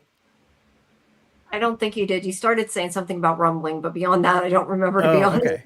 Because I was trying to be on your side, because thinking that, oh, this is again, tit for tat. This was a benefit for our heroes, let's say. I think it was a good thing, the rumbling. Because it separated the monsters from Jade and Tabitha. Right. Yeah. Yeah, we did say that, yeah. So I think so too. The lightning might have the same effect. That's just what happens when you dig up the bones. Lightning strikes, and again, they can leave the town now. It's like the soul of the faraway tree goes into the skies. Yeah. You know, by the way, when you guys were talking about the tree, or I don't know, we were just talking about it now when it came to the talismans. Do you remember how the power lines went into the tunnels, and that's how they powered the stuff in the town? I was Yeah. thinking of that when it came to the faraway trees, how the roots of the trees also kind of dip into the tunnels, and that's what gives it the power to do what it do. And so I don't know, there's something there. I'm like on the precipice of like there's something to these tunnels being an energy source of some kind, but beyond that I can't get there. I don't know. It definitely could have done more than we think pulling the tree up, though. I will say that. Mm-hmm. Uh, It's like a reactor too. Let's see. Scarlet said those cookies Patty made was when I was done with her. Her cooking made Henry go back into a vision. We almost lost these. Then Victor and I blamed Patty's cookies. Patties. Patty melts patties. Patty melts patties. Somebody We ate those cookies. Yeah. Somebody will eat them. Yeah, exactly. I'm gonna She was go right. through some of the ones I started before In a pot, I you know. talk about. If only. Let's see. Dina said Red Lightning is, I think, the entity in the caves, like the cursed land angry. Maybe the game goes too far. These, I feel like these are things we might never find out, though. You know. Equal to opposite reaction, maybe. It's just the Could force of nature. Codenox has said Patty reminds us everybody is not in the hero group. This is true. She tried. Yeah, I didn't think about that. The lightning, because I mean, we saw the eclipse, which I attributed to the man in yellow. Then we saw the earthquake, which I attributed to the boy in white. It could have been the lightning could have just been like almost like the referee or the boss saying, Mhm. "All right, you guys get back in line here." Yep. The whistle. Yep. Even the whistle. That's interesting. If you ever see lightning form, it is like the ground meeting the Oh, thank sky. you. I hate when I can't see the things pop up. Thank you, Dieter. I appreciate The it. Fromaholic Dieter, super chat for 228. Thank you. Thank you. Dieter's amazing. Dieter is awesome. He had said earlier, Jim at the RV might have been the boy in white to get Ethan to get the totems. Sophia Oh. looked worried at the totems. Mananiel sends the bird dies, is sacrificed at the lake, the dolls come back. I still don't know that I think the bird is connected to the dolls, though. I've said that before. I don't think the bird caused the dolls to come up. I've heard this before, and I don't know. My brain doesn't connect the two. I have a hard time. I think them pulling them out of the lake made the dolls come up. Yeah, exactly. Roger. Ellis that rope. pulled him in. Yeah. Taryn had said earlier, sorry, I never brought it up because we didn't get to this part. We weren't talking about the Mananiel then, but the Mananiel is Azazel. Is I think Azazel. that's a name for the devil. Or Azazel? Azazel is an angel. Oh, an angel. Okay. That's how much Who I I think works for the devil. Sorry. I can't remember. Oh, yeah. Yeah, so many angels. So Well, much I'm fun. thinking of the movie Fallen, and I'm pretty sure there is Mhm. Azazel or Azazel or however you say it is in it, and I'm getting it mixed up. Zazzle dazzle. Yeah, I'm Jewish, it's differently. That's interesting, though. Let's see. I don't think they'll ever explain it. I think they'll just be spirits and they'll be vague. Yeah. All this it is might kind be. of vague. All the historical stuff's kind of vague. It's all kind of set dressing. Yeah. Smiley didn't attack the vehicle or the guys on the back of the truck. He also didn't go back to the clinic, and they didn't bother putting the talisman up. Yeah, he was kind of done by that point. Yeah, he said Yeah. interesting, and then he just kind of walked away. Like, Gotta I'm go. bored. Gotta go. Bored. Done with it. Yeah. I guess. Well, very true. Okay, let's see. B said, I cried hard when Fatima turned around and we saw her monster face. Do you think it was very, very sad? Maze said, just assume the monster scream was how they communicate invasion of body snatchers. I never thought about the screams actually meaning anything. That's a good point I had not thought of. Yeah, it's the ultimate outdoor voice. Or, We all know somebody I that's like that. thought that was more like back it up. Back it up. Get out of here. Yeah, like I said, I still hope that she helps them, and I still wonder if in the future Smiley could too. That's my theory that I'm sticking to. Well, Even she if it becomes doesn't- queen of the monsters. She can become queen of the monsters and, try to get them on the side of good. Yeah. I hope not. It's ironic Henry thinks he has to kill Victor to wake up. Obviously, he would have to kill himself. Well, I think he was probably going to. Yeah, that He rope probably- behind him is looking more and more hangy. Yeah. But he probably was going to, but it's not real. So at least I don't think it's real. So it's kind of a moot point. What if the anchor is myself? All right. Nice. A good Robert Joy there. Thank you. I could do a better job, but it's a work in progress. I do a good Martin. Joe Black had said Victor did acknowledge he had never seen all this before. He Right. has said it's new, Yeah. but we know that this cycle is new to begin with. What if the lightning is what triggers the storm/flood so that so many have been predicting? I was hoping it would start to rain, but it didn't. It did not, but I know you guys want to see that. Sorry, I'm just kind of going through these fast. I definitely believe that Donna is working with the man in yellow because it seems to me it's encouraging Henry to disconnect from Victor. I still don't think Donna. Nobody will convince me Donna's a mole. I hate this. Okay. I hate to love this theory. I hate to love this. I live to hate this theory. Yeah, either applies, really. Yeah, same. It's He entertaining. did tell Henry to go to Victor. That's the problem. He Like did. once you say it out loud, it just now it's in your head Yeah. with every analysis. Yeah, well, she's on the side of good. She could tell him to go to Victor because he's his kid.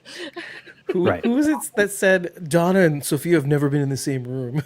It's like it's not Yeah, true, they is have. it? They've all been at Is the it? funeral together. Yeah, no, they were all in Colony House together. I don't think They're that all is. at the funeral. They went to Jim's They were all funeral at the together. funeral. There you go. They were all at the funeral. Because people Even say Victor and hasn't her seen were in the same Sophia. place. Because if Victor saw Sophia, he would know that she was a man in yellow. No, he was at the funeral too. They were all at the funeral. They're all except for Jade. Wait a minute. I'm kidding. Oh. Yeah, Jade It's was stupid. Well, Patty It's wasn't so there, dumb. so obviously. There were 3 people that weren't there. I can't remember which. Yeah. Oh, Acosta wasn't there. Jade wasn't there. I remember writing this in my notes, but anyway, doesn't matter. Well, Costa didn't know him, but she probably should have. Delilah thought that Randall was sus. I don't know. Look, I'm not the right person to ask because I say there's no reason for another mole, but I also said there was no reason for any mole when Sophia was there, and I was wrong. Yeah. Although Sophia's playing games. Clara, I still though Clara's more like a mole now. She wasn't really a mole before. 'cause She's she more had- like a sleeper agent than a mole. Yes, that's She the was better just word. activated. I Yes. agree. That makes sense to me. Did they give up on finding the Lake of Tears? Yes. I There's too much shit going on. 100% right away. will go back to it at some point. Oh, It's hi, the golem PM. all over again. How did you like Patty Melt? Hi, PM. We were complaining. We did not. I was not. I am a human being with emotions and empathy again because I Yeah. didn't at the time. Sorry. I like Loved the her actress. acting in the car. Yeah, I like the Agree. actress. Don't like the character. Wanted to slap. I her. feel like it's a complete like rational reaction to being Fromville, though. I'll Yeah, stay with that. She is you, Yep. Yeah. and you don't want to see you. 100%. So I get that. Okay. Or you can just Are roll out of the car. Are you saying that Tuck now if and they roll. try to drive out of town, they could, and they just don't know it, so they won't try it?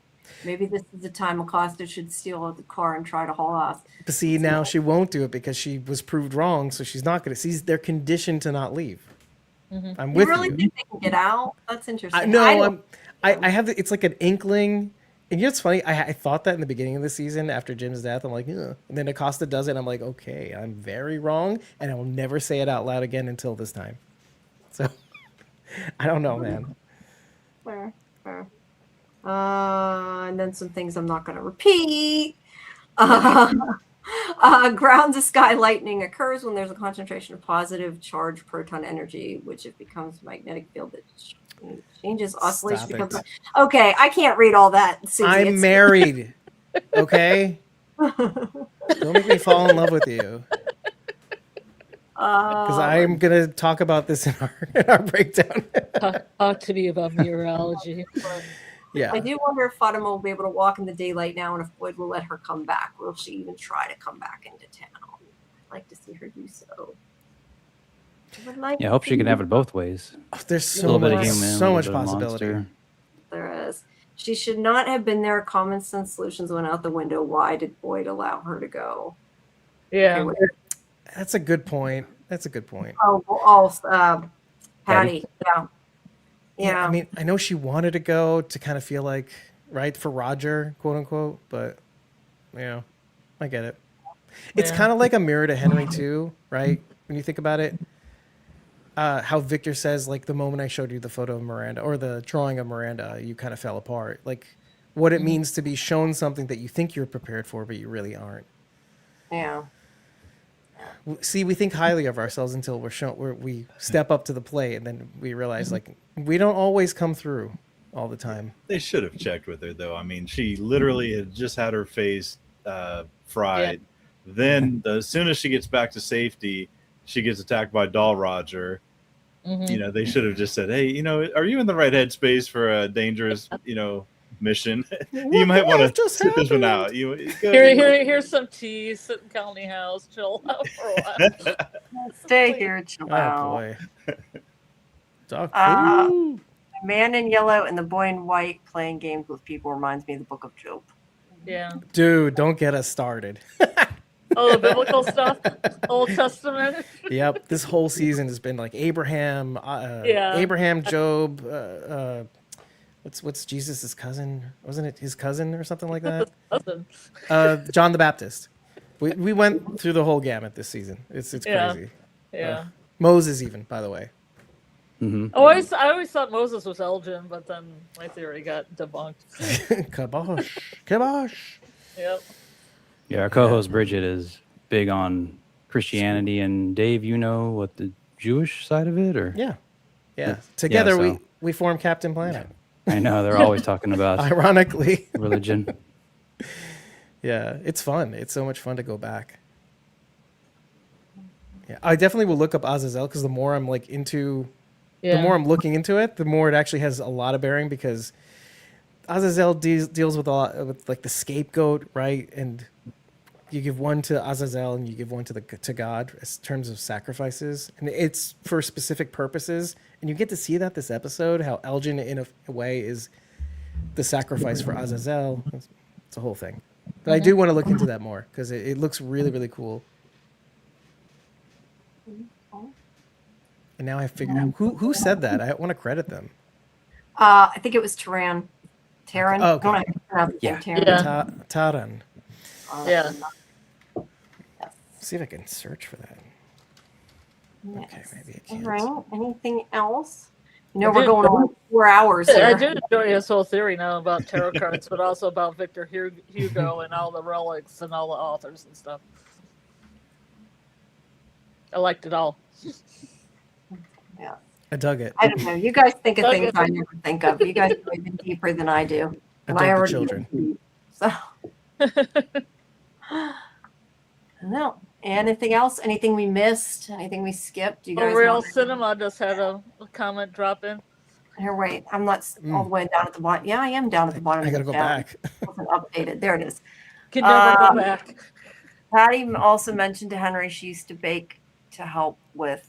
She never Mhm. finished it. Sounds like she had a mental health issue. She was clearly I thought she said Mhm. anxious when she was Yeah. anxious. So I Yeah, thought or nervous. Yeah, Yeah. I said that earlier, but yeah, 100%. Like, she have like an abusive relationship or It could be Something. anything. Well, Yeah. some people I'd just like to have know. anxiety. They just have anxiety. Yeah.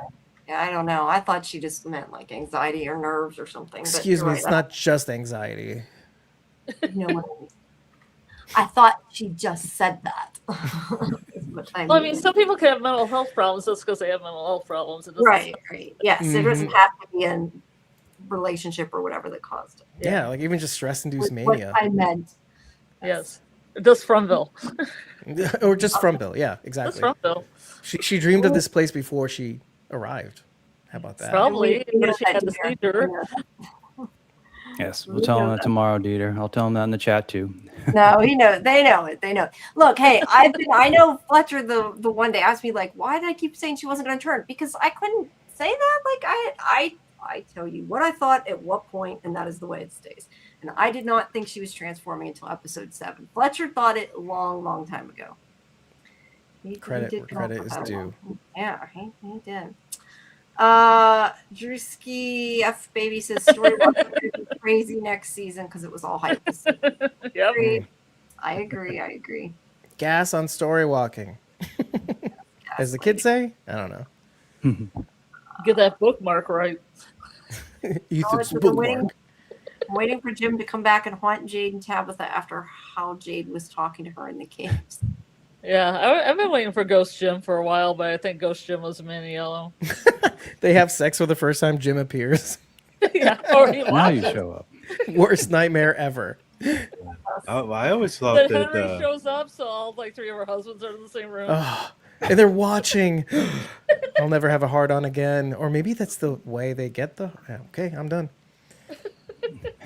Yeah, I always thought Tabitha would be our introduction to, like, her on cooing would be our introduction to the colonial times. It didn't even occur to me that Julie might story walk back to colonial Yeah. times, and she would look way out of place in her modern clothing and the hair. the wig. Yeah, when everybody else is dressed like the Quaker Oats guy. Yeah. Well, they're definitely gonna think she's a witch.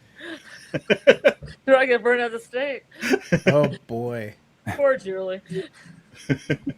I still want to know if she can take like somebody with her because we talked about can she take Ethan, but more than that, can she take her father? Because she could just like yank him back, right? Like grab him and go out of the story walk. That would be cool. I don't think it would happen, but it would be cool. Well, I think we had enough evidence to see that, first of all, she couldn't take Ethan with her the first time. And Yeah. even the thing that she left, she would just came back with her. So, yeah, I don't know. I don't see. It would be interesting to see, like, in any of the scenes where she story walked, that she took anything with her at all. Yeah. Unless there's like a way to do it, is what I'm saying. Like maybe That's there's why I thought this season there would be more rules to story walking explained. I agree with you, Scarlet. I agree with you It wholeheartedly. pains me. I know they talked about it. I mean, they kind of like reinforced that you can't change story walk. You can't change a story that's already been written Mhm. unless you are already part of that story the way it is. Mm. And they got real cryptic about it, and it and I You mean the AMA? read it. It might have been in the AMA. Yeah. And I didn't read that at all. They basically said, I took it to be like kind of like how Karen and AJ and I always say what happened happened. Like I think that with meaning from, but I think like they were meaning like it always happened. Like it's like a bootstrap paradox. Like Julie always gave him the rope. You know what I mean? Like she didn't change it to throw him the rope. It was always meant to happen. At least that's how I took their statement they made. It was The bootstrap paradox. Yeah. Yeah, all story walking does is revelation. That's it. It's going to reveal what happened or how it happened, not change. See, what but I happened. thought she was going to be traveling, story walking, and getting clues and getting ideas and having observations that could help. Right. And Yeah, her whole that's goal it. is to prevent Jim's death. But Yeah. as the story is written, there's nothing that she's going to be able to do to change that. I think he's going to die unless he didn't, but he did. So it, Right. doesn't work that way.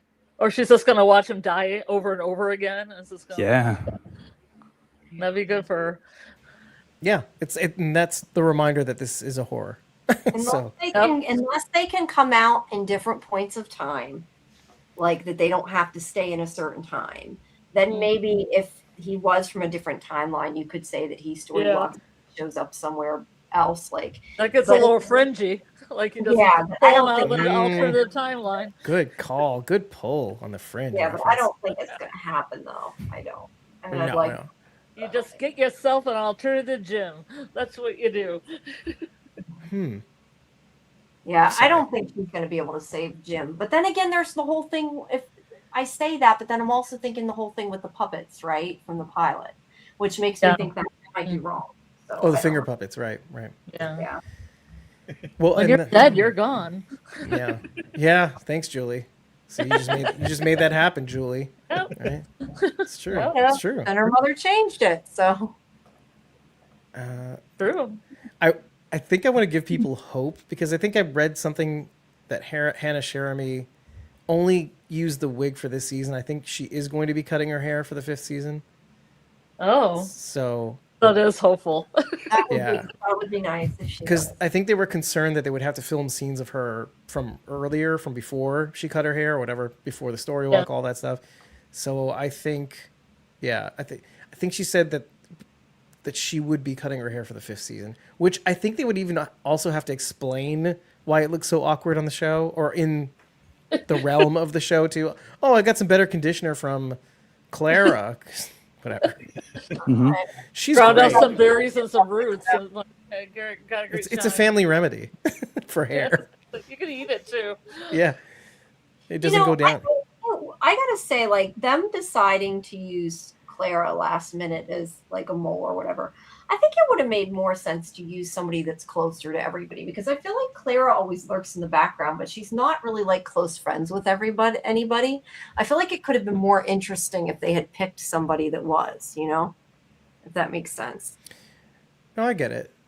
I think it's better, like, financially to mine like a background actor too, because you only have to. I'm sorry, I'm going to say this out loud, but like, you don't have to pay them that much more. You do have to technically pay them more, but not nearly as much as the was it top billing. So, Yeah, the ones that get credits in the beginning and the opening credits. Yeah. Yeah, you see this a lot in many other shows. Claire had been gone for so long that people were asking about her. I had honestly assumed that she was almost kind of like the Jasmine monster. The actress just got other work, or wasn't going to set aside a month of time to just show up for 14 seconds or whatever. But sure enough, I guess they were keeping Clara in their pocket to surprise us right at the end. Yeah. Well, I'd said this on our show last week, how like a broken clock is right twice a day, how everybody was calling Claire out as the mole back in season 1 when the lights were like busting out around her and she got one near the eye. And then they were saying that she was the man in yellow, by the way. So, again, but a broken clock can be wrong too. Yeah, but that's the thing is people are like, well, they changed it because so many people said she was the mole, so they made her the mole. And that's But they haven't made her technically a mole. But the thing is I think the fact is that people have so many theories about the show that a certain number of them are bound to be right. Right. It doesn't mean they heard them and they copied it. It just means that you figured it out. Like, it's not. Yeah, yeah. You've guessed every combination. One of the combinations is going to be. You're right. Yeah, exactly. A random set of numbers that you can. But I think it's also clever because you kind of want to give the audience something. You know, you can get something right. Well, they gave the Eloise thing away and shouldn't have, but that's a whole other issue. I was gonna say that license plate. Yeah, do you know about that, Dave? Yeah, we talked about Did it. you hear what they said about her? Wait, No, it just what? came out, what, yesterday or the day before? Oh, somebody Right, said Jamie, something or- that they shouldn't have, right? Yeah, if you guys don't want to hear that, maybe quit listening. Plug your ears. Plug your ears for the good. Maybe I shouldn't. That's fine. No, I just meant for the people, if people watching didn't want to know. The producers answered about Eloise. Uh-huh. Like, they gave a definitive answer. Where in the world is Eloise Kavanaugh? Nice, Carmen Sandiego. Nowhere. Oh my God, that's going to crack me up forever. You probably shouldn't have gotten that. Nowhere, but also everywhere. Guys, I don't she's know. from. I am Lori because I think A, it was a mistake they told us, but B, I think it was a mistake, period. But that's, neither here nor there. I don't understand Because why they can't didn't change do it Victor once it's Von done. Once they Paul. wrote the story, they can't go back and change it. Yeah, exactly. You can only reveal how she died. Yeah. True. I don't know. Now, I was fully supportive of Eloise being dead, for sure. I was. Such a I nothing didn't. burger. Like I get it. But Yeah, still. I get it, but I don't know. I just said from the beginning, I don't know then why he didn't just find her body too. Like, the fact that he was like, "Oh, I don't know if it was her," to me was like pointing to the fact it wasn't. But I guess it was, and it's fine. But maybe to your point, maybe they left it just open just enough for them to be able to decide what they wanted to do with it. And And then so- they finally decided. And being season 5, they're like, okay, let's close the book on this so They nobody. got no time. But we've been saying this the whole episode. They've been closing loops this whole episode that, like, definitively. Oh, they can. The man in yellow can take the talismans. Oh, the. Yeah, but close it in the show, not in an AMA. I agree. But maybe they'll be like, oh, maybe they'll just shut up about Eloise now. Like, you know what I mean? Dude, people have not shut up about Tabitha being Miranda or about Tabitha being Eloise. So Oh, what? you don't Tabitha remember being that? Eloise? I Oh, I haven't thought heard it was in a Abby while, that was but I just- Eloise. Because I Oh, thought yeah, Abby Abby was was Eloise. But no, my point is just Oh, the fact that gross. there's still theories that make no sense. Is my point, not anything specific. I don't know. It's more gross. Abby being Eloise or the man in yellow being a hot 20-something. That would just be an extra layer of cruelty, though, to Victor to have him think that he actually did bury his sister and then have it, have her pop up somewhere else. And it would be even worse if the man in yellow transformed into Eloise. Ugh. Oh, don't say that. I never thought about that. She still could, just because she's dead. Yeah, I thought Adele Eloise was going to show up in Henry's visions. Because And she was. that's what was going I to did tip him too. over. They did Because I fun. thought if he sees an Adele Eloise or maybe Miranda comes to him and she's still alive, he's definitely going to shoot Victor. That was a missed opportunity. I agree. Yeah, missed opportunity. Only had to get an actress for one scene. Oh, God. Somebody. She Oh was yeah, really good. Ravener. Do you think that Julie is in the picture? The old picture of Sophia Yeah, it doesn't in the look corner. like her. It doesn't look You like like her. that But theory or no? why is she there then? If Oh, it doesn't look. Yeah, I didn't really look at the other figures in it. I really just did focus on. I mean, I think they directed my attention towards Sophia. old timey Sophia, and I bought into it. I didn't analyze the picture at all. Well, Yeah. did you think that, Jason, after we did a close up of her? Of the girl in No, the- I like. I didn't think so theory, either. though. I want it to be Julie. Yeah, I It wanted doesn't to look be like Julie her, too. but Yeah, I wanted to be her. and then I too. think you said Jamie. Like, why would they kind of focus Yeah, in on? It's kind of focused in on that girl in the background. So it is. I don't think it's anybody. And also, That's the best taken Polaroid I've ever seen because you can't focus in the foreground and the background and the side. just so to bring up another thing that people were talking about, Mhm. like, I know we kind of went over it a little bit, that like Some people, for some reason, which I still don't understand, think the one girl's Clara in the picture, but that people are saying like that the dress that Sophia has in the picture is the same as Clara's shirt, which is dumb.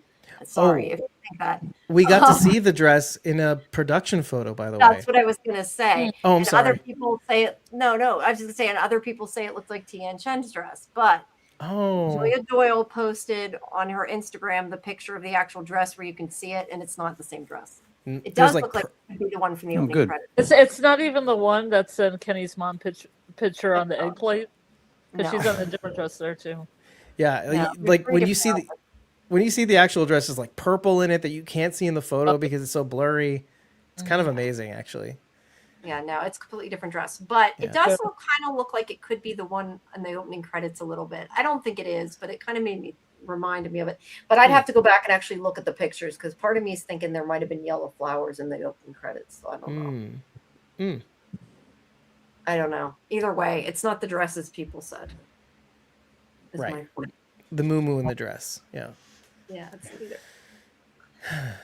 Anything else?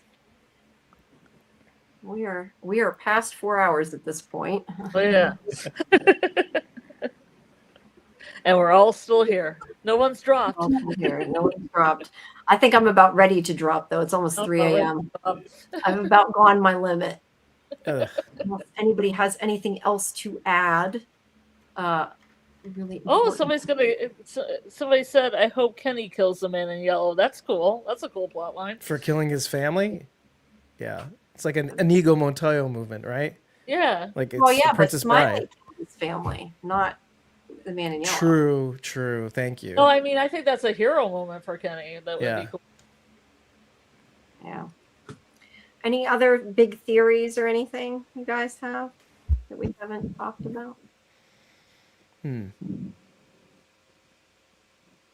think I've hit all mine. I'm trying to think if there's anything else I can think of. Not. I think I've exhausted all my. All my thoughts. I'm just glad I can finally talk about it. It's nice to not have to keep like hiding shit and not being able to say things. Yeah. When did you have this copy? Sorry. Like, Weeks okay. ago. Because I remember we were talking about how, it's taking so long for you to get the last one. And yeah, no, it did take a while to get it, but I did get it. No, they split up the screeners.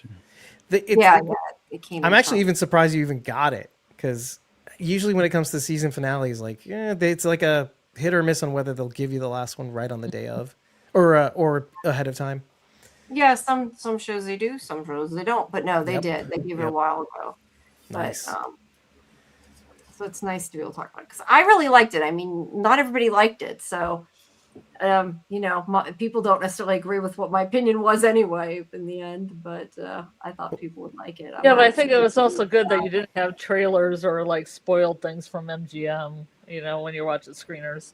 Oh yeah, it's nice that I don't have to worry about that. I will say, and that's why when I did that first trailer breakdown, like I hadn't seen anything, so when I did that, like I was able to actually theorize with it, which was kind of cool. Right. But yeah, that didn't really reveal anything though. I feel like that first trailer was okay. It wasn't really spoilery. It was after that they started sharing shit spoilers. They sprung a leak. Yeah. I should say this. I think for those of you who may not feel right about this episode, I'm trying to be positive and generous. I think having time, distance, and processing, like Jamie had this week, I think that might help. I am very curious to know if any of you feel differently about it in another week, let's say, after you've let it sink in. Versus like initial feelings. Because I told you right from the start, I was kind of stunned and needed a minute to process everything. And I think I feel like I've done that in this conversation, and I do definitely feel better about it. And of course, Jason, I'm going to get way more notes for Tuesday. So Heck yeah. Get ready. Kill yourself. I'll try to join you guys Tuesday if I'm still alive. Right. Gosh. I don't know. I'm just like, I've been doing too many of these on my legs, man. After that 6-hour car ride, I'm just still like not. Oh, really? Still? Yeah, they're still I think it just like what happened is I think it irritated it. And then like I continued to do things even though it was irritated and keep sitting with my legs down for so long that it's just not like. Well, plus we've been doing all those extra lives though, because we did that's Tony's what I live. mean. We did Yeah. Tony's live, and then a live after Tony's live on the same night. Exactly. And then we did your birthday live. I think you should see a doctor. No, I should. Well, I went the one day we had good weather, only one day. I went swimming and it seemed to help some. But Okay. yeah, no, I think it's just I need to like sit with the day with my legs up and like actually sit the whole day and not like do another live stream, which is what keeps happening. Because you got one tomorrow and you got one Tuesday. You can do it Wednesday. I could do it Wednesday. That's Wednesday and Yeah, Friday. do more lives. Just do Yeah. more lives. You're doing more lives. You'll get on the other side of it, right? Once, Eventually. you know, just don't do less, do more. Her legs will just fall off. Well, no, I need to, Yeah, then you don't have to worry about it anymore. if I wasn't doing like the pictures, it would be easier because I can do it from like put my legs up and sit on the couch and do it. It's more because I'm like doing it with the video camera and the slideshow. It makes it hard. You have to do be it. static. Martin's asking Scarlet if you mentioned something. I think he means his theory. I don't know. I don't know. He had a theory about Carla being the mole, but I can't remember anything else. And I asked him in the chat, but I Claire, you once. Clara, you mean? Clara, yeah, not Carla. I was gonna say who's Carla? I took me a while to piece it together. Yeah. Sorry, I kept calling her Carla for the longest time, and then I had. And now I'm gonna call her that forever now. Thanks. Hey, that does Not actually that lead weird. me. It's just I know, a it's little actually- dyslexia. exactly. Just switch the letters. So, do you guys think that we're going to get new arrivals then to replace the deaths? Others. You know what? When I saw that van coming into Colony House, I thought it was new people. Oh, man. New people. It was really early in the morning, and I was like, "Oh shit, there's new people! There's new people!" But then it was just like Sarah and Olive. Oh, just all the idiots that we know about. I actually don't, because do you remember how we were so conscious about the count, the 47 count, and how that's slowly rolling downhill now? Nothing is replacing anybody. Right, no Roger replacement. Right. It's like the beginning to the end. I think this is how it happens. Okay. Yeah. Unless they like somehow stumble into like a reset where, again, and this would make sense actually, if they reset the cycle again, they didn't quite clear the level. And so yet again, we're repeating cycles. This would be the third time that we're doing it. They Yeah, find a what's- reset button in the woods. Yeah, like what's going to be the worms this time around? What's going to be the music box? What's going to be the three people, right? Well, Mari could come back as a ballerina because the actress is a ballerina. So there's one. What's his name? Randall could be the new Martin. There's two. Elgin could be walking around as a ghost. Yeah, or Moses. Shit. Divide the water when the flood comes. He's so devout. Martin meant the Eloise thing and how she's Oh. technically dead like Abby, but if we have the Lake of Tears, then we can still get a happy ending for Victor, maybe. Oh, well, all the trees. I don't know. All of them. Sorry, Martin. I thought you meant the other thing. Peter said, glad the showrunner said Clara was never supposed to be a mole, even though she looks suspicious sometimes, but that was probably the right. Yeah, that's what I figured. Yeah. Like they kind of just turned her into one, right? Like you wrote her into it. Yeah, because they needed somebody to fulfill that purpose. Well, they needed somebody to like talk to Jade before Jade saw the blood symbol on the wall. They just need somebody to say a line, and then the character has a moment. Right. Yeah. Yeah. Nobody completes a dialogue. Nobody completes a sentence. It's always interrupted by somebody Dot, dot, popping dot. in. Kabosh! Exactly. Boyd, we need you Like in Jade the, when he was like, I remember we were driving to ... when him and Toby was explaining that. Holla. Even the beginning where they had Lauren, like Lauren got killed, Lauren and Megan, and then Ellis was like, Lauren, she was ... They did that with the episode title this season, They too. used to happen so much more too. Yeah. Yeah. Finish your thoughts, people. Yep. That's my word. That's why everybody thought Donna was a mole, because every time they got in the middle of a dialogue, Donna would pop in with some random something. It almost became a meme within the show. They just like every time, even as recently as last episode, Donna was Boyd was talking to Donna and Kenny and Jade, and then here comes Chrissy. Boyd, we need to talk. Boyd, we need to talk. Everybody, Boyd, we need to talk. And I'll never forget her running across the street from Colony House to the sheriff. She like running. She's like hauling ass down the street. Boyd. It's in my best dreams. Because the problem is it comes after this completely sad moment, so it totally breaks the mood. So I think it was right. It was like after Tianjin dies. I think it was. I can't remember exactly. This is season 3. I don't know. I just believe Donna gets shit done. She's always working. She's always cutting up cow. Ginger died. She's cutting up the meat. She's getting shit done. She's bringing socks to Sarah to darn. So what you need a T-shirt, Donna, get shit done. I made a song about it. The song. GSD. During Smiley's autopsy, she comes down looking for some aspirin. Then Boyd was like, "Have you tried a cold compress?" And she just like, "Fuck right off." For those of us who get headaches often, yeah, she was right, 100%. With your cold compress, idiot. Ugh. You're gonna tell me to take a home remedy now, like homeopathy? You weird hippie. You weird hippie cop. What a contradiction. Anyway, sorry, I'm done. You kind of like to see more of that banter and the good times, a flashback to that. Yeah. Oh boy. Oh Boyd. Oh boy. All Will you ever right. get the boat? Will you ever get the pony on the boat? Will you ever sail out on a pony on the Oh boat? boy, yeah. Wow. Will that be the last scene of the finale? Is Boyd driving out on a boat? By himself? Ugh, sad. Probably. Oh, no, everybody in it. He's Nah, gonna rescue people. not They'll gonna be happen. full of people. Rescue boat driven by Boyd. Why not? It's a Why great song though. not? It is. Very uplifting. Totally not on brand for the show anymore. Sorry. No, this is true. All right. Well, if Yeah. nobody has anything to add, I think we have exhausted everything. I think at some point we're going to do a show that's like probably a season recap discussion. I don't know. At some point, something. So people can look for that. And like I said, on Sci-Fi-Vision, we have our From review with me, Karen, and AJ tomorrow at 10 Eastern. And what else? Thursday, we have our Widow's Bay show. Yeah, the finale for Widow's Bay. That's been Finally, that we kept kept it for getting 2 weeks. moved. We finally get to do that. So everybody, make sure you join our Discord for our schedule and everything.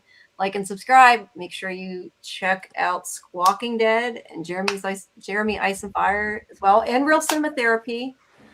Also from Aholic, Dieter and Fletcher. He was saying earlier they put the AMA they put in a video.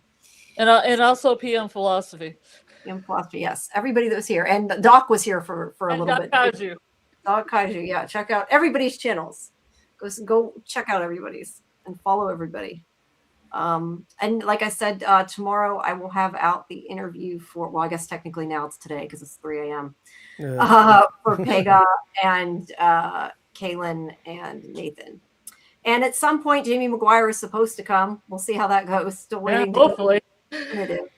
But yeah, so check all that out. And if you're a Survivor or above member, you'll get the videos early tomorrow, earlier than everybody else. Yeah. All right. Well, have a good night, everybody. It's kind of sad. It's over. Well, it's not kind of sad. It's very sad. It's over. I'm like, It's never over, Jamie. It's never over. there'll be more to talk about. We'll be I just doing want to say thank you for the soon, invitation. This celebration was show. an absolute blast. I really appreciate it. Sure. I'm thanks glad for you enjoyed it. Yeah, maybe we do our season. I was telling Scarlet before, I think if we do a season show, like we need to get like a whole panel of a whole bunch of people and just everybody come together and do it. Oh my gosh, that would be like 12 hours long. I know. Bring on- That's the only reason I generally hesitate. Is it going to be forever? That's why I wondered how long tonight was going to be. But I think we did okay. We didn't do too bad. It's only 4.5 hours, right? It's the finale, though, but it's also finale. It also is the Always finale. long. You're right. It probably would Yeah. have been Beats longer. that 6-hour stream that I think we did at one time. Yeah. Amateur hour. Yeah. Yeah, Um, exactly. But yeah, guys. I've been let on me those know if 8 you- to 12 hour streams, Yes. I'm crying. But also, guys, I was to say, make sure in Discord too, you tell me what you think about the games that we did, because we do want to do some more game nights as well, because that was a lot of fun. On my birthday, it was a fun Happy night. birthday. I caught that in the corner of my eye. It was cool. It's cool that you did Yeah. that. Yeah, that was We that was. designed T-shirts. Oh yeah. we Everybody did. should buy. Everybody should buy my "Where in the World is Elise Kavanaugh" T-shirt. We're proudly. That was so funny. We laughed so hard about that. Or the one with the bottle tree that said "Don't be stupid" underneath it. Don't do it. Don't do it, man. Oh, you did it now. All right, everybody, have a good night. Thank you, Get your- Jamie. Bye, Thank you for guys. having us. Cheers. Bye. You guys are incredible. Get your ponies in a row. Get your boats in a row. Let's